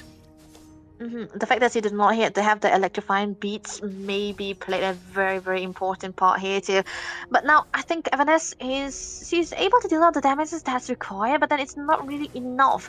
If Void wasn't very low, I don't think she will be able to get the kill. The Trinity is definitely going to be necessary for her 7k goal already. For the clean, he's on the Endless Battle as well. But one thing that's for sure is that, Suki, she was able to get a good set onto the members on the side of the present that kind of turned the tide around for them. They got a good set down, and that is a big bounty enough good for them to have a good spacing, because no matter what the situation is going to be, Megatron, they have a late game hero that is the card and they can play for her. Yeah, definitely. But then again, Suki is caught up with the damage from the side of Team Depression, just trying to chunk her low. But then again, the rest of the team from Team Megatron Divas are there to help him out. The Black Dragon already descended into the Band of Dawn, and there's going for another dive. They are going for a full-fledged fight here, but look at the HP bars dropping really low for the members of Team Megatron Divas. They will fall 4, and the only one surviving is going to be Suki, but she will not have a leeway in this way that she can try and defend this push that is coming out from Team Depression onto the mid-second tier. And this is an objective that she has to give up, but she's still trying to use her combo and try to get it engaged, but it's not going to be nearly enough. But it's enough for them to save this turret for the time being. But what about the Lord here, which is there for Team Depression to take? They are going to be able to take it so freely without a contest coming through on the side of Megatron here right there. But it was a good, it was a good decision for Suki to try to clear it out here, because yeah, if they don't clear it out, I think they would have lost out at one of the mid inhibitor, top or mid inhibitor. Yeah, they might eventually lose out the mid inhibitor with the presence of the Lord here right now, and that kind of saves them a little bit. But now I think a bit of damage might come through for the hands of Megatron right now, especially into the hands of Miko here. She already got 2 items, which is far from enough. But then again, the penetration is definitely necessary, right? And I think she's going to be the main damage source. Puzoma, though, he's kind of waiting for the Petrify to come true. I think it's going to be upped by the time the Lord comes in. Absolutely, the Lord is coming in, and they already have lost the holy defense onto the bot inhibitor. So this could be a very difficult defense to make for Team Megatron Divas, but they're still trying to clear the Lord before it just bombards their base with more damage and more minions. But as you can see already, the side of Team Depression are not really trying to force it in so much. They're still trying to hold back and just wait for the minions to just come pour in, and after that they might just go for engage. They still have the resources completely checked, but Aria is just a bit too ahead, gets a lot of poke damage and has to instantly back off the inhibitor, though one more hit away will fall. And with this, now the base of Team Megatron Divas is in a vulnerable spot, and this could actually be pretty much difficult for them. But again, look at Miko. She's trying to use the brilliance just to clear the waves, but not going to be enough. Suki wants to go for an engage, but she's getting melted down really quickly, and there comes the Curse of the Blood. A good set from the Valentina. They're trying to push back in. Team Depression, they're just finding 3 members right off the bat, and just the 2 remaining will not be enough to defend this, as Evanson's fall as well. And soon enough, the base to Team Depression, they scored the first point in this best of the series. How is that always fair? Like, why is the duplicate always better than the original? We could see that Suki, she was, she has been actively trying to set for the team, and it was able to get a good set most of the time. The combination can come true again and again, but then one set from Lumia kind of does the job until the later part of the game, into that base, and that was amazingly well done by the Valentina here. That is a duplicate, as he was able to perform so well with that too. And I think, most of the time when you have a Sora, you do not really want to let go of the Valentina, but the combination, we were actually kind of skeptical about the Caramilla to come true, but when they have a good XP winning side, they were able to play so well. We could see at one point of a time into that blue buff, I'm pretty sure that the Curse of Blood was connecting onto 4 members, and that kind of gave out the Yuzhong to, Puzoma was there to petrify right on time, and that kind of, that kind of gives them that winning side. And I think from then on they were just there always across the places. Absolutely, and to make it even worse, there were 2 petrifies from that team. Even the Carmilla was equipped with the petrify, right? So it's like you cannot move until and unless you have a purify out of there. And even if you're able to move, you have to face with the damage of the Clint, of the Lancelot. Very difficult to actually escape out of that. And I think the Clint pick will just find more popularity as we are going into the new meta, where the fighters will fall off a little bit. But as we can already see, heroes that are actually popular, like the Carry, the Claude, even the Leslie to some extent, these heroes can get countered by the Clint to a lot more. That this hero was forgotten, but somehow it is getting revived back now. Oh, everyone, I mean, Bolt is gonna love this, man. Actually, right? It's gonna have to be like, it's gonna be high. But Debbie, I mean, I just feel if you wanna go for the Sora anyway, just ban the Valentina. Butterflies born by thy wish, guided by lantern's light.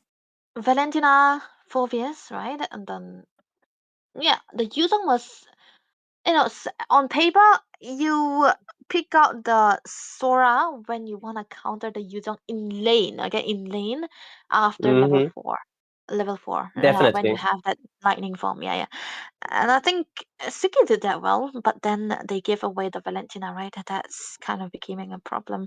But hey, drafting again, same kind of ban situation, always gonna have to go. Grok taken away. Megatron, they can ban away the Hilda again. One good factor though, both of these squads, they completely ignored the Kalea. None of them banned it, none of them picked it. Exactly. I mean, if you're going for the Lunox, I think the Kalea makes much more sense, right? You can easily go for the pick-off. And I think the type of draft they had, they needed the pick-offs. They had to break the momentum of the team fight for Team Depression out there. Especially if they could mark the Valentina or even the Clint at those crucial points, then I think they could have got a lot more advantage into winning those team fights, because the constant, poke damage as well as the damage in general was not able to just be countered by the side of Team Megatron Divas heroes. Mm-hmm. And I think that kind of became a problem. I think they were able to have that early game, but not that much good. But now that the bans are going to be coming in again, Megatron Divas, Hilda was what they banned here, and to that blue side, when they banned the blue I've been side, they can waiting still for ban too it though, but the long. Sora is still available. Oh, wow, they banned away the carry, so much respect for these marksmen. Everyone is respecting these marksmen. I really hate to go against a carry in this meta. Like, it's very difficult to counter unless you have heroes that can literally straight off counter her. I mean, I would be even okay picking up a Lolita at this point just to counter the carry. I'm just down that See bad. But value in me? nevertheless, I think if you want to go You for a should. sustain lineup, if you want to go for the utility kind of picks, especially heroes that really depends on to long team fights where they want to stay healthy. I think the banning the carry is a very good option because she can melt instantly, even if you're a tanky member. And I think we do not need to go to the very nits and bits how carry works, the true damage and all the stuff. So, leaving that aside, what will be the heroes available for depression to actually go as a first pick here, Debbie? Now you lead the way to the next adventure. It gonna be depending. Oh, they banned away the Sora, right? Yuzhong, maybe? Yuzhong. I think Yuzhong worked well for depression, and it Let kind of them play the stops hero. Megatron to go for the. I will be the Yeah, there we go. truth this world desperately needs. Against the Yuzhong, I think they can. The thing about Yuzhong is kind of funny. You can play the Farsa against the Yuzhong in the laning phase, not in the team fight. It comes down to the Exactly. skill meta most of the time. I mean, on paper we would say the Yuzhong counters the Farsa, but then again, in laning phase, the Farsa kind of shuts down the Yuzhong if you have a good rotation up onto the XP lane, so they can do that Megatron. But then again, what do they want? That's the question. Hilda is there though. Hilda is there, and I think even the Zushin is there. No, not the Zushin, like the Zetian is there. And Zetian is there, my bad. um, Both are Z, right? So the Zetian could be a very good utility mage because you can actually get the vision, and the stun really works like a cherry on top when you want to, Fight for just the try and escape ultimate those answer. team fights. But then again, you cannot let go of the Guinevere too, right? I think in this meta, the Guinevere is actually working pretty good, even if you are putting her on the roam. But in this case, it will be going into the jungle most likely because they already have a Hilda. So it can work really well. But at the same time, if you give away heroes like the Zetian with the Yuzhong, I think that's where things get worse, honestly. Yeah. And they kind of put Depression in a position where they can actually play another magic damage dealer onto the jungle, either the jungle or the gold, because I think the Herald can come back again. in this Hope will meta because find of a the way, It can. even when Yeah. all yeah, is it's forlorn. the Feather of Heaven. That's the two main priority, but never mind. That's gonna be a Vexa. I'm pretty unsure why they pick up the Vexa here because this is a very immobile I am a hero with daughter a of lot Northern of crowd Vale. control, I I would swear say. to But protect it till hey, my there we go. last breath. Again, Freya. Yeah, the Freya is good. I still think they can go for the Esmeralda team Megatron Divas to counter it onto the goal lane because the lineup is pretty much can be read where the heroes are going. The one thing which I do not like about Vexana is that she's very vulnerable, like you mentioned, right? She does not have much mobility when it comes down to the team fight, and the flicker reliability is too much of a problem, I believe, sometimes. Yes, the toolkit is pretty amazing. The damage, the stun, everything is amazing. But why I mentioned the Zetian is because her passive works really good when heroes like the Guinevere and the Hilda wants to dive onto her, right? So it naturally keeps you safe. You do not have to go for a Purify on top of that. But onto a Vexen, I think a Purify must be very necessary. And if you go for a Purify, then you cannot actually, you're letting go of your mobility at all. Exists the equilibrium. You know one thing, which Sinju, I I would was like made the for. I would like the Esmeralda, right, against the Freya. But the True, thing yeah. about Esmeralda Freya is that no one dies. It's Oh, like yeah. you're just stopping the Freya, right? You're just putting the Freya in her place, and that's just it. And that's why I kind of it becomes a 50-50 situation where you have to always play around the Freya. So I think that could be a solid choice that they wanted to go for here. But then again, it comes down to the setup coming through from both on the sides. True If I love picked away though is like against the blood. Yuzhong, I think it's not that good of a choice because they're always going to be getting dived upon. There's no peel just yet. It's just going to be the Guinevere, and she's going to be a independent jungler too. But I think they bend away the Carmilla. This is going to be a big respect band. Depression here. Um, What could they ban here? Claude?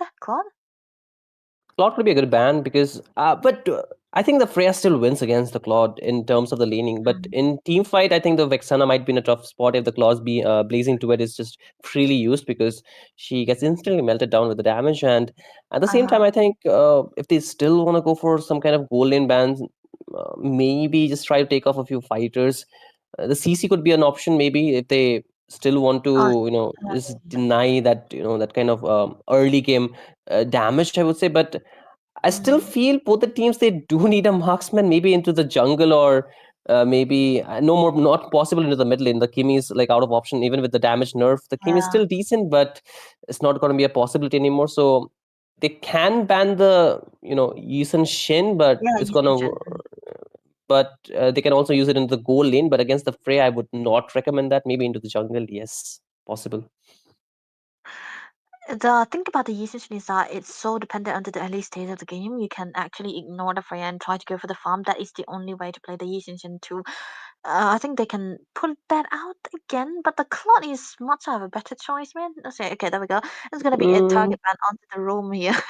They're just banning away Lilith's hero at this point. So Carmilla and Minotaur taken away. Minotaur is such an annoying hero. I would take it away no matter where the situation is gonna be. So depression. And I think like if you're diving with a Guinevere and the Minotaur is just there, I mean straight up nightmare. Oh no. It's straight up nightmare. Okay, I think they are just thinking it through, man. For depression though, I think they can handle the reunion. I think it should be a ban onto the Claude, or either the Claude or the CC. The CC can be a great factor here, but late game. What else could be the options like for gold lane if not the Claude? They call me a hero It's either because I saved my nation from falling apart. Yeah, there we go. They just. Oh wait, Essentially, the Yushin, right? They didn't have the pick, so it could have been a hero going to the side of Team Megatron Divas. So even though they have the Yuzhong, which is a counter for the YSS, but I still think they're just taking precautions, not really fearing the Claude. I think they're still okay with they still believe that White can actually win the lane against Eversense.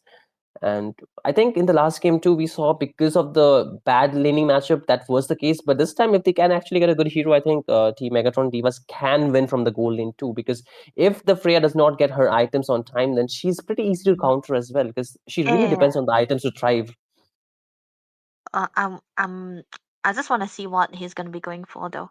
Like is it gonna be the golden staff Freya or a the Crimson side Freya? But oh wow, interesting pick coming through from Megatron Divas here. They don't want to prioritize onto the gold here because of course they don't need to. It's gonna be the Uranus, huh? I mean, they already have a map opener. They kind of needed a setter here, but I think they're just focusing mainly onto the laning phase. They just want to have a good lane against the Yuzhong so that they will be able to have a good map opener as well. I don't know. They're gonna be looking onto the crowd control right now. If they're just going for magic damage, then why not the Alice? I think the Alice is a much better matchup against the Yuzhong in this case. Yeah. Right? I mean, the Uranus kind of does not make much sense because they will not have the setup possibilities anymore. They have to really rely on the Guinevere now. In my way will be devoured. Oh no! Oh what? You take it up. You take it up. You take it up from here. The last time I've seen Hanjo appearing. Wait, I've never seen Hanjo. What? Okay, I'm not complaining because this hero kind of have a lot of ways to get out. I mean, they cannot reach him. They cannot reach him for something. For one thing. Maybe, but maybe Hilda. So I think this is Depressant's style right now. This should be a Claude, no? If it's not a Claude, it should be a Granger Claude CC, but they kind of needed a damage dealer here too. So the Claude is gonna be the better option here. Granger, oh whoa, Granger instead. Oh, Granger against a Yuzhong, a Freya, and a Hanjo. Well, pretty chaotic. I would rather suggest the Claude was better here, given the fact that he has escapability and he's one of those marksmen that can actually use the Purify. The Granger with the Purify is like pretty much you give up on your mobility as well. Like the survivability, not the mobility, but the survivability, I would say. Sitting duck, that's what we call it. Yes, sir. Purify works, but then again, not so much. But I think it's coming down to how much you'll be able to set up for your Granger into the early phases of the game, because they do have a lot of frontliner here. The crowd control, not so much, but still, I think if Suki is able to play well into the early stages of the game, especially against a Yuzhong, I think Kasi will be able to get that good laning phase and then be the damage circle, because Uranus is completely annoying. You do not really have to go for the crowd control. They can depend on Inches to go for a good jump onto the Guinevere. That is what they have to focus on. But Senor, still, it's looking very bad for Megatron. Yeah, I still feel like they cannot reach the Vexana in this case. Even if they reach the Hanzo, the Vexana might still be a problem because they do not have enough ways to deal with it. The Claude, why? Because he can dive pretty easily onto the backline. Not only he can save himself, but he can dive the backline. So could have been a really good hero. But we need to see how the execution is done, because if the Diggy is actually used to fed this grandeur, then things can be very different if he gets enough stack onto the Sky Pierce, so he can actually melt down the frontliners too. But game number 2 it is, ladies and gentlemen. Game number 1's point is into the hands of Depression. It's a match point for them. But Megatron Divas, can they find a comeback here? Debbie, you take it away from here. Yeah, that's what I was trying to wait for. Weird enough, she is actually on the Revitalize. I don't know. I'm not really a big fan of Revitalize Hilda, because you want to go for the aggression with the flicker or even the sprint and get out the damages and run away. But I'm pretty sure she wanted to play for a bit of the team game style, so that's not really what I'm complaining about. A bit of a contest onto the gold lane here right now. I think Void should be able to play a lane very well, but it's just getting invaded though. Oh wait, Puzama this time actually gets punished. Anxious. She's like, not this time, buddy. You had your way last time. Not this time though. But again, it seems like Lumineer might be in a trouble. Does have the flicker still, but holds on to it. Not yet punished though. I think this kind of look better both for Megatron and Divas right now, because they already got 1 kill on the dragon. I don't know what Puzoma was doing, but hey, Gyu, what is he doing? Oh, Aria, will that be a good spot for you to survive out of? She still holds on to her life for a little while, but it's not going to be enough. The Hanzo's damage actually reflecting onto the map. We can see. I think he just needs 3 balls, and that's definitely going to be enough right now. Evanes. Wait. Oh, she has the flicker. I was like, why is she not using it if she was in her trouble? But hey, she's okay for now. The turtle, though. I think she's just... she's just trying to rotate onto the turtle and save out the flicker so that they will not be getting caught here. But Inches though, she's in a good position, misses out the jump completely, but still the cooldown is short enough to be back when they start for the turtle here right now. This should be a good setup for Megatron Divas instead of the present, unless the dragon does something. The dragon does something. It's going to be the question, because he's driving with the Petrify onto the back. Anxious is really low on HP, able to get out. The turtle gets resetted, and here comes a dive from the Freya. The RW will be used by Miko, but it's not going to be enough for them to save Anxious there. Voids get traded off 1-for-1. Pusama is low on HP, but look at Suki, goes in with the flicker, shuts him down. And now next on the chopping block might be Lilith, as she does not have the mobility. A double kill for the Uranus. You do not get to see that every day. And with this, the turtle will be a stalemate still, because the junglers are not yet there with the retribution for them. This is definitely a very, very good sign for the Uranus right now, because you want to have that good early game. 2 kills already is good enough. This Uranus is unable. It's so hard to handle. 2 kills Uranus, yeah, you're gonna get cooked here. But I think they will be bot lane Vanessa. She still have the flicker here, so she's being aggressive. But what? The Void? That was a questionable move, but Turtle still yet to be taken. This is going to be a long dance, but then again, Anxious trying to jump onto Lumineer does not really find the spatial migration that she was looking for. But then again, you can see the Uranus actually zoning out Puzama quite well. So Suki's actually having a better time this time around. She's actually able to get a lot of map control for the team. And this should be enough for them to take the turtle. But then again, the Hanzo does have an advantage with the shadow form. But again, you can see the retribution will secure that. Not even the retribution, it was actually secured without the retribution for some reason. Oh wait, what? I think Ancients have that kind of retribution power right there, but the blue buff kind of in jeopardy. Oh, That's no. gonna be the Eternal Guardian. They can fall for it. Anxious, too much in a tight spot, still gets the Shard Residue out, and she will fall. Pusama takes down 1, but Lumineer, he gets rated down, but Pusama is low on HP. The side of Team Megatron Divas, they're trying to chase, but then again, the Hanzo is still trying to hit Suzuki quite low, but he has the region from his passive. So should be okay for now. But he just picked up the golden stuff, so things can get bad from Oh. here on. And the amount of the duration of the soul form kind of stayed long while, so he will be able to stay into the team fight as long as possible. But right now, focus a bit onto the goal laner here. Void, he still have the Valkyrie's sense, so he will be able to have that hybrid defense as much as possible when he go. And he had the 50% damage reduction. That is a sick hero, by the way. And I think you will not. This is also one of the reasons why you cannot really go all in onto every. And looking so good for Suki right now. She's able to rotate up faster than the dragon here, of course, because he have a better time into the early stage of the game against Mizoram here. Absolutely, I think Suki is doing a very good gameplay out here by taking the map control. But then again, the Hanzo wants to find a target here, but a lot of damage on towards Miko. But she's still able to help herself with the HP for now. But Puzama has a very good positioning. He wants to dive onto someone, but definitely not onto Suki, right? Because you cannot No. burst it down instantly. And the turtle is few seconds away, so I think both the teams might just find a way. But I just saw Anxious picking up the Winter Crown, so we might just see some more aggressive plays from her. That's kind of what the Guinevere is going to be all about, right? You want to have a good space of migration with the Violet Requiem. And the fact that she's not onto the cursed helmet, no, the Molten Essence as well is kind of, stopping them from taking out and bursting onto the crypts as well. But Ooh. Nomia, I think she got to be careful. Suki's holding the map so well. Absolutely. While that is going on, Anxious will able to pick up the turtle. Void is quite low.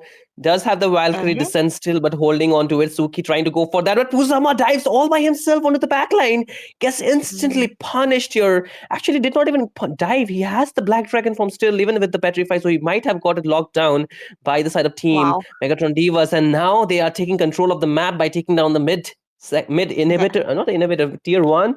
And with this, they will have more control. But wait, what just happened? The gold laner, she gets punished by Void here. But can they punish him is going to be the question now. They will be able to press him down if they try to go for the dive, Miko. Ooh, nice save coming on from Lilith, but it's not going to be enough as the rest of the team is still diving on towards him. So there's another member taken down, but the turret is mainly the question: how can they defend? Because you can already see Hanzo, Gyu is already trying to go in. Aria is pretty low, uses the Revitalize to just help herself regen back her lost HP. But as of now, Team Depression, they're not really finding as brilliant trade-off as they were finding in the previous game. The thing is, Arya is actually on a Thunder Belt. That is going to be a bit of a damage as well as a defense that she's looking for. If she had the Fury Hammer, I think she will be able to get the burst. And I think this is also the main reason Usama? for the Revitalize. I think it's okay. He's unable to do anything about it right now because he's so behind onto the goal, man. Absolutely, and it seems like another member might be in trouble, but Gyu not able to finish off the kill that he started. Arya is pretty low, very low on HP. But I would really like to see how the item path has been going on for the players, because with that we might be able to find more answers why the damage is still lacking from Team Depression here. That's what we are, actually tagging it on. I think for Gear, he's got only 2 items yet, so Wait, that's Miko. not gonna be enough. Wait, what? That's a lot of damage onto Miko, but she's still able to survive. But Uzama is there with an aggressive frontline capability, but not really, making it to use because it does not have the Black Dragon form still. Anxious has already started the turtle, but not the turtle, this time the Lord. But Suki is taking a lot of damage, losing her HP pretty fast. The Revitalize will regen back her HP. But as of now, Team Depression are almost held out of the Lord pit, and you can already see Gyu is trying to go in, but will lose out the HP bar pretty quickly even before he can use the Retribution, and Team Megatron Divas will find the Lord, the first Lord of the game. This is definitely looking good for the side of Megatron Divas right now. Evanes hasn't had the Sky Piercer just yet. I mean the stack onto the sky, but still definitely gonna be able to have a good bullet hits, because there is effect that Suki is so farmed. He's got the Oracle as well as the Dominance too. Meanwhile, the Oracle heals toned down a bit, but still definitely good enough when you have a snowball hero like the Uranus here. There must be a dive though, Eternal God, just to zone them away. The Lord is coming into the mid lane though. Yeah, the Lord is there, and Team Megatron Divas, they're still trying to poke a little bit of HP down from the members of Team Depression. You can already see Void is splitting, they can really low, uses the Valkyrie Descent, but instantly get punished out there. And the rest of the team from Depression, they're not really able to hold the front line anymore because of the damage that is coming out. Meeko already uses the RWM, but it's pretty low on HP. Puzama wants to dive in, but can he find the kill? He finds one, and he uses a knock, but it's not going to be enough to help him regen back his HP. He falls down. 2-for-1 is the trade so far, and Team Depression, amongst all the odd, they have been able to defend the Lord push for now. 20 stacks already built up for Evanes here. It's definitely going to be looking good for the Grand Sire right now. One more kill, and C's definitely going to be having the farm that's required for the team right now. Then Void, I think it's not definitely going to be a good idea to try to dive in. Lily's onto the top lane side going against Suki. Hey, solo kill? Not yet. That would have been close. Definitely close, but then again, you can see Gyu is trying to punish them, but his HP bar is just disappearing the moment he enters the team fight, right? This already spells bad trouble because the Hanzo has not been so successful throughout this game, except for those one kill and an assist, and I think that's about it. As of now, if he does not get more items in a short time, then he cannot really do much about the team fights or even for the neutral objective here. That's what they're waiting for here right now, but every goal is into the hands of Evanes right now, and it's looking very pretty much nice for Megatron Divas here. And I think this might eventually be the turning point for Megatron Divas, because Inches, she got the farm here, even though she died 2 times. She already got the winter as well, which can be definitely a good set too. Suki is able to get in and out when she needs, and she won't die too, because there's no threat whatsoever. The Vexena ain't bursting out the Uranus, or even the FEAI is doing anything about her anymore, because she's got the anti-heals, she's got the dominance, she's got the oracle too. She can solo go in, but she won't be dying too. Oh wait, I think Eversense is pretty up ahead, but Void is trying to go for a kill and able to do with the flicker and might just pick up a double, but Anxious at the right time will help her to take it down. Aria does survive a lot of damage, and even with the Revitalize able to hold on. But you know, I just feel they still lack a little bit of more damage in terms like the roam as well as the jungle is not really working so well as a duo. The Digi plus the Hanzo combination is just too bizarre. I mean, it just doesn't make sense to me, but then again, they are losing the Lord while they're trying to deal with Suki, who's not really gonna die anytime soon here. I'm sorry to say that. Yeah, that's what we're talking about. Even if they combo together with the Eternal Garden, or even the Volkara Essence, I think she is still able to hold it up, because she's always going to be holding onto the Consecration most of the time. Jump! Jump coming in, and there's a reverse time being used up. It's not going to be enough to save members, but Void at the right time dives in, able to punish 2 members. The damage scaling is definitely going to be there. Suki's still trying to hold the first line, will be fought back with the second skill of Degi, but still trying to hold out for a much longer, but Puzama will be able to take him down. Meeko is next on the chopping block, does not have the flicker anymore, but does have the damage to push back the Yuzhong towards the other side of the map. For now, they have to deal with the Lord, but they have done enough for them to not let Team Megatron Divas end this game. You know, this kind of become a the draft kind of hurts Megatron right now, because all they have to be dependent is on the set coming through from Anxious, because Suki, no matter how much she's able to tank it out, she's not a good setter. She doesn't really have card control. She's always gonna be the one who annoys them, not take them down, and I think that kind of became a problem here. They have to be dependent on where Anxious is able to get out onto the Crystal Migration. One thing that they can do is that area, if she's able to have a good pick off, especially on a hero that is a damage dealer, or maybe Lumiere should be the one dying, but she's always going to be onto the flicker here, so this is kind of hard right now. Aria, though, if they can find one pick off, I think they'll be able to dive in onto the bases of the side of Depression. But if they don't, even if they still take the Lord, it's definitely going to be hard for them to do that.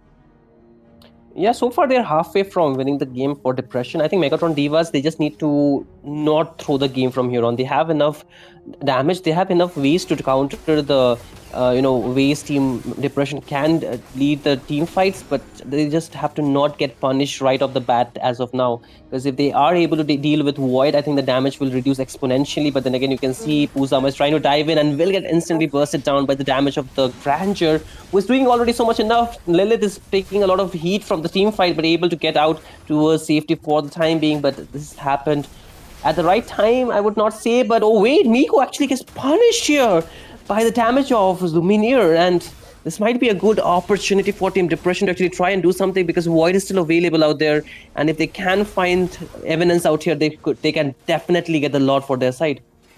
That's what they're waiting for, man, but the sets coming through onto the hands of Megatron Diva is kind of not doing a bit of a favor, but wait, what? Oh my goodness, look at the shield that this Freya has. It's like almost a second Esmeralda to my eyes. As of now, they have done what I just mentioned. You know, they dealt with evidence, and with this, they can get the Lord pretty much, but Anxious will be there, Suki will be there, and Miko will be back on time. So can they bring enough time for their side to, you know, actually deal with the Lord? Again, you can see Suki is just trying to overextend a bit too much. Brought back, used the flicker at the wrong time, and will get punished. And this is going from bad to worse from Megatron Divas. The advantage they had, the goal lead they had, is actually getting thrown away just like that. And again, the Yuzhong used up to Zone Anxious, and I don't think so she can actually come on time to take the Lord. We have to see if that is possible, but again, the Petrify combo with the Valkyrie Descent will be enough. Lumineer finds that kill, and now Depression, they suddenly pick up the pace. Miko uses the RWM, but does not have the flicker anymore, and just get taken down. And ever since, she will be able to deal with Lilith, but it's just gonna be 2 members walking alive, while the side of Team Depression has 4, and with the Lord, make it 5 here, Debbie.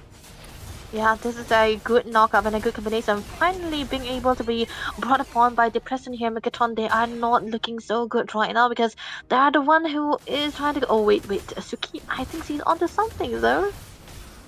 She's onto something, but she needs to provide that feeling for her team. I can already see Hanzo doing a lot of damage. Aria might be in a bad spot, but able to survive for a night for the time being. But again, you can see Suki did a very good job out there so far. They can deal with the Lord. But again, looking back at the items, Debbie, you can see the difference right now.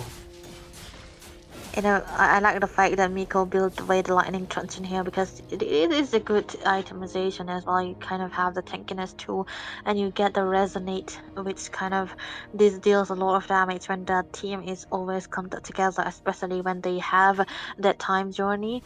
And I think that kind of works most of the time here. But Suki, she's taking a lot of damage again.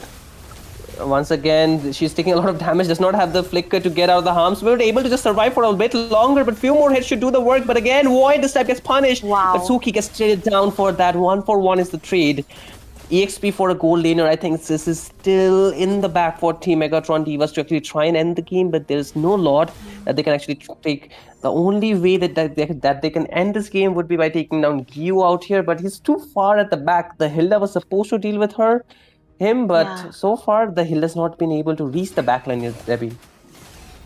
Yeah, that's kind of becoming a problem. Oh wait, Gui. Okay, again, Aria is still trying to hold the front line. There is going to be that little knight being used up, but not going to do much. But again, you know, I think this is too much of a late game for Team Megatron to actually even fight for. They had the advantage in the early game, should have used that to end the game. Now the ball might be in the hands of Team Depression's lineup. That's what, and the fact that Anxious is building up the Holy Crystal instead of the Brute Force here. I think it would be better for the Brute Force to come through because I think they do have enough damage on the hand of Miko already, because that is an Eve. You do not really have to be dependent onto your ult right there. Only it is necessary when you want to fight for the objective. The first kill is definitely going to be enough to go for the pokes here, but 36 stacks already onto the Sky Piercer for Evanes here, so you'll be able to get for the penetration as well. BOD already, but Suki again. She's taking a lot of damage from a Hanzo in a 1v1, but I think is still good because she's the one, you know, dealing with the Hanzo for now, because if anybody else tries to do that thing, that might be a problem. Anxious might just get stuck in there, cannot even move with all the crowd control that is there, but Evidence might be next on the chopping block, does have the flicker. Voids gets punished by the damage, but the flicker at the right time, but Puzama is still going in, finds the shutdown, a double kill onto him, but can he find an escape? The Lord is here, and this might be the chance for Team Depression to actually try and turn it around. But again, you can see Team Megatron Divas, they're still not giving up. They're still trying to find. They do not have their jungler. They do not have their gold laner. This is too much of a gamble that they're taking. Puzama is still there, and here comes Gyu with the damage. RWM being used up, but it has to be cut off instantly because Puzama is still holding on the front line so much that Gyu can find a kill onto Asaria, and now it's a 2v4 situation, and this is too much of a I would say, miraculous play that is required to come out of this. Suki is still trying to go in the vision for his team. Anxious is a few seconds away, but will it be on time is going to be the question. Suki is still trying to regen it back. Kusama is going onto the back line, trying to find the kill onto his Miko. The Lord few hits away from being secured by the side of Team Depression, and they will be able to do it before Suki comes back. Not Suki, but Anxious comes back into the map at the right time. But again, you can see Anxious trying to find a kill on towards Gyu, but he's just a little bit a step ahead this time around.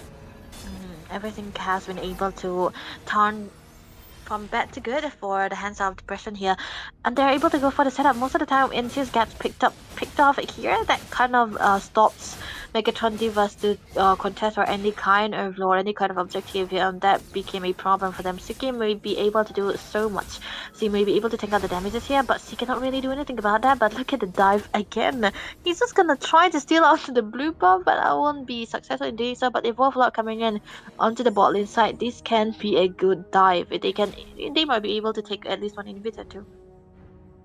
Absolutely. With the Evolve Lord, they can take a few inhibitors, but the thing is they have to sync their waves very properly, and they're trying to do it for now.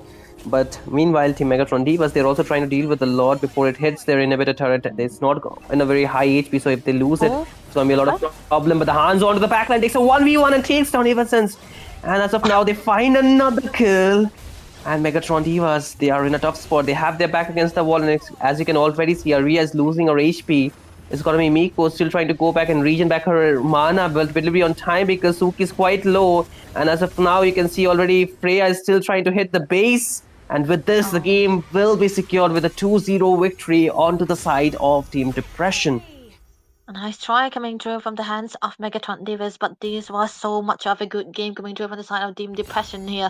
They have that late game for the Hanzo, and they pull it off so very well. And yeah, Suki may be able to do so much more with the team here. She was able to go in and dive in, get out all of those ultimates, waste all of their resources, but what can you do? There's always going to be a big dive of a Hanzo coming in onto you, and he's always going to be getting the stacks and get this Soul Eater as well. And I think he already got the DHS very early on too. That kind of gives them a leeway to have that damages, especially onto the XP laners, onto the tanky members. Right then, and I think this is also the reason why we did not really want the Granger to come through, because we could see that the Yuzhong was always onto Miss Everness, and I don't think she was able to survive most of the time, even with the presence of the flicker.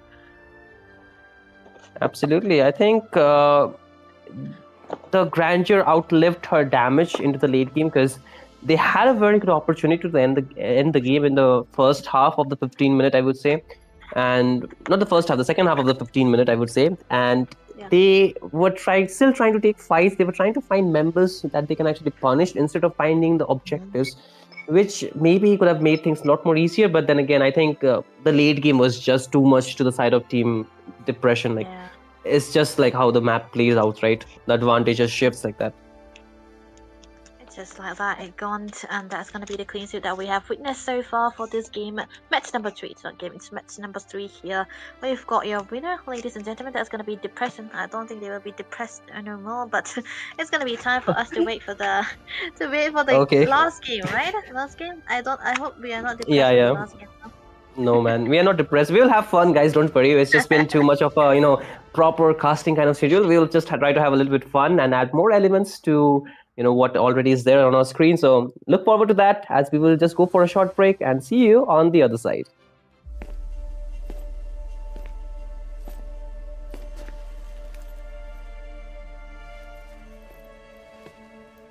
Who did this? Who?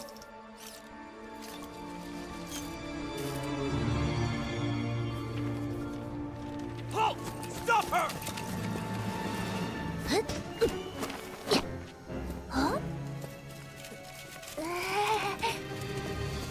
She's the one who took everything! Who are you?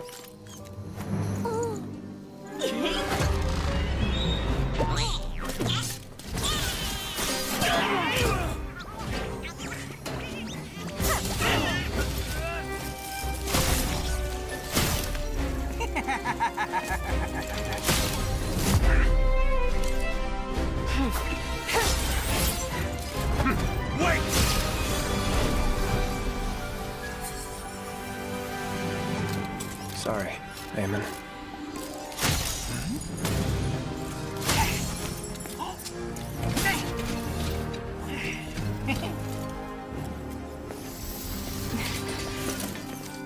Is this yours?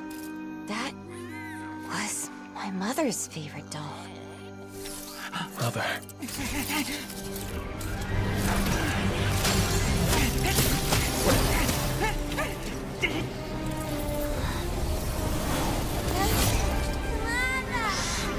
Left us. Because of her!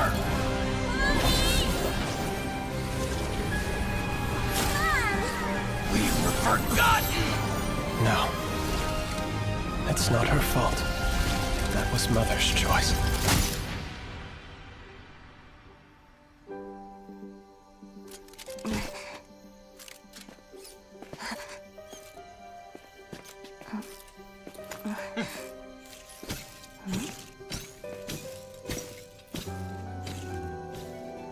Then he's my... Give it time.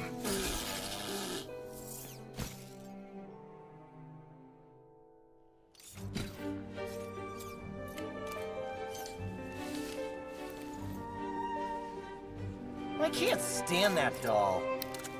But it's us.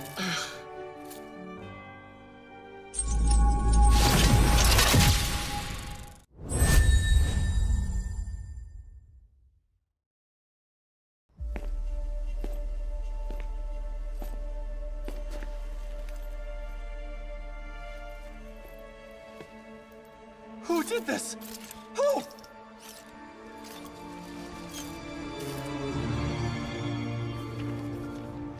Halt! Stop her! Huh? She's the one who took everything! Who are you?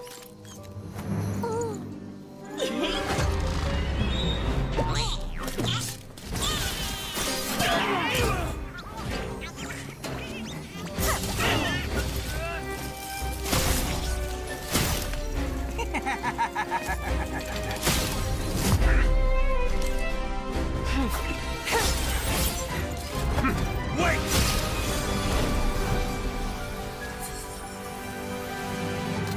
Sorry, Eamon.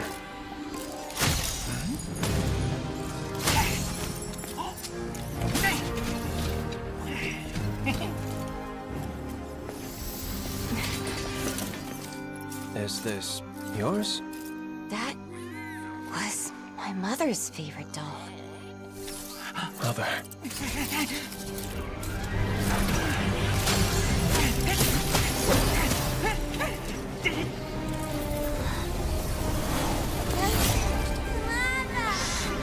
Left us. Because of her!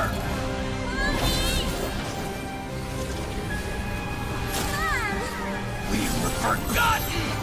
No. It's not her fault. That was Mother's choice.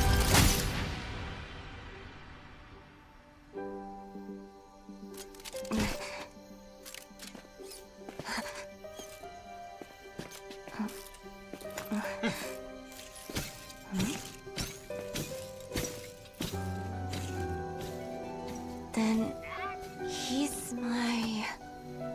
Give it time.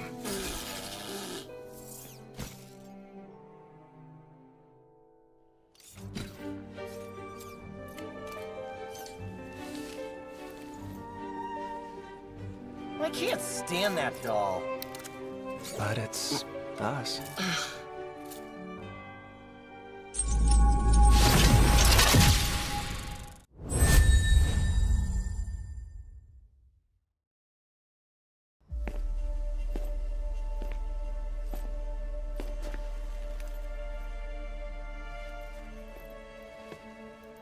Who did this? Who?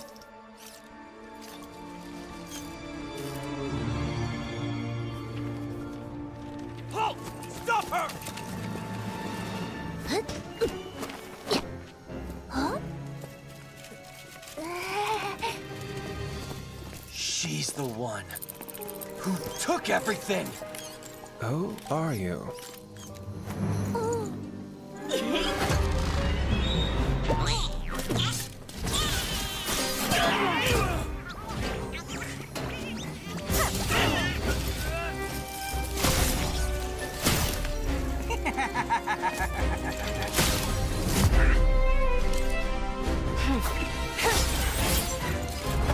Wait!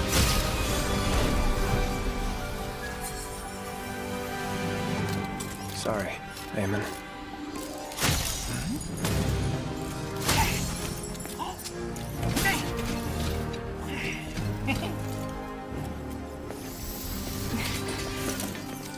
Is this yours? That was my mother's favorite doll. Mother.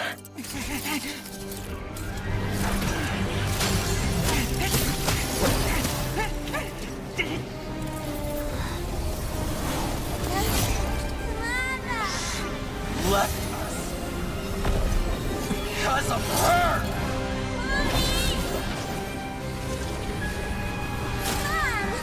We were forgotten! No. It's not her fault. That was Mother's choice.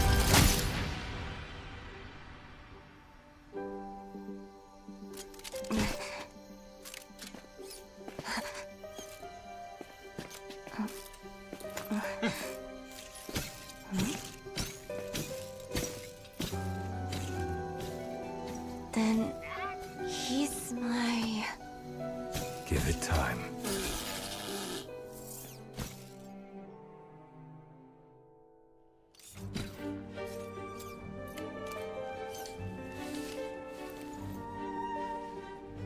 I can't stand that doll. But it's us.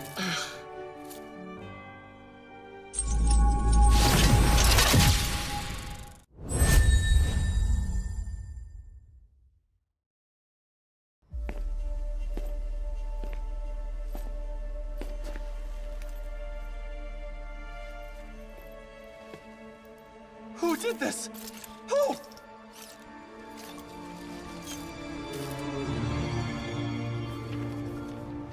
Halt!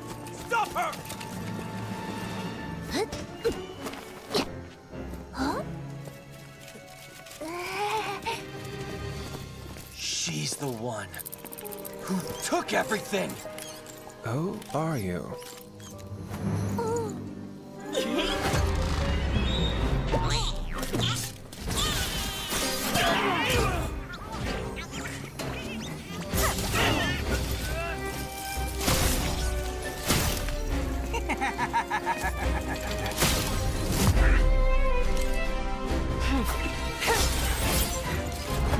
Wait!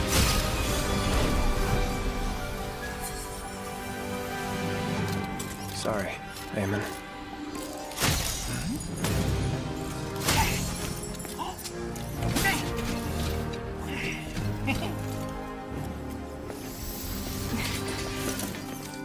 Is this yours?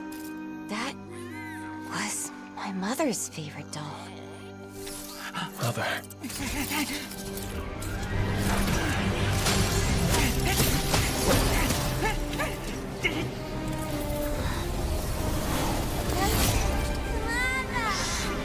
Left us. Because of her!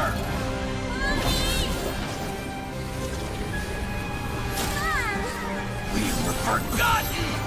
No. It's not her fault. That was Mother's choice.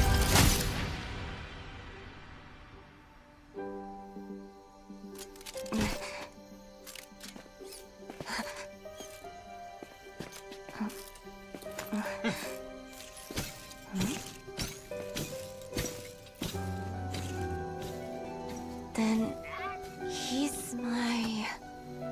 Give it time.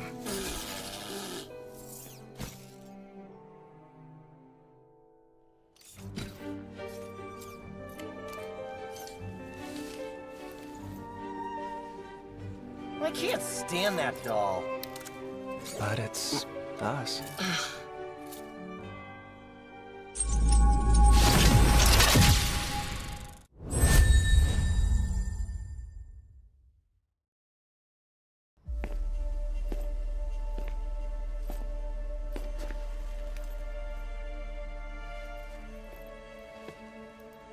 Who did this? Who?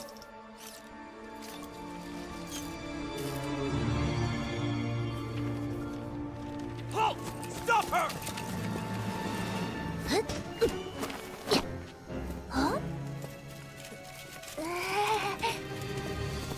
She's the one who took everything. Who are you?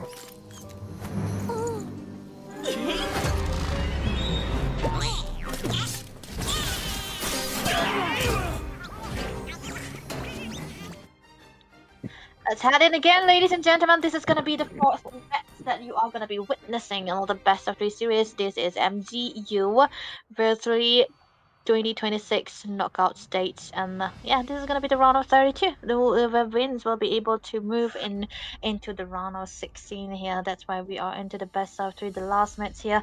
We have the team so far. It's going to be Kaze Kitsune going against the Oppressor. So the draft are going to be set in here, Shinryu. What do you reckon they ban? Hanzo, of course. Hanzo? Why not? Yeah. I mean, yeah. If I'm trolling, then I don't know how the last game worked out for the team, and the Hanzo had 0 death, and it just worked out. So anything and everything can work as long as you know how to use that hero. But then again, to get serious out here, I think the teams can actually go for some kind of the disruptors. Well, excuse me, hello, what? Beatrix? That's a Beatrix? Last time I checked, the I've been waiting for too long. It's like, Last time I checked the Beatrix ban, it was back in M3 or M4. But hey. It works. Okay. It works. We won't see it, but we'll see it bend. But hey, the second one looks fine though. Carry bend is always a must, but it usually is a red type bend. I don't know why they banned into the blue side. Kaze Kitsune may not be playing it, but the growth bands are very, very predictable. Jushin, unless they want to let it go. I think for the red side, the Zushin ban might be just better to go for, because if they are okay with dealing with it, I mean, there are a lot of ways to deal with the Zushin, but it's just, it takes a lot of time to deal with her, because she's one of the most tankiest mages apparently, because of the emblem set that she can carry, and she still deal damage with that emblem. So following on Now that, you it lead could the be way a to the really next good ban to adventure. go for. But they instant ban the Sora, understandable, can be a really good first pick. But again, Team Kaze Kitsune's apparently banning all the first pick heroes that they can actually have gone for. But who am I to judge? Maybe they have a game. Oh wait, I can judge. Wait, I can judge. I'm the caster. I will judge. Okay, man. Bad ban. We judge, man. We judge them behind the scenes. Payback I judge Yeah. serious casting. I'm just kidding, guys. But I think either way, it's a good ban. But this does open up a lot for the pick. Farsa though, I think this is a very. Why? People have been not banning Farsa, but it should ban away. Yeah, definitely. Definitely. Don't ban Kadita, ban Farsa. Yeah. Don't ban Kadita. Why ban Kadita when you can ban Farsa, right? Exactly. Yeah, right. So we talked about Farsa already gone. Freya can come to. Oh, Fight for the ultimate answer. Hero, but you have to combine it together with the hero that can go for the good set, because Minotaur, even though it is a tank, I would like to call it a support. The southern seas are my domain. Everything engulfed in flames. Definitely going to be appearing into the hands of the oppressors here, and the Hilda already a good combination for the oppressors right now, I would say. Absolutely. I am a daughter of I think the Hilda is Northern pretty Vale. good, but then I again, the swear to Wali protect can it till deal my with it last somehow, breath. because the pushback and even the slowdown from the first skill quite works well. At the same time, we are looking at the Freya pick, which was not even prioritized as the first pick for either of the sides, so it's comes as the third pick for Team Kaze no Kitsu. And I think it's still decent because they can just flex it so far, but I just don't understand the combo, that how the Minotaur and the Valir is going to work together, because usually, with the Minotaur's passive, you want to get heroes that can instantly burst The night targets sky down tells all. while their Let's hear from the crowd. defense stats are low, Make because some with noise each for knockup you yours get some truly. defense stat reduced. But the Valir takes a lot of time to actually, burn you down. It's like a slow death, isn't it? Yeah, that's a Valir is actually a very good hero. It's a hero that usually can stay independently, but then again, you need to have an assassin onto the opposing side if you want to have a good deal with the Valir here. True. Esmeralda. Okay, this is definitely going to be going against the Freya, right? Because I don't see why Sure. they would pick out the Esmeralda against a Valkyrie with the presence of the Freya. CC Band. Okay. And then Kaze Kitsune. What can they remove here? Jungle. What is good? Leomord is still there. Leomord is there. I don't think so. They will go for the Leomord. They can still pan out the Guinevere if they want to, because I think that might be a problem to stop the Freya as well as the Come Minotaur. on, Dexter. But It's our I think there showtime. could be some other options that they can actually go for. Excuse me, man. Why are you guys manning so many marksmen? That to a marksman that can be countered by the Valor and Minotaur royalty himself. in a dead But body. Oh, hey, Leomord on the other side instead. Okay. what is happening? Am I hallucinating for a second, guys? I should not be a hater, please God help me, get me the strength. But again, I think the Leomord could have been a very good hero for Team Oppressors. They could have actually utilized it, but at the same time, if they do not wish to pick it, or if they do not have that hero pool in their, in their lineup, I think it's still a good ban to go for. But Kazin, okay, so they should be banning some good jungler here, right, Debbie? Jungle. Yeah. They even though Guinevere could be good here if the oppressors wanna go for a more Yisanshin? Yisanshin also good. Oh wait, it's a solid choice to go for the Yisanshin here already because they have a Kadita who's an independent mid laner as well as a healer Yeah. who can play independently as a They roamer. call me a hero So because I Kaze saved my Kitsune. nation Okay, from there we go. falling He apart. Thank you. And finally Thank something. I see the pattern. It's a marksman. That's why you're banning it, guys. I know. It's a marksman. Yeah. That's why you banned it, not because it's a jungler. Yeah. So what if they pull away the Granger? No, not the Granger. The Harriets here. Too much magic? A bit too much magic reliant, I would say. They can still. I think the Guinevere is still good here, but still magic driven. If they want to go for something physical, then maybe the Suyo could be an option because yeah. it can deal with the Valir pretty easily. It can dash in and out, and also it's pretty good at securing the objective. It's been working pretty good for a lot of teams. Apart from that, a very good physical damage hero, Alucard. Please no, I don't think so. Because Alucard against a heavy Light me laden up from and watch I the think so was the world best choice here. burn! Wow, they were like, yeah, we don't care what you say. We're just gonna pick whatever. It's gonna be the Why would X-Walker. you? Nobody cares about what I say anyway. But hey, thank you for reminding me that. No way. I would never be able to predict this draft, honestly speaking, Sinu, because I would never predict a value to come true. On the blue side, the Freya is good, the Minotaur is good, but I would never be able to predict this kind of draft card that can come true here. Hilda is very, Exactly. yeah. But export value, I am they the love moonlight fire. that They love breaks playing through. fire with See fire, value and in yeah, me? never mind. You should. I think you spoke too early. Definitely Okay. spoke too early. You could not have guessed the Valir, but would you Mia have either. guessed the Mia? Yeah, No. exactly, right? Exactly. See, this is what happens. You have to prepare for not the worst, but you have to be expecting the unexpected. That's what is happening. And now, what do we get to see from the blue side, from the red side? They still need a EXP or maybe a jungle or maybe a gold. I don't know. The Clint could Okay. be a solid choice, or what Hanabi. else? Hanabi? Yeah, definitely. Go for Hanabi. Oh, the Yuzhong, of course. We don't need marksman for a draft that can Oh. scale really good in the late game. I think Team Oppressors, they're really trying to play a very brawl-based draft here. This is so much of a brawl. They just want to go in and in and in. And I think they have an executioner, that is the Hilda. If he play with the flicker or the spin, that will be the presence of the Hilda make known. But hey, this is gonna be the game number one here. I think the Fredden pick is kind of solid, but not against the X-Walk. Yeah, that you usually pick the X-Walk after you see the Fredren, not the other way Yeah. around. The pressure. I was about to get there, to get to the point, like you see an Xbox and then you pick the Fredrin. I'm like, Fredren. what's the big idea? I'm like, big man, what's the big idea here? But anyway, we'll see. Counter the I counter. think could be, but I think it's again another bizarre draft that we are going against. I would really, cross my fingers that this is not another 30 minutes game here. 30 minutes on everyone is fighting. There we go. Into the land of dawn we go. Kaze Kitsune going against the oppressor Oh, in this wait. Master of Fate series.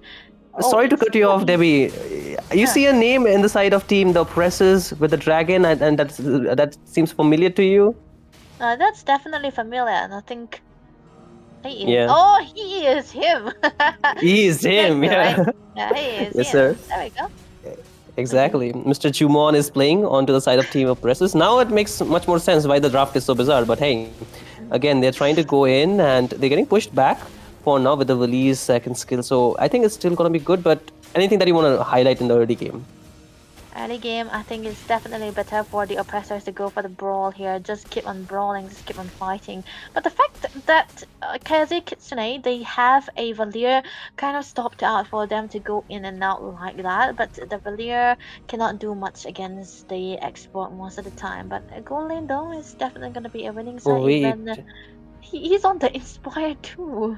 Wait, they are actually playing the Esmeralda onto the gold lane against a Mia and letting the dragon. Huh? Yeah. Why? They did that. Yeah, it's bizarre, and I'm liking it though. You don't have to be predictable all the time, man. Like, imagine. I should. Yeah. I'm trying to imagine still.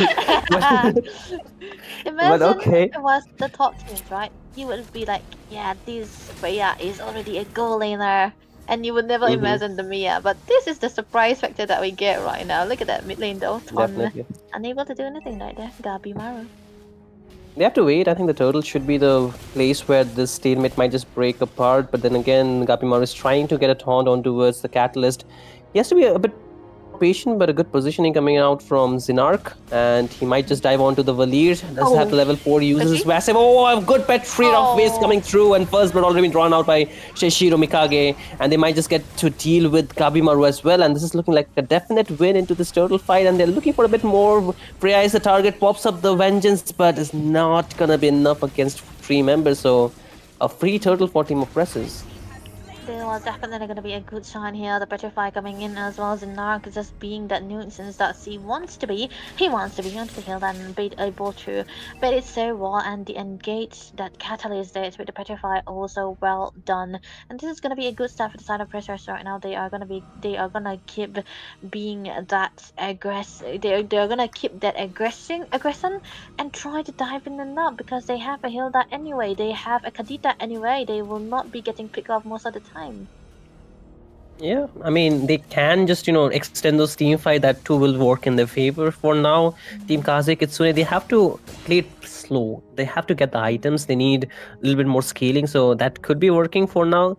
But then again, you can see Valir as well as, the Fredrin, they want to play aggressive from the early game, right? That's how they're, the game, that's how the kids actually work. And I think the rest of the team, they cannot facilitate that kind of engage or that kind of aggression. So in a way, the draft itself is not going to really work too good for Team Kaze Kitsune in the early game because some of the members, they want to fight while others, they want to scale. So it's kind of, counters out. But again, you can see Gabimaru is getting stuck in with the final insanity. He will get taken down, but Zinark finds the kill, but they are going full edge. Oh my goodness, a 3-man. Rough Waves goes in, Shadow falls, but the rest of the 2 members will be able to hold on to their dear life for now. Had to burn up the flicker, both of them. So they're still able to survive, but I think they have paid the price by giving a lot of kills and 3k goal lead.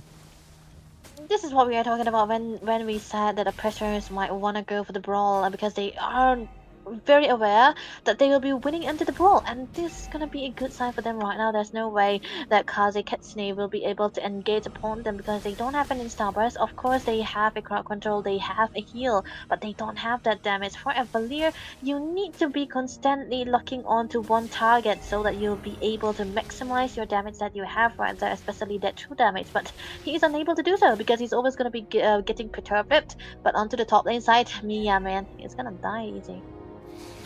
It seems like a bit too rough for her. Shadow is still trying to survive that, but the last insanity with K will be able to take him down. So that's again the gold laner down, the one that needs the scaling, right? This is the problem, what I mentioned with this drop.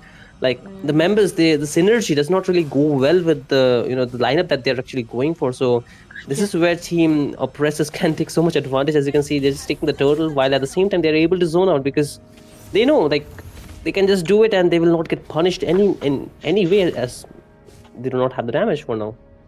Yeah, this is kind of unsettling here. The oppressors are giving all their aggression into the side of Kaze Kitsune, and they cannot really do anything about it because Shadow onto the Mia is on a Inspire. Yeah, you cannot really kill anyone about that. You kind of need to go for the 30 extend, but look at the taunt though.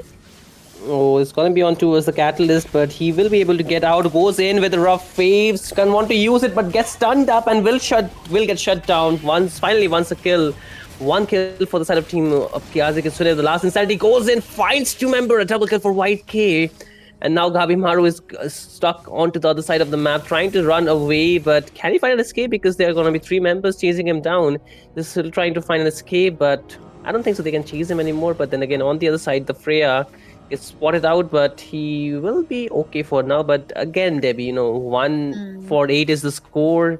With that kind of goal difference, is looking quite glim for the members of Team Kaze Kitsune's late game. Yeah, 5k goal lead, but the fact that Sosuke is able to get the level lead against Monster Girl, I think that kind of look like a very, promising one. But this is a Freya with a vengeance. You cannot really need it. You did not really need that vengeance there as well because of the lack of marksmen coming through from the side of oppressors too. They can just dive all in. That's gonna be a rough wave already for the clearance. They are holding on onto the bottom lane here, but I would say that let go of this bottom lane. Try to protect out your mid lane instead. I think they need to get a lot of peeling done, and as much as they have given the goal, this is providing so much of a leeway that the jungle is not their territory anymore. A backline dive coming in from Seishiro Mikage, last insanity being popped up, but can it find a kill? No, the flicker at the right moment, but Gabimaru is caught in the midst of it all, will fall, and they will find another kill. Seishiro Mikage will find Shadow. And now that's 2 of the main members of the side of Team Kaze Kitsune down. So this will open up a lot more. Sosuke is trying to just survive, run away, but goes back in with the Valkyrie distance against the Esmeralda. But again, 3 members. Rough is available, instantly bursts down. Catalyst finds the kill. That was kind of predictable because they don't really have that escapism, because it's still a Freya, but he is actually getting ganked on by multiple members, so it's definitely going to be a death sentence there. This should be a good sign for the side of oppressors. Now they can give out a lot of aggression against them. They are already ahead with 8k gold lead, and that is definitely what they wanted to go for with this kind of combination that they have right now, because if they give out that early game into the hands of the Valia, they would actually struggle out because they have a lot of frontliner that the Valia can stack the pawn, and I don't think he can do that right now. Even if he does, he's lacking out those items that he's deemed necessary. But a bit of a discipline coming into the hands of the oppressors, even though they know that they are ahead. Oh wait, there was a catalyst. Close call. I almost cursed it, right? Exactly. I was like, you just mentioned it, and he's like, no, I'm not gonna be doing that. I'm not gonna listen to Debbie. But hey, it's fine for now. So it's still gonna be good. I think they need to just wait for a little bit more moments before the objectives is finally spawned into the map. The Lord is just a minute away. And all this while, they can still deny the jungle, just take away the creeps as well as... Oh wait, a last insanity, just like that. And the flicker from Lorex, he will be able to survive. But Catalyst going back in with the rough waves to just find a kill, but not really successful. But very aggressive gameplay from the side of Team Oppressors. That was a heal coming through from the Minotaur. That's why it kind of stopped them too. I got distracted by the new system there. Bounty onto the heads of Xbox. Yeah, I think he's very rich under the goal. I-402. That's why the bounty is out there. 336. So if they get a kill onto him, I think that will be a good feast for the Mia here. To get the build so far, Sky Piercer onto the hands of the Xbox. He's got a good stack already too, but a bit of discipline coming through as well. This time around, the Freya is on to the Golden Staff as well as the Sea Halberd. That kind of is the better build, I think I would say, in comparison to the what is that? The Corrosion. Yeah, the Corrosion. Absolutely. I think this is a better build part, but again, it's gonna be required to deal with the tanky members. At the same time, the Lord is here, so what will be their gambit out here? Because I think Team Oppressors, they have a pretty good lead, and if Team Kaze Kitsune try to just find a fight here, they might just get wiped out because they cannot sustain the damage for one, and the second thing, they cannot find enough damage to actually take down the members. So they should just let go of this Lord, go for a defensive approach, and just find some farm around the map, most likely.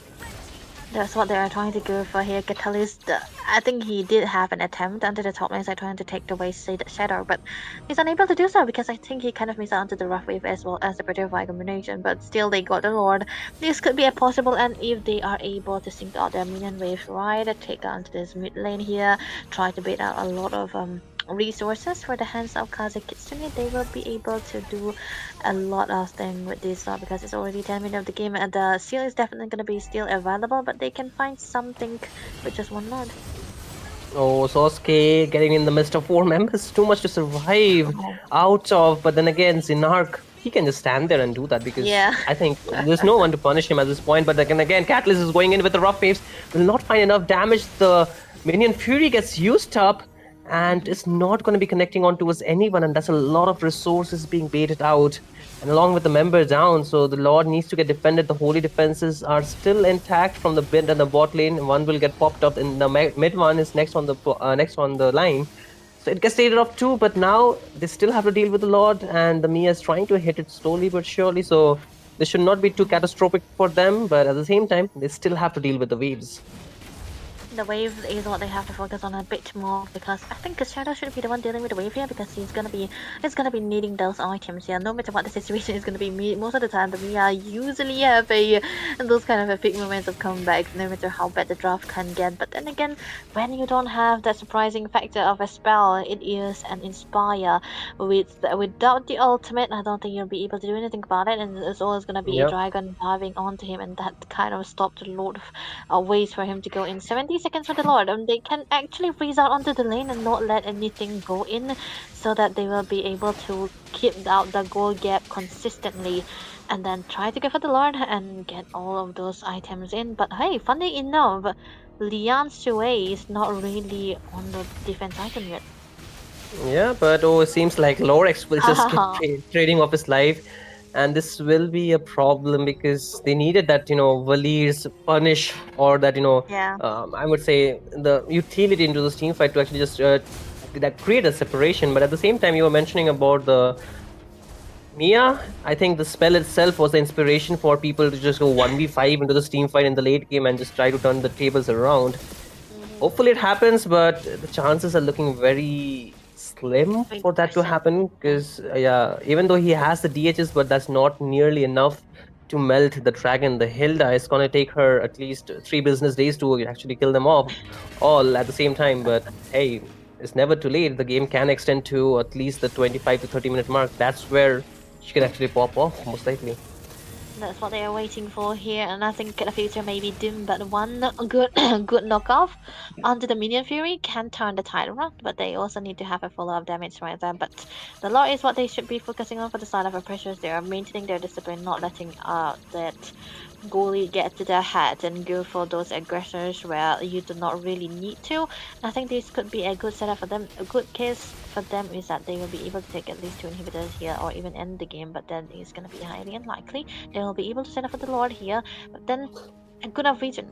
No way that Kaze Kitsune can try to go for the contest here because they are really not into the position to do so. And Gabimaru is so behind onto the goal and to their level as well. That's going to be stopping out onto the Retribution too, and he will not be able to get into straight this live fight. But they are willing to defend it because, of course, they have a Mia and a Valir together. Yeah, I mean, there's still chance that this game can extend, right? That is the only possibility for Kaze Kitsune to actually get back. The early game was pretty disastrous. You can already see by the scoreboard, by the goal difference, and the amount of turrets that team Kaze Kitsune has taken away. 0. That is the amount of presence that they had in the early game. Because of the difference in the synergy of their lineup, they could not actually play it out in the way that the late game skilling would come off pretty early on. And this is what has been the problem because they are really item reliant. Another rough waves come in, but the security with that, ultimate from this Mia is really what is keeping this Shadow alive for now. But then again, they have to deal with the Lord as well as the pressure from the minion waves. They're still trying to clear it out. As you can see, Zinark is trying to be the front line. The good stun connects. Mia is trying to deal the damage. Last Insanity being popped up with the Winter Crown for some reason, but it's not going to be enough. Shadow is getting targeted on, but the team is still diving in. The minion Fury is going to be enough to punish Zinark, and they might find another kills. Mikage, he will fall as well. A good shutdown. A lot of gold getting out. Rough waves again used. Lorex falls as well. But then again, you can Mr. God, he's still trying to run away, but he's trying to back out, but almost on the verge of being taken down. A defense came through at the cost of 2 members, but it's still a defense mate. So they are still in this game. A lot of still that I'm using, but hey, it's not a still stalemate anymore. That's right. And finally, something coming in from Kitchen here. This is also the reason why, when you have a Minotaur, you cannot really dive in on a Minotaur because he's always going to be having that re-engaging factor that's always going to be stopping you and making you giving you that fall so that you can just dive in and kill him out because he cannot really die. And especially when he's onto the flicker too, he was able to heal it out and give out a lot of crowd control. That is going to be the reason why Seishiro Mikage got taken down as well as Zinok as well. They are almost onto the full build too. A full damage item onto the hands of Zinok. No wonder he wasn't able to get taken down just like that. Almost a full build onto the hands of Catalyst as well. One thing I do not really like about the Kadita is that you do not really want to build out those anti-heal. It's necessary, but just go for the full damage, no? Exactly, but oh no, Shadow, he gets picked off. The Minion Fury does get used up, but it's not going to be enough. They find a kill onto his Catalyst Mikage. He was trying to find a kill onto his Lorix, but it's just Gabimaru trying to hold the front line. He's going for the taunt, will find a kill onto the Zinark.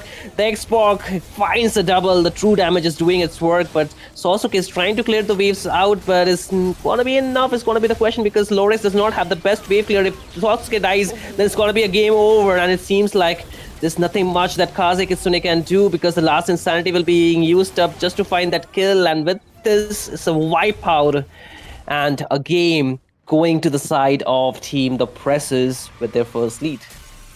Pressers showing out their aggression since the start of the game. They did not really give out any kills. The kills that has been going into the hands of Kaze Kitsune was mostly them overstaying their welcome, and that return factor is what they got right here.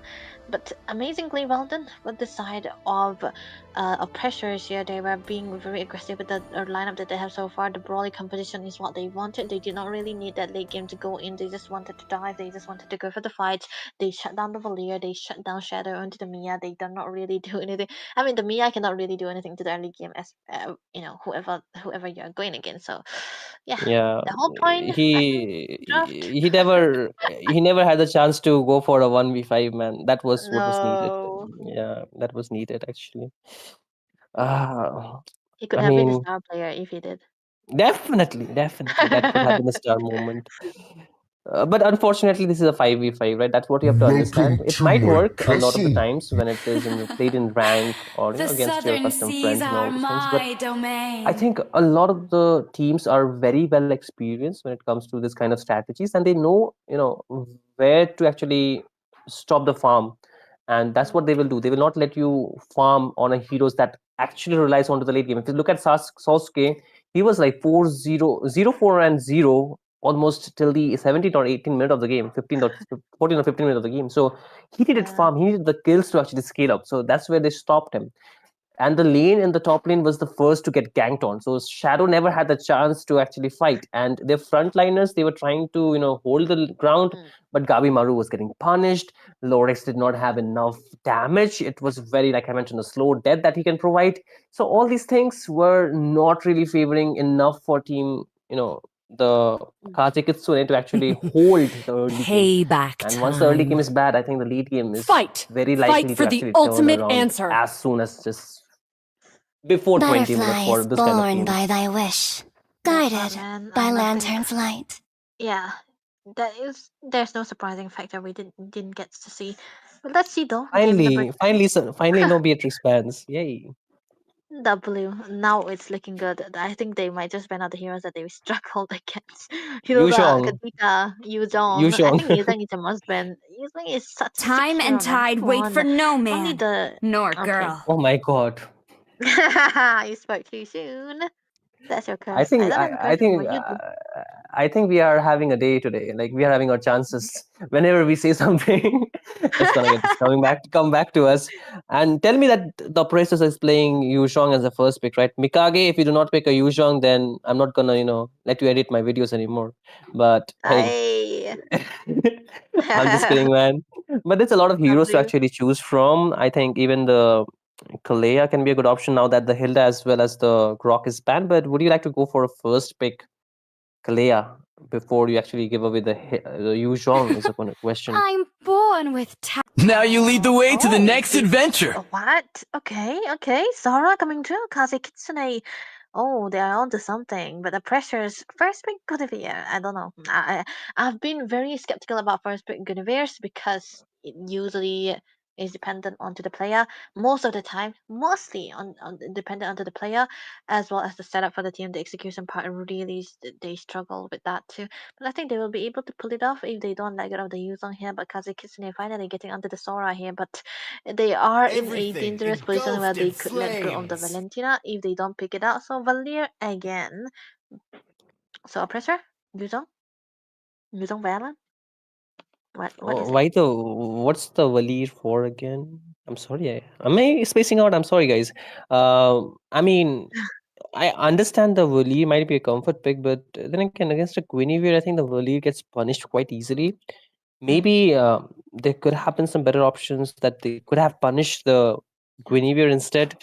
Right, we even saw in the previous match where the Guinevere was actually countered by Among the the planes Diggy, right? The exists Diggy the combination. equilibrium, So maybe which something like I that was could be made working for. quite well. But then again, you're leaving away I would say a Yu Zhong, a Eve, heroes like this are not something that you want to give away while you can already see the Sun Farsa is rises banned, when I the give the Kadita is word. banned, both of these heroes that can actually counter them away. I've been And waiting now for here too comes long. the Khalid, but I like the marksman. Like it's actually better than the Mia, but Chivalry is dead. I think the I will range revive disadvantage is gonna be a problem now. What do you mean carry over Mia? Come on, man. Oh, I'm so sorry. I'm so sorry, Debbie. I'm so sorry. Yeah. I might be brain dead. I might be brain dead for saying that. I'm so sorry. Yeah. Let's go, carry. What is the spell gonna be? I'm pretty unsure. But the clean band, hello. Okay, that's gonna be a clean band coming through. But I like the fact Lovely. that the oppressors they picked away the Khalid already, so the carry will be having a hard time melting that hero. So Grander, Ben again. Wait, Claude is also still there. Uh, carry against an Eve, that is on paper doesn't really look good. But what could a pressures ban here, especially into the jungle side, right? Fredrin was there, right? They can handle the Fredrin actually. Easily they can handle the Hmm. Fredrin because even the Xbox is open. If they wish to take something else, maybe they can ban away the Leo mod out My here. I tail's think the been Leo mod itching might be a for good a hero to real actually go for. fight. Oh, Kalea band. Okay, because they were actually thinking that maybe they would want to go for the Kalea carry. That is the basic combination. It used to be Kalea Beatrix, right? Cho Beatrix, Kalea Beatrix. Light Like me that. up and And now watch it the came down to the world Kalea burn! carry, Cho carry, and Kaza carry. Okay, so Kaza Kitsune, and no, the pressure, the Xbox is bad. They completely taking away the heroes that they struggle against into that first game. I think that is the respect you wanna do in a best of 3 series. So another Rome band, I would presume. Gatot? Wait, what is it? Could be a Godot pick out here. I mean, Godot ban out here. Apart from that, what else could be very good options? Wait, what did they pick? Maybe the Minotaur ban could See be an value in option, me? right? The last game they picked it You up. No, should. they actually banned the Fredrin while they could have dealt with that. Yay, very big win moves. But okay, I mean, I understand because the Fredrin could have been a problem with while they are already dealing with the carry as well as the Valir and the Sora, so too much to actually handle out of there. So it could be actually a strategic ban, but I still think the Minotaur could be a very good hero to actually be the peeling hero for this lineup because the Sora can actually set up and the Minotaur can actually help the team still survive the slaughter that can come through with the Khalid as well as the Guinevere because the Minotaur can cancel the second skill of the Khalid technically, so it can be useful, right? Yeah, that's what they are waiting for here. At this Isn't point, it? I don't want to presume. I don't Isn't even want to it? presume. Exactly. Okay. Okay, Minotaur, let's let's go. fingers crossed, Minotaur, right? You know, Right? honestly speaking, Right? they. Oh wait! Yeah, Wow. yeah, When exactly. the body suffers, You pick the a spirit blooms. When the body Estes suffers, against a Guinevere the against Oh a spirit wait! blooms. Wait! I get. Oh wow. Venice? No. I'm just Benedetta, excited when I see Benedetta. Benedetta into two times. Wow, that's something, no? I just get this excitement whenever I see this hero, bro. Come on, please. Just pick it out. What is it gonna be, though? Claude? Why a Claude? I mean, it could be a Whatever. Claude. We'll see, Debbie. We'll see. I do not want to guess anymore. My guesses are not coming correct today. I'm already sad. Like, I'm sad at this point. I can't even You know, begin to fathom. Like, why am I even guessing? That is on fun. special occasions, right? No. On normal occasions, you would predict like when you see the Sora. Oh yeah, the Gatot will come true. That's what your first opinion should be, right? But no, Yeah. we will be getting a completely different hero that can come true onto the other side. Valier. Oh, you know what? Honestly speaking, I would say the healer plus a Leoma combination is good, but the particular hero should be an Angela, not an Estes. No, I mean. Yeah. I think even the Florian can work here well because it can globally heal you. But I think in a way this is going to be a problem. I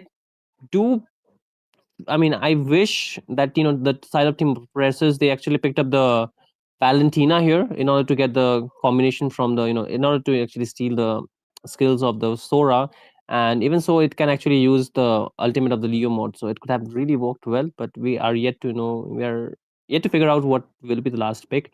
But then again, I think if they are playing a comp that is supposed to clump up together, then it's going to be very easy for the Guinevere as well as for the other two hero from the mid trio to actually punish them out quite early on. So the mystery was a Benedetta. So let's see. No, not the Benedetta. The Granger into the hands of Yeah. Monster. So let's see. Game number 2 for this best of 3 series. The Oppressor already won the game number 1. So this should be their match points, and we'll see if they are gonna be able to clean sweep because this time around Lian Sui. I don't speak Chinese, so she's on the Purify. Do you recommend Purify here? I mean, the flicker would not have really helped us survive, so maybe this is still decent. But at the same time, what really, what I really want to figure out is how is she supposed to run behind a Leomord and trying to heal him. It's not really practical because the movement is quite less on a Estes, so it's not going to be a possibility. But then again, I think it's still a gamble that she's taking just to keep the rest of the members alive, most likely. Yeah, that's what they are. I don't know. The escapism is definitely not going to be out there because it's not No, really a good sign. none. I think they are going to be dependent on staying inside their turret, no much of a rotation. But Sinio, there's the fact that the Leon might kind of need a big AoE hero into the mid lane side to try to have that momentum into the early stages of the game. And this kind of pick doesn't really work together with him. But I'm pretty sure they'll be able to work something out here. Phantom Steed, though. Going used in, flicker baited out from Zinark, able to survive. But there is no objective to fight for, so I think a lot of resources actually being burned up. The good thing about Leomo's Phantom Steed is that it will be back on time, most likely. But the bad thing about the flicker is that it's not going to be back up for at least the next 2 minutes. But then again, Mikake Shishiro, he gets taken down, and that's EXP Liner down even before he hit level 4. So I think this time Kaze Kitsune, they can actually have a prio over the turtle if they had rushed it, but they're still waiting for it. They're kind of waiting for it.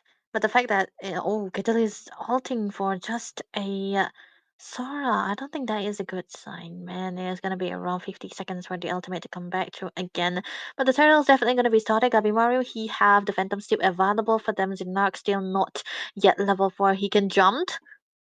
We will jump and they will take down Sasuke, and then now they want to take their turn on to punish the rest of the member. A good stun coming in. Gabimaru will be able to punish Zinark, a 1-for-1 trade. An EXP laner for the roamer, but then again, a good dive coming in on towards Gabimaru, still able to survive. The heal should keep him alive for the time being, but it's going to be enough, zoning out for the side of Team Oppressors to take this turtle number 1. On normal scenario, you wanna go for a Sora with a flicker because of that surprise attacks, right? But then again, yeah, I don't know why they love the Vengeance so much because it's really not worth it. I'll tell you why. I'll tell you why after this team fight. But then again, Liang Zhui, she will get punished. And again, top lane Shadow. This time, no way out. A double kill for Catalyst. And I think they should be able to punish. Zinark does not have the flicker. So that's a good trade-off going into the hands of Team Kaze Kitsune. And about the question, why the Vengeance? Because it is the default spell, Debbie. Default. Oh. That kind of makes sense. My default spell is a flicker, though. I don't know. I mean, you have to equip the flicker, but generally that hero comes with a Vengeance, actually, to begin with. Even if you take the global one wilt, it's still a Vengeance. It's not a flicker, apparently. Oh, okay. Kind of makes sense. I mean, but the fact that the vengeance against a Granger is kind of not worth it, man, because it's not a textbook hero. It's just a True.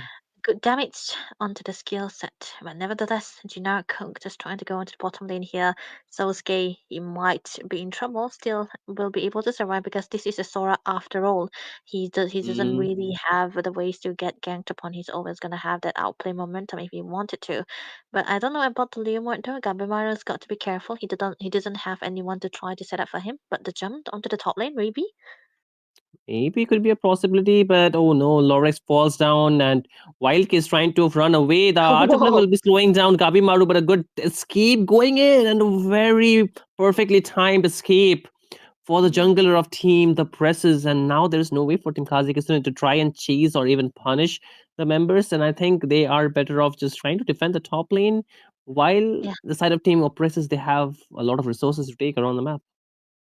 I don't think it's a good idea for Catalyst to try to go in against Sosuke here because he will be able to immune out onto the Petrify coming through from Seisuro Mikage if they want to focus onto him. But wait a minute, not now. Not now, and definitely not now. He uses up the ultimate, a lot of damage with the Vengeance. Zinark is trying to heal up with the quick sand guard. It's going to be enough for him to survive, but then again, Sosuke needs to back off. And then again, see the ultimate baited out, but no spells being used up except for the Vengeance. So I think it's still decent for both teams.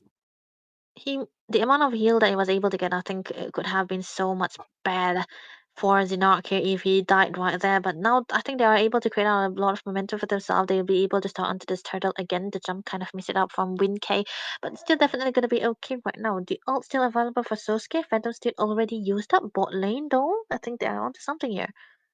They're on to something, but I don't think so. The damage will be enough to punish them as of now. You can see the turtle is the main prior for this team. A dive coming in from Sosuke. RWM being used up again prematurely. The turtle gets reset at a retribution onto his Gabimaru. There is the final slash. It's going to be enough damage, but then again, look at Sosuke trying to deal damage onto his Wit-K. He falls, and again on the back line, Mr. God, he's trying to punish the carry. He will find a kill, but he gets traded off instantly. The kill from this Estes is actually keeping the members alive. Phantom Steed again back from reset, and now they will be able to punish the remaining two members who overextended that team fight. And now onto the mid lane, Catalyst all by himself, and Gabimaru might be overextending a little bit too much. He was feeling a bit too confident in taking him down, but I think even the Eve can sustain a lot with the passive shield. Yeah, that was definitely a good start for the sign for Sosuke here. I think he's doing all the work. The heal that was able to come to from the hands of Lian Shui kind of helped him survive for a long while longer here. I think one stack already built upon by months ago, but he was taken down, so that will be around 7 stacks onto the Sky Piercer here. Definitely not gonna be good enough yet. But interesting choice of build coming through from the Benedetta here. Seisuro Mikage. That is a Sea Breakfast build team might wanna go for the, Hunter's tried to, man, but top lane has Zinark trying to do something here, but he have the Raging Sandstorm trying to walk away. This is not a fight they should be taking because unlike the previous game, they are actually equalized onto the goal in this game. So this is a limit we are talking about with the heal that he have. He's 302. He's got fed. He's got the items that he's needed. He got the War X2. He's gonna be able to heal it out. So you do not really want to fight without your damage dealers around. Yeah, definitely. I think it's best that they should not be really, taking useless engages until and unless there is an objective, and they should be start to, actually focus onto the turrets around the map. They're taking too much time into fighting the top lane, which is almost a, dead end for both these teams because neither of them can actually push and punish because the clear is pretty good from both the teams, and they should be focusing onto the bot lane, which team the oppressors are doing after reading the map. The only reason they've been fighting top was because of the Lord, but I think If the bot lane is gone, if the pressure is there, this will force Team Kaze Kitsune to actually send members to clear it out, and this will again give Team Oppressors to get the Lord completely for free. That is what you do not really want to do here. I think the gold is definitely gonna be able to help the side of Kaze Kitsune here, especially for Shadow, because he's almost gonna be. He's got 2 items already. Well, he's way behind the DHS still, but they can have the time that they want right now. Top lane, they're just trying to take out the turret here, unable to do so. Because if they were able to take out the turret, I think they would be trying to focus on to this a lot as well. But Phantom Steed though, Yeah, Phantom Steed right after, Catalyst have already used the RWM, so they do not have any more AoE skills. But then again, they are not able to find the members. So again, a failed resource, I would say, that is being thrown away. But again, the minion pressure is what I want to reflect again. Because the side of Team Kaze Kitsune, they're not really taking good care of the lanes. They're not really clearing it out or putting that, slow pressure, slow build up. And this will actually eventually shift the gold back towards the side of Team Oppressors here. oh, that's what it's definitely going to be beautiful here if oppressors are able to go for the setups because I think this time around they'll be able to win out the fight if they get the kill, if they get a pick off onto Leon's way. But they cannot really do that because they need to clear out the lane, try to focus a little bit more onto the objective. But the fact that Kaze Kitsune does just saw the Khalid going down bottom here and they have no sign of where the Benedetta is going to be, they cannot really start onto the Lord as well because they need to take care of their carry too, and they cannot really lose out onto him because he's going to be the sole damage dealer that they want right now to the later part of the game. And yeah, when they don't have the Phantom Steed as well, it's definitely going to be bad. It's definitely going to be bad. The Phantom Steed again used up. The Artulum actually catches 3 members this time around. Loris is just too overextended. He gets punished. Wow. And as you can see, Zinark is trying to chase the members down. The no more Phantom Steed are good.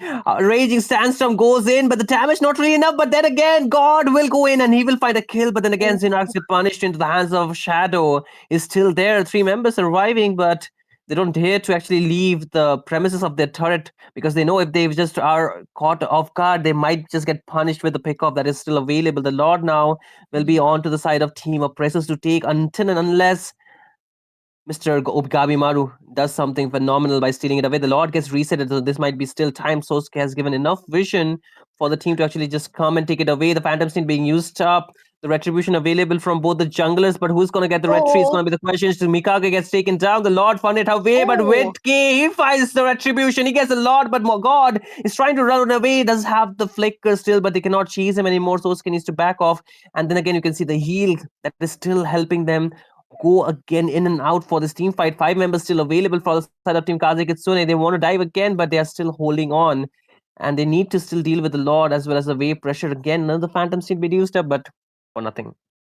Yeah, the I think it could have been so much of a better chance for the side of Kaze Kitsune if Sosuke was actually under the flicker hand because he will be able to get onto the top lane side, go for the lightning form, try to get out your the opponents into their own threat because they still had the carry available. Sedo was still surviving there. He could have had a good melt though, but they did a really good job in trying to sustain out a lot of their defenses. But it was unfortunate that they weren't able to take out onto the Lord here. The top lane turret's already taken down. They might try to force out onto the mid lane as well because the Lord onto the bottom lane will be taken care of by Sosuke again. Maybe, just leave the top, focus onto the mid lane. Yeah, they can do that.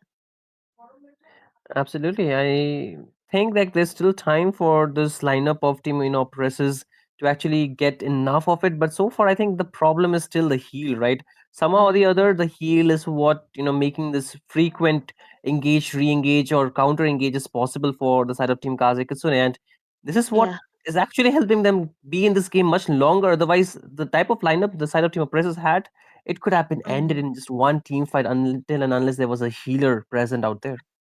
That's what they're waiting for here.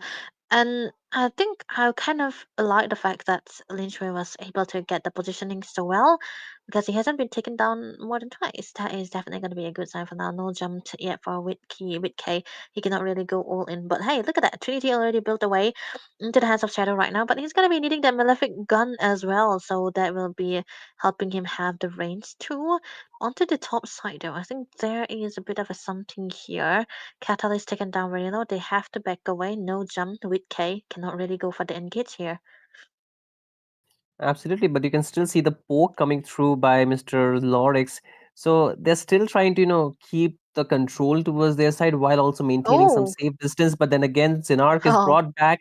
It uses the raging standard to get out. Also has to bait out his flicker to actually Mm. just try and survive. So this could be a good opportunity. But then again, Vitk is going in. One more hit should do the work for Gamimaru. But then again, Lin Shui, she has the heal, but then comes a good double combo with the Electro Final Flash as well as RWM and Mikage. Despite everything, will get punished. There is the combination from the Guinevere, but then Oh. again, Zoski, he gets a good setup here. He brings back Witke. He able to punish him, and another member falls. A double kill for Gabimaru, and now the third on the chopping block was Zinark, and with that, a double kill for Sosuke with Mr. Catalyst being taken down as well. That's a complete wipeout, and now the ball's in the court of Team Kaze Kitsune, so they can really end the game, but they still need to get the Lord to do it for them.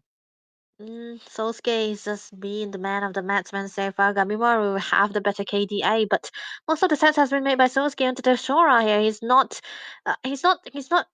disappointing with the sets that he's been doing so far for the team, and he usually go for the double out most of the time because the team fight lasted that long, and I think that was a really wise decision for them to go as well. And now this will be giving them the inhibitor. Seishiro Mikage, I think it's time for him to step up too because he have the petrify, he can have the damages, especially he if he's able to join away the Estes this time. Maybe stop focusing on the Sosuke because he have the vengeance. You're gonna be killing yourself at that point, and that is not really a good sign for Benedetta. The Lord though will be marching onto the weakest lane here.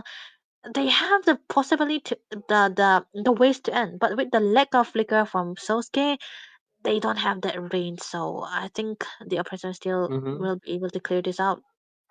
Exactly. I think Seishiro Mikage should not be just thinking about a good moment for him to edit his clips. Yeah, You should yep, rather actually, exactly. you should rather actually just try to mark the members, especially the And obviously clip that the one. Estes as well as Shadow.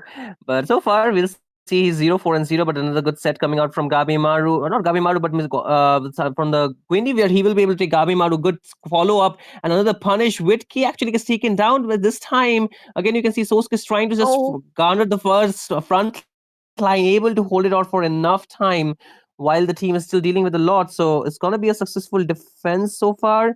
But then again, both the teams are 4-on-4, one member down for both the side, and the Grandeur is getting some stack 28 so far, but will it be enough to punish the members because they are kind of a little bit low with the damage of the Catalyst, but again, they're holding on to the inhibitors. So this could be a good sign for them to still be in the game. They are waiting for it, but still, I think with the lack of clearance that they have, Monster Goal, he is on the Grandeur. Of course, you have the damage, but on a unit, not on those minions, and I think that will be becoming a problem for them until the later part of the game if they aren't able to get a pick off. Sosuke, meanwhile, so tanky. He's got the Queen's Wings as well, which is definitely gonna be helping him survive when he dive in because he's the one who mostly goes in for the dive.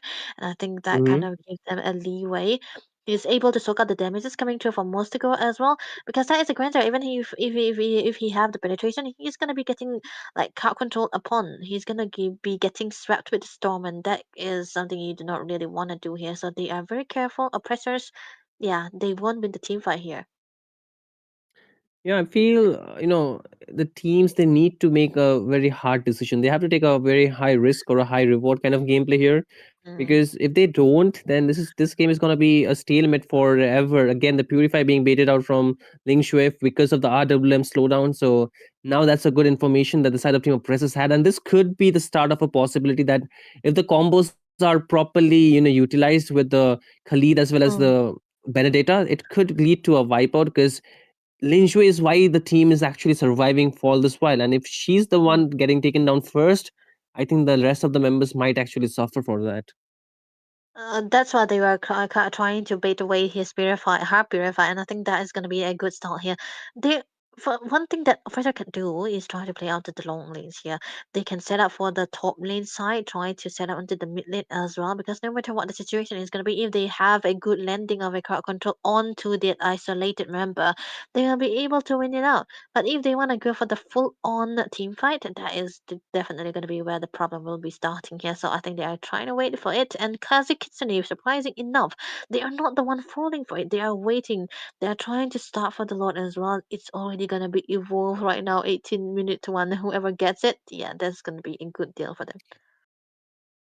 Absolutely. I think they are waiting a bit too long before the purifies back up. So they still need to hold on for a little bit longer. But again, you can see both the teams. The problem is for the oppressors is the top lane. They have not really cleared it out. So the slow push is going to be in favor of Team Kazi Kitsune for taking this objective. But they do not have the vision from Witke. But Gabimaru will be able to find him out there. But can he find a kill? Because the minions are still pouring into the base of Team Oppressors. They need to back out. But at the same time, they cannot let go of the objective. So it's a very big decision. Do they go for a Hail Mary play or whether they defend their base? At the same time, you can see they are still going in for the fight, but my screen is a bit stuck. Okay, they get the dot. So Team Oppressors, they are looking for a defense here.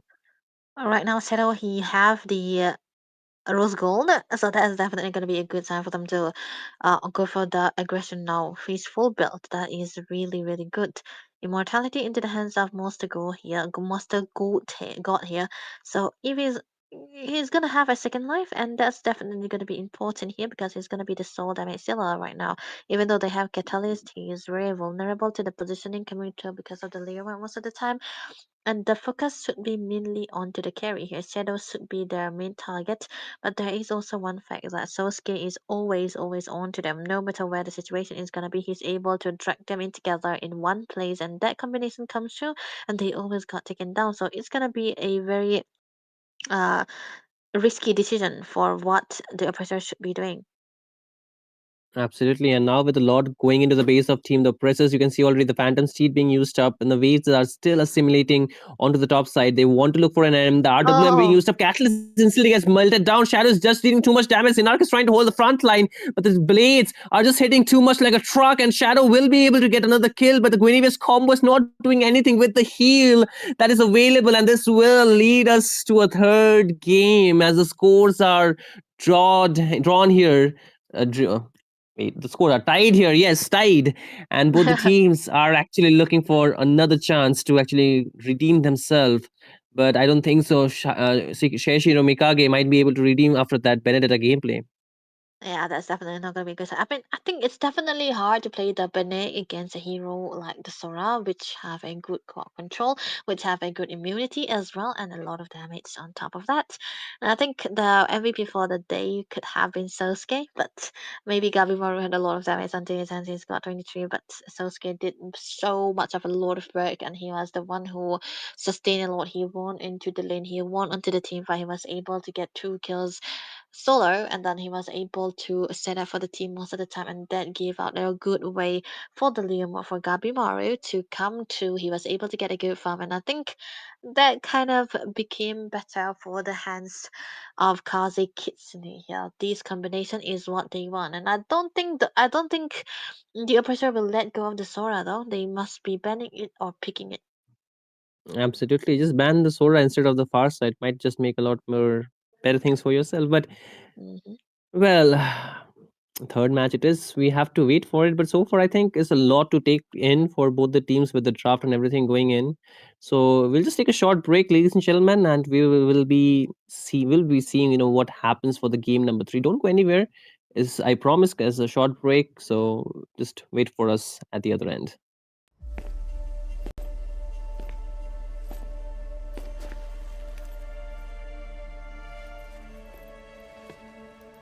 Who did this? Who?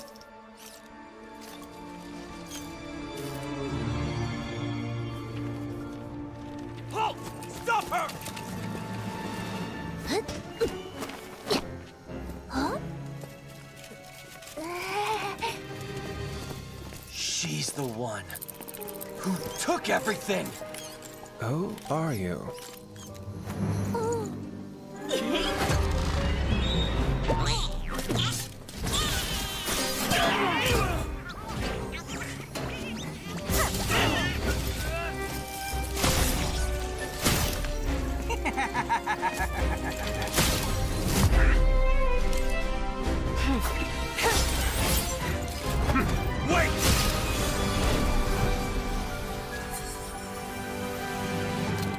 Sorry, Eamon.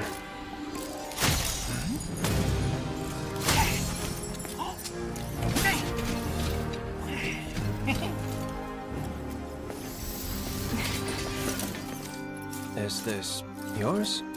That was my mother's favorite doll. Mother.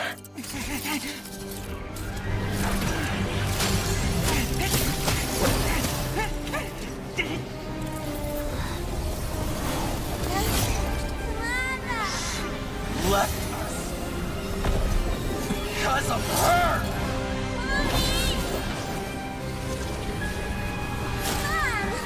We were forgotten! No. It's not her fault. That was Mother's choice.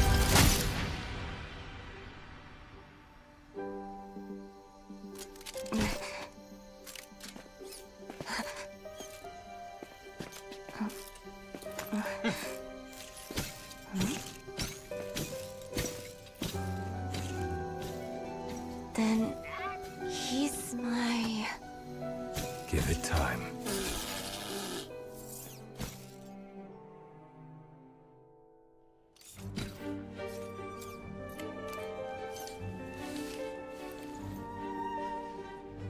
I can't stand that doll.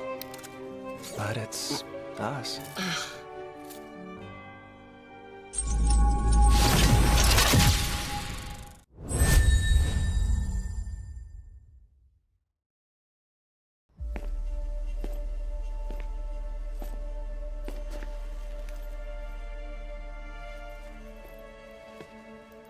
Who did this? Who?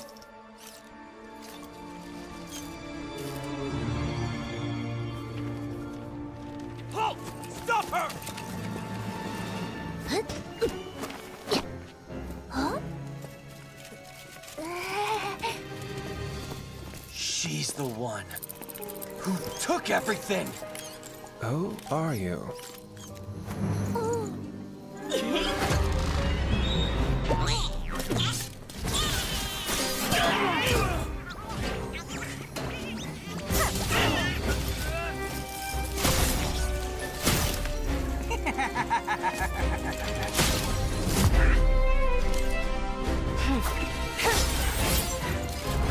Wait!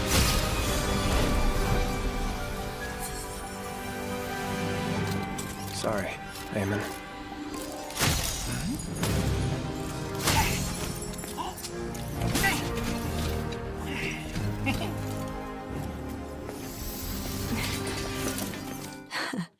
I've been waiting for too long.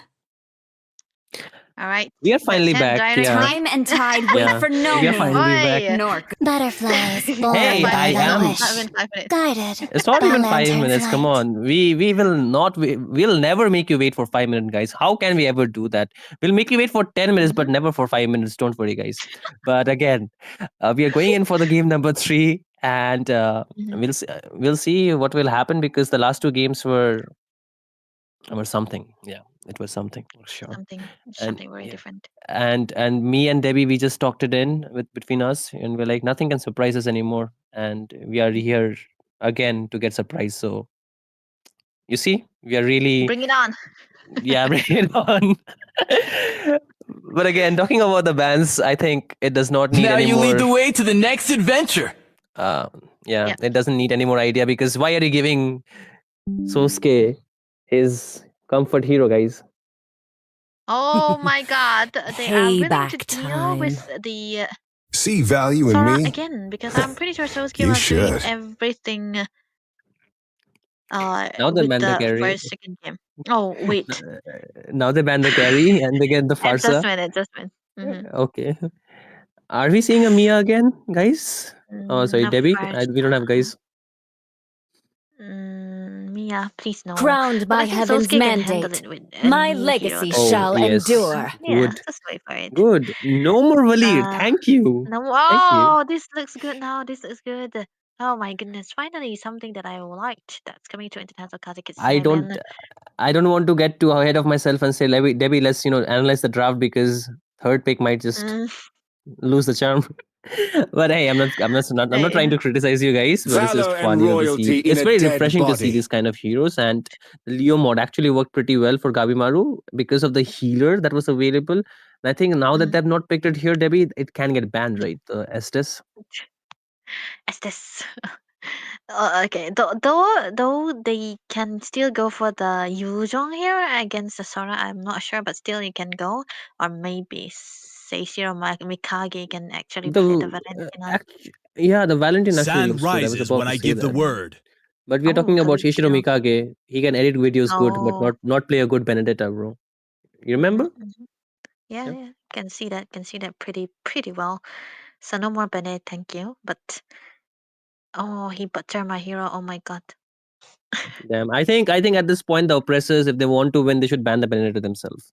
For Mikage. Yeah. Yeah. That's why I Come usually on, say about Dexter. It's the our Grok for showtime. CRQ Doom. Yeah, his team Damn. banned the Grok for them. I remember that ultimate, the tech charge. It was like Beautiful, boom. beautiful. Nobody gets it. That's what. It's like it's very nice. There was, you know. It I was think so it's same with nice. the Benny here. Yeah, it was so nice that we did not need to see it twice. Yeah, guys. That's right. It's like yeah. You already know. My kiss So Kazi grants you they don't bother immortality banning away or the death. Benny. Okay, I'm joking. It's gonna Yeah. be the Elise that they take away. Maybe they are willing to play against the Yuzhong here, unless they ban it into the lost part. Because I really like the fact that they pick away the Leomod already because they have a good AOE into the mid side, which is the G10, of course. No more Valir, Let's hear thank from you. the crowd. What Make is some this gonna noise be for though? yours CC truly. goalie bans, huh? Interesting. Actually, it could have worked, but then again, I don't like the range the CC has compared to a Farsa, because he can actually get punished a lot of the times. I mean, even though they have the Zetian to actually deal with the Farsa's ultimate, it can be instant cancel out. They have good dive as well. I think they still need a little bit damage for the late game.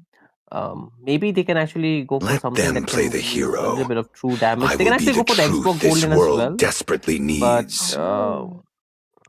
it has to wait. But another option that could be there, but I'm not really a fan of that against the far side, is going to be the Ethan Shin, but risky.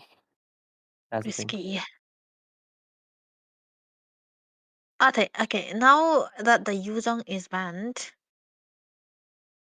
It actually makes uh, sense. It actually makes sense. They it can actually actually go. okay. So Yuzhong banned, Elise banned. So the amount of they kind of need The another Immortal One controller. chose The me to Khalid will not vanquish be the enough. shadows that plague this Suyo, world. this would be a Suyo Golin.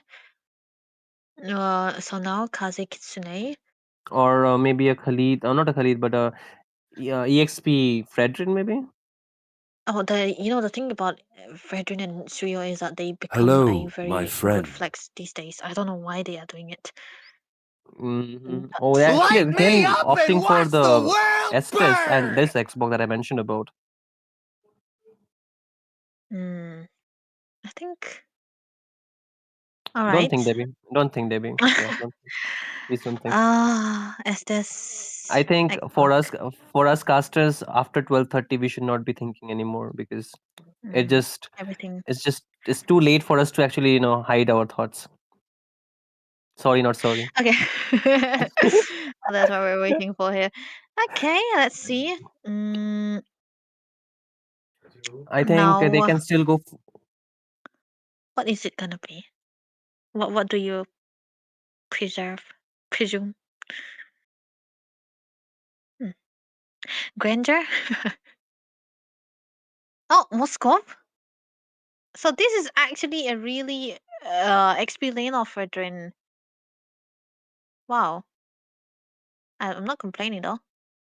No need to complain. I think it's still Campbell. I mean, God bless them. But I feel it's good execution, but depends on the heroes where they're going for both the Fredrin as well as the Suyu. Because I don't think so the Suyu can actually deal with the Sora or even with the Xborg. And if you send the Fredrin against the Xborg, that's already a losing lane, right? Unless the the Sora is gold lane. That is a different thing.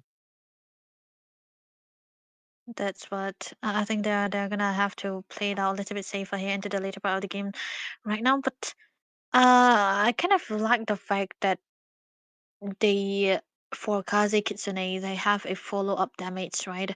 With the Zetian as well as the Leomord. But yeah, they have to play it very decisively, very calculative, because I think uh for Catalyst to have a good ultimate time, you need to cancel it out for the Zetian Fury of the Phoenix, and that's what we're waiting for here.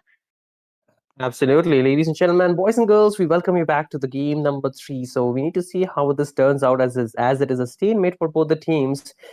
The winner, they get to move to the round of 16 while the loser has to fall. But again, you can see poke damage coming in. The mid 2 already doing its work here.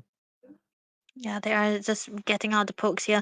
You do not really want to be getting out poked by a Versa when you are in the Z10, but I think they cannot really focus well onto that right now. But yeah, level 1 still for the Z10 here, not really a good sign. This definitely gonna be giving a leeway for the Z10 to for the Versa to have a good rotation, which you do not really want to give because this is the Versa we're talking about. If he's very freely rotating, he's always gonna have to have a better time, especially if he rotates out onto the XP lane. But this time around, they want to focus a bit onto the goal here because this is a Sora into the gold lane side. Yeah, I was mentioning about the Sora gold so that, the EXP matchup can be very good because um, it's still decent in a way, but I see what they're trying to do actually because they want this, Xbox to have a better time against the Fredrin, of course, but again, playing the Fredrin on a Vengeance, it does work, but again, you do not have any basic attack to deal with. But again, you can see Gabimaru going in with the Phantom Steed, but then again, on the other side of the map, the Roamer will get punished. Ling Shui, she is already punished, and Mr. God is still stuck between two members. He will have to fall. 1-for-1 is a trade for both these teams, but then again, the rotation is there, but they will not opt for trying to punish anyone here. Yeah, they are rotating very carefully here at this point, but level 4 is what they need here, especially for a hero like the first. Interesting enough, top lane is what they want to focus on. Look at that. Oh, wait a minute, top lane. They're still going. Shadow is on to the point where he's getting a lot of heat onto us himself. But then again, it's necessary for them to actually do all this thing for the turtle. Gabimaru is going in with the Phantom Steed, able to kind of cancel the Feather Air Strike. But again, look at the damage onto his Zinark. They're still trying to shut him down. But again, Sosuke onto the back end. This time he heard you and he took the flicker and able to punish them. But a good retribution coming out from Witke, able to steal the turtle out of the under the noses of team Kaze Kitsune, giving his team some kind of gold back that they needed desperately. Yeah, that was definitely a good sign here, but still, I think it will still be in favor for the side of the oppressors here because the Suyo kind of needed that gold, needed that turtle to have that damage is required for a Suyo to deal to. And they cannot really be aggressive into the start of the game because they have a Moskov unless the first side is available for the damages, which her damage kind of get nerfed down into the early phases of the game. It kind of scales with the level you are in, the hero level you approached. So it's gonna be, they're gonna have to wait a little later until level 10 for the first side to come through so that they will be able to decide the damage that they want into that level 4. And let's see though if they are able to pull something out onto the bottom lane here because Sosuke, he doesn't really have the flicker, but he still have the ultimate available for him. He cannot really go onto the solo. Look at that. Oh, but he's still trying to go for a solo, able to stuck in and able to punish Monster God.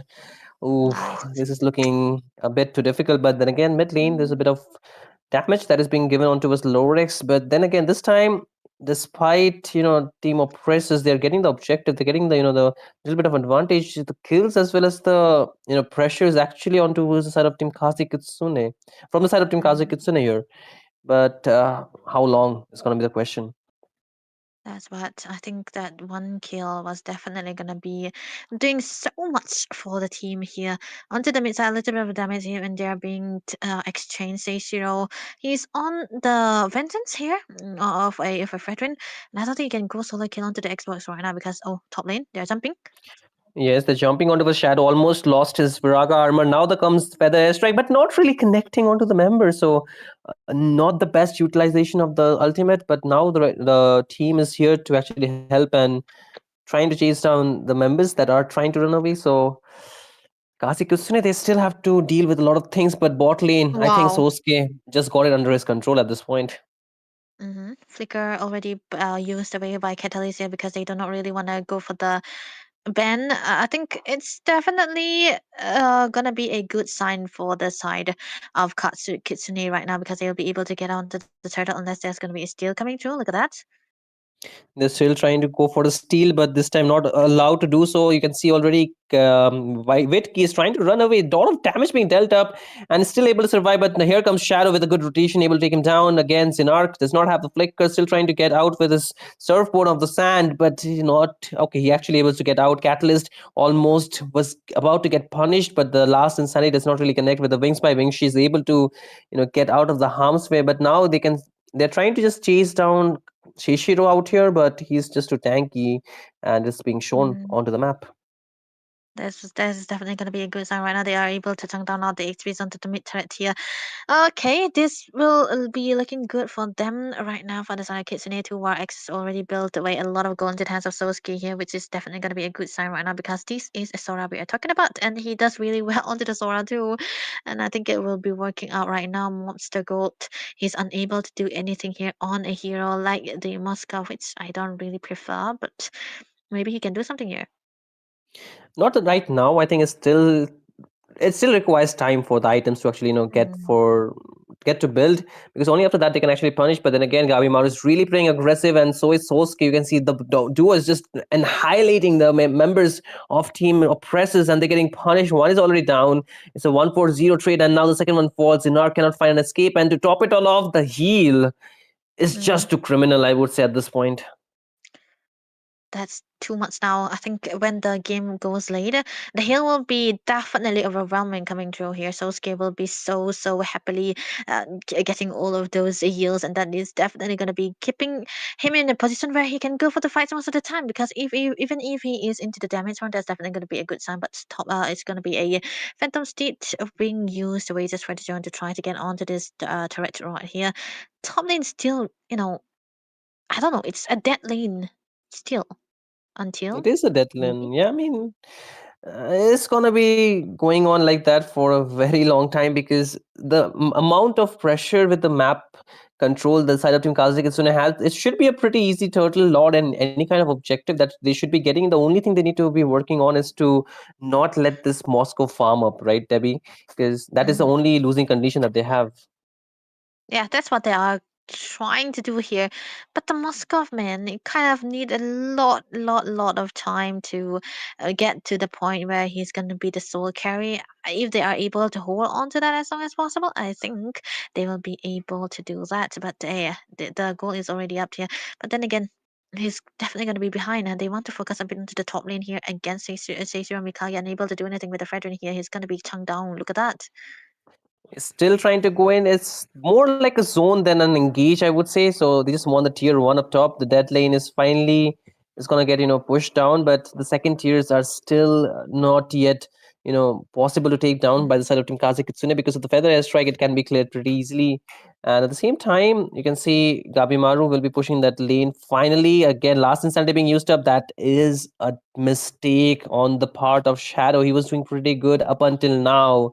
Very overextended. And the worst part is that he gave the kill towards Mr. God, but now Farsa gets instantly melted down. Here comes Zinark. What can he do? Nothing. Okay. He gets taken down. I mean, damn. Killing spree, right? Yeah. Take on the team fight, Debbie. Yeah, that's definitely going to be a good sign here. That's Fury Phoenix coming through as well. The heal coming in too. That's a lot of damage coming in, and he's going to be taking down Lorex. Unable to survive right there. But Win-K, though, he wants to try to go in with the Soul Surfer yet again. That is going to be just as they're trying to do something out here. So Skezo, he wants to go in, but that's going to be a double kill already secured by Wit-K here. Yeah, he's just trying to show out what he's made of with the Suya, with the 2 damage that he was able to, the HP base damage that he's able to provide with that. The heal wasn't doing anything at that point. Yeah, definitely. I think they should have banned that Sora if they wanted to actually get a better time in playing this game. But again, top lane Shadow has to burn up the flicker just to survive, does not have the immortality still, has lost his Firaga armor. So I think the lore is what Team Kitsune needs, but then again, Oppressors, they're slowly catching up. They're slowly catching up, but it's a clean spree already for the For Monster Goal here. So this can definitely be a good start right now, but he doesn't really need to die. He doesn't have the Trinity built up just yet. So yeah, that still will be able to drag out the game as long as possible. Right now, the Lord is gonna be up here. A good control being done by the oppressors here. They have a good zoning potential, but they cannot really let the Z10 go here. Seishiro unable to stand onto the front line because of the presence of that Xbox. Ooh, again, the Phantom Steed being used up, you can see it's just going to deal a lot of damage. A good thing is that the Moskov just picked up his Trinity, so the damage can just, penetrate through the tanky members as well. The members are pretty low from the side of team Kaze Kitsune, but a good zone coming out from Gabimaru, but he's just too ahead. Fury of the Phoenix just to start up the members, and now the side of team Kaze Kitsune, they're trying to punish the members. Shishiro Migaki is in the front line, he's just taking too much damage. He will fall in the hands of Sosuke, and now Zinaka is trying to go for the backline. Few more hits should do the work, but the heal is just keeping them alive with the flux of Oasis. Witke is falling down. Gabimaru picks up a double, and this is just too much of a trouble. And now Mr. God is all alone, but he does not even dare to get near the Lord pit because this is a lot for Team Kaze Kitsune to take, and the pressers, they have to defend it. The fact that the Leomore Gabimaru was just 1 HP, but then again, he was able to turn the tide around because of the damage he have and the seal that is provided for him as well. But this is going to be the Lord that's going to be taken away by the hands of Kitsune. They do have the lanes that they wanted to, but they should really focus their hands onto the mid lane turret and the top lane turret and try to take it down as much as possible, because they won't be able to end the game yet, but they will be at least able to open out the outer turret and then try to focus onto the inhibitor for the next one. But then again, if they're gonna be waiting out to that long, I'm afraid Molester God will be, getting up the farm. True. I think it's already catching up. It's just that he needs a good team fight where the members are still alive and he can deal free damage. The only condition for Team Oppressors to actually just win this game would be instantly take a pick off on towards Lenjui, and even maybe on towards Sosuke, because that's the members you need to get the deal for. But Sosuke is just too aggressive, hyperactive out here. Brings back Witke, but is not able to finish them off. Again, you can see a lot of damage being dealt out by Sosuke. Lorex will pick up a kill, and now Shishiro Mikage is trying to use the Praises rather before that he gets taken off. Sosuke just healing too much of a damage. The flicker baited off from Catalyst, and now 3 members are there to defend it, but the Lord already lost his HP. The minions are not there, so I think the side of Team Kaze Kitsune should back off before they get punished out here. Sosuke again diving in, but it's not going to be enough as Molester God, he is trying to pick up more kills. He picks up a double, and now that's enough for them to defend the game. Witke is trying to push and deal some damage at the same time, but he needs to clear the waves. So the side of Team Oppressors, they are able to defend this game so far. That was a good enough here, but because I think they have the high ground here because of the Farza and the Moscow, that is also mainly the reason why they were able to stay in the game as long as possible. And the fact that Gabimaru got taken down is definitely going to be a good sign. These two, Gabimaru and Sosuke, are the main carry for the team, and them falling down is not really a good sign. And I think this is going to be the turn around of oppressors right now. Look at that, he's just bursting the armor. Exactly, and he also has the support of his team as Shadow has to burn up the flicker. Oh, good Fury of the Phoenix coming through, but they can play punish, not really so, because they cannot chase. Sosuke is trying to chase, but he does not have the flicker anymore.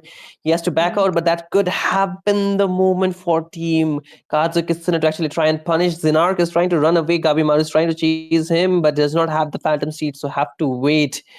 And this wait will not only be for the teams to kill each other, but it's going to be for the Lord too, which will be a game changer for this one. Yeah, that's what I was talking about, man. This is definitely going to be a long game if the oppressors are able to do something out here.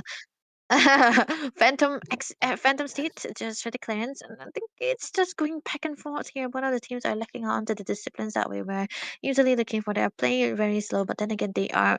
The decisions are not that very calculative. It's kind of stopping them from doing anything above it all. And losing out the members of Slider is really not a good sign. But bot lane though. Oh, 1v1 out here. Gabimaru has the Phantom Seed, a good Fury of the Phoenix, but the Wind of Nature just on time.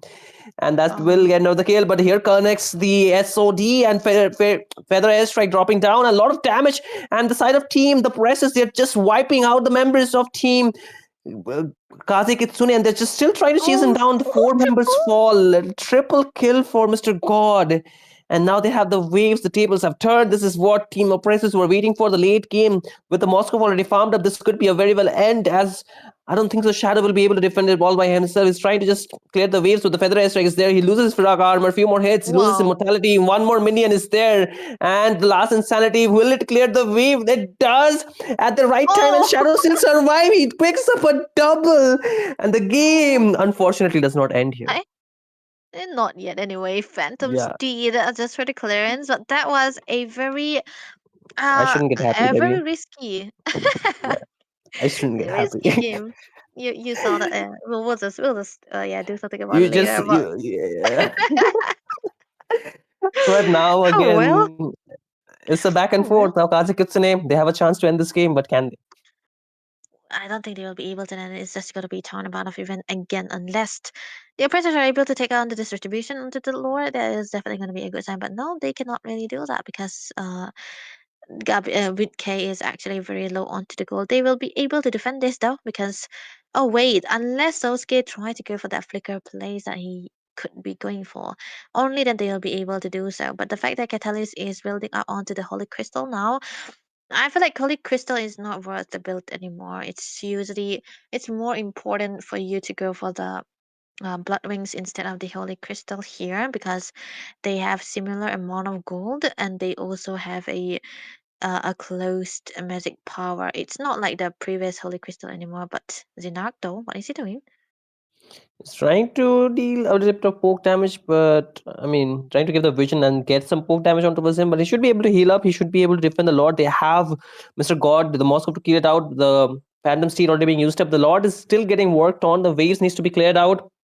But look at Sosuke. He's trying to just go for an engage, but Mr. God finds a kill. But then again, the last Insanity will take down Sheshiro Mikage. And now you can already see they're still trying to go. And Mr. God is just free hitting. He finds a double, might just get a triple, but he should not be chasing the members. They already have lost 2. And the side of Team Kaze Kitsune, they have lost 2. So they need to wait it out for the time being.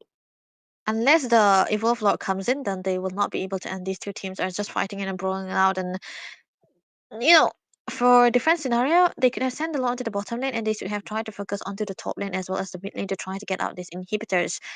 But they cannot really do that because they are focusing on trying to end the game and there were no spacing, nothing at all. But this time the goal looks better for the hands of Oppressor here because they have a late game hero and he's already coming online with a bit of a defense that he has so far with the Wind of Nature as well. He can survive all the onslaughts coming through from Gabimaru as well as Sosuke, and that is only going to be the one thing that helped them survive because no matter how good the first star can become, she becomes useless when the Fury of the Phoenix is dropped upon onto her and the ultimate kind of get cancelled away and you do not really use it for the full potential too. And there's also one nuisance that can come true for the hands of Kitsune is that they have an Estes. They will always gonna be healed out. They can heal it out, but the thing is the damage of the Moscow. If they are clumped up together, it can penetrate through your teammates, right? So it deals multiple members. So that could be a problem. Sosuke just picked up the immortality and a holy crystal for Lorik. So this could be the items that can turn the tables around. But the thing is, can they deal with Mr. God yet? Because he is the one that is still keeping this game alive for the oppressors. I think this should be a helmet for both of these Rumor and XP Lena. I think the Guardian helmet for the heal here. Okay, this is gonna be an Evolve Lord right now. Whoever sets the better one will be able to win it out. But the fact that Oppressor can still split up is definitely gonna be what the win condition is gonna become for them. Because for Moscow, he can always join the team fight with the HOD that he can land upon. But Zinark, what is he doing? Oh, he was in a tough spot, and again, Catalyst is getting stuck up. Sosuke is doing the work, but then again, the Lord is on the table here. But look at the members dropping. They've lost their mage already, and now they're still trying to recall as the Moscow is trying to push the bot lane, and the members are not letting him trying to do that. 3 of them actually have just taken away, but this will give the Lord to the side of team of the oppressors. Kaze Kitsune Sune, they had to play a gamble, but this is the one where Oppress has actually had the upper hand in. Finally, they have the upper hand now. They are trying to their draft, the way that they were drafting, the reason why they were drafting this is finally coming into play right now. And they are able to get onto the inhibitor also, which is a very good sign. And Evolve Lord as well, which is going to be marching into the mid lane as well this time around. I hope they focus onto this top lane here, trying to take it down, get the inhibitor as well, because some scenarios are there. You are able to end the game with one lord, but you need the wave to push in. That's gonna be a good sign for them to take out onto this top inhibitor as well, so that the minions can come to, and it will be harder for the side of Kitsune to handle, to even defend. Absolutely. And this Lord needs to get defended. They do have two immortalities available for them, but the base is wide open since the inhibitors are down. The Lord is still getting worked on, but Mr. God, if he finds a good engage, that is going to be a problem. Lorex falls even before he could do anything. The heal is not really working. The Purify already being used up, but the Lord is not yet cleared, and the damage is just too much. But then again, the side of team, Kazakhstan, they're able to work it up, but the base is just a few more hits, and this is going to be a game for the side of Team Oppressors to win. After trying and trying and trying again and again, they finally have cracked through the code and will move on to the next round. Definitely a good sign here. This is gonna be a welcoming event for the Moscow here onto the round of 16. That was a good way to end the match at 1 a.m. by the way. But hey, that was a Hey, please don't do that again. Don't do that again, please. But Yeah. you know what? It's the later the game goes, the more the Moscow hearts, and I think we saw that in this game. Maybe we should say our goodbyes. I think Sinu is already dozing off as well. Also. Yeah, I'm so sorry, guys. I'm so sorry, guys, but we are trying to still keep ourselves awake because it's quite late. It's not that we are not late birds, but it's just we have to maintain an energy, but that energy has already been thrown out of the window as it's 1 a.m. You cannot expect us to just yell anymore, because if we yell louder than this, we are gonna get disowned. Yeah, we're gonna get disowned. So with that up, thank you for joining in today. We had a lot of fun, of course, and I hope you join us tomorrow as well. Same time, same channel. And we'll see some more amazing games play out, and hope to enjoy as well with you guys. So stay tuned for tomorrow. See you until then.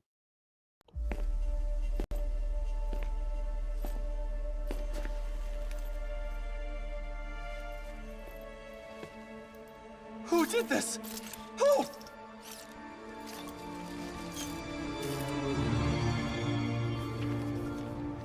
Halt! Stop her!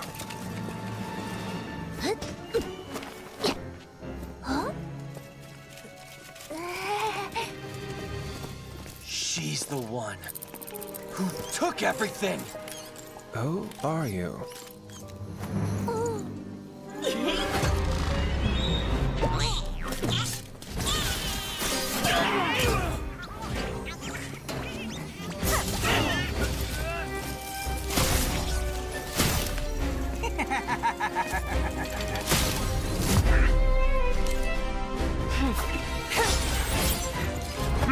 Wait!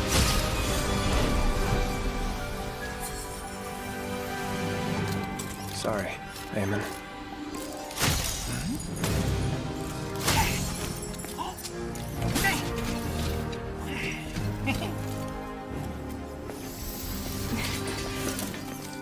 Is this yours? That was my mother's favorite doll. Mother.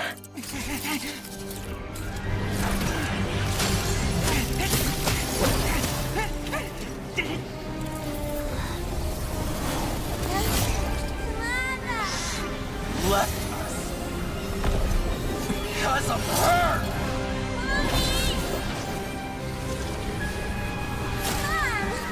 We were forgotten.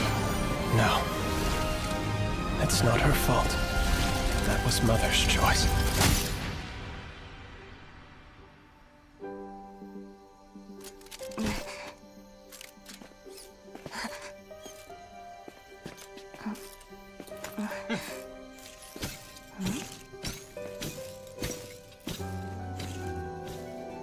Then he's my... Give it time.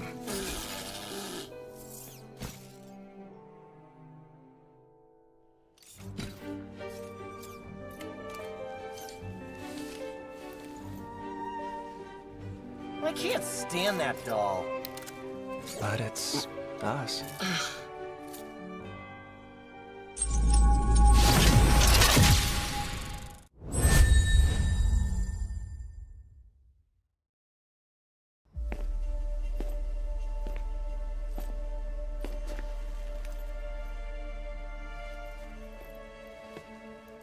Who did this? Who?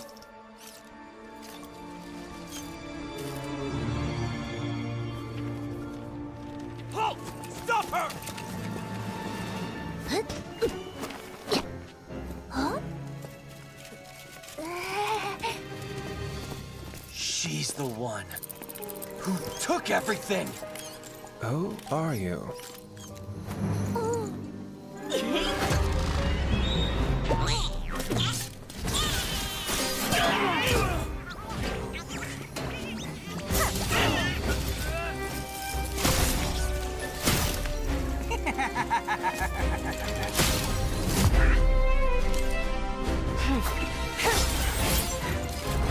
Wait!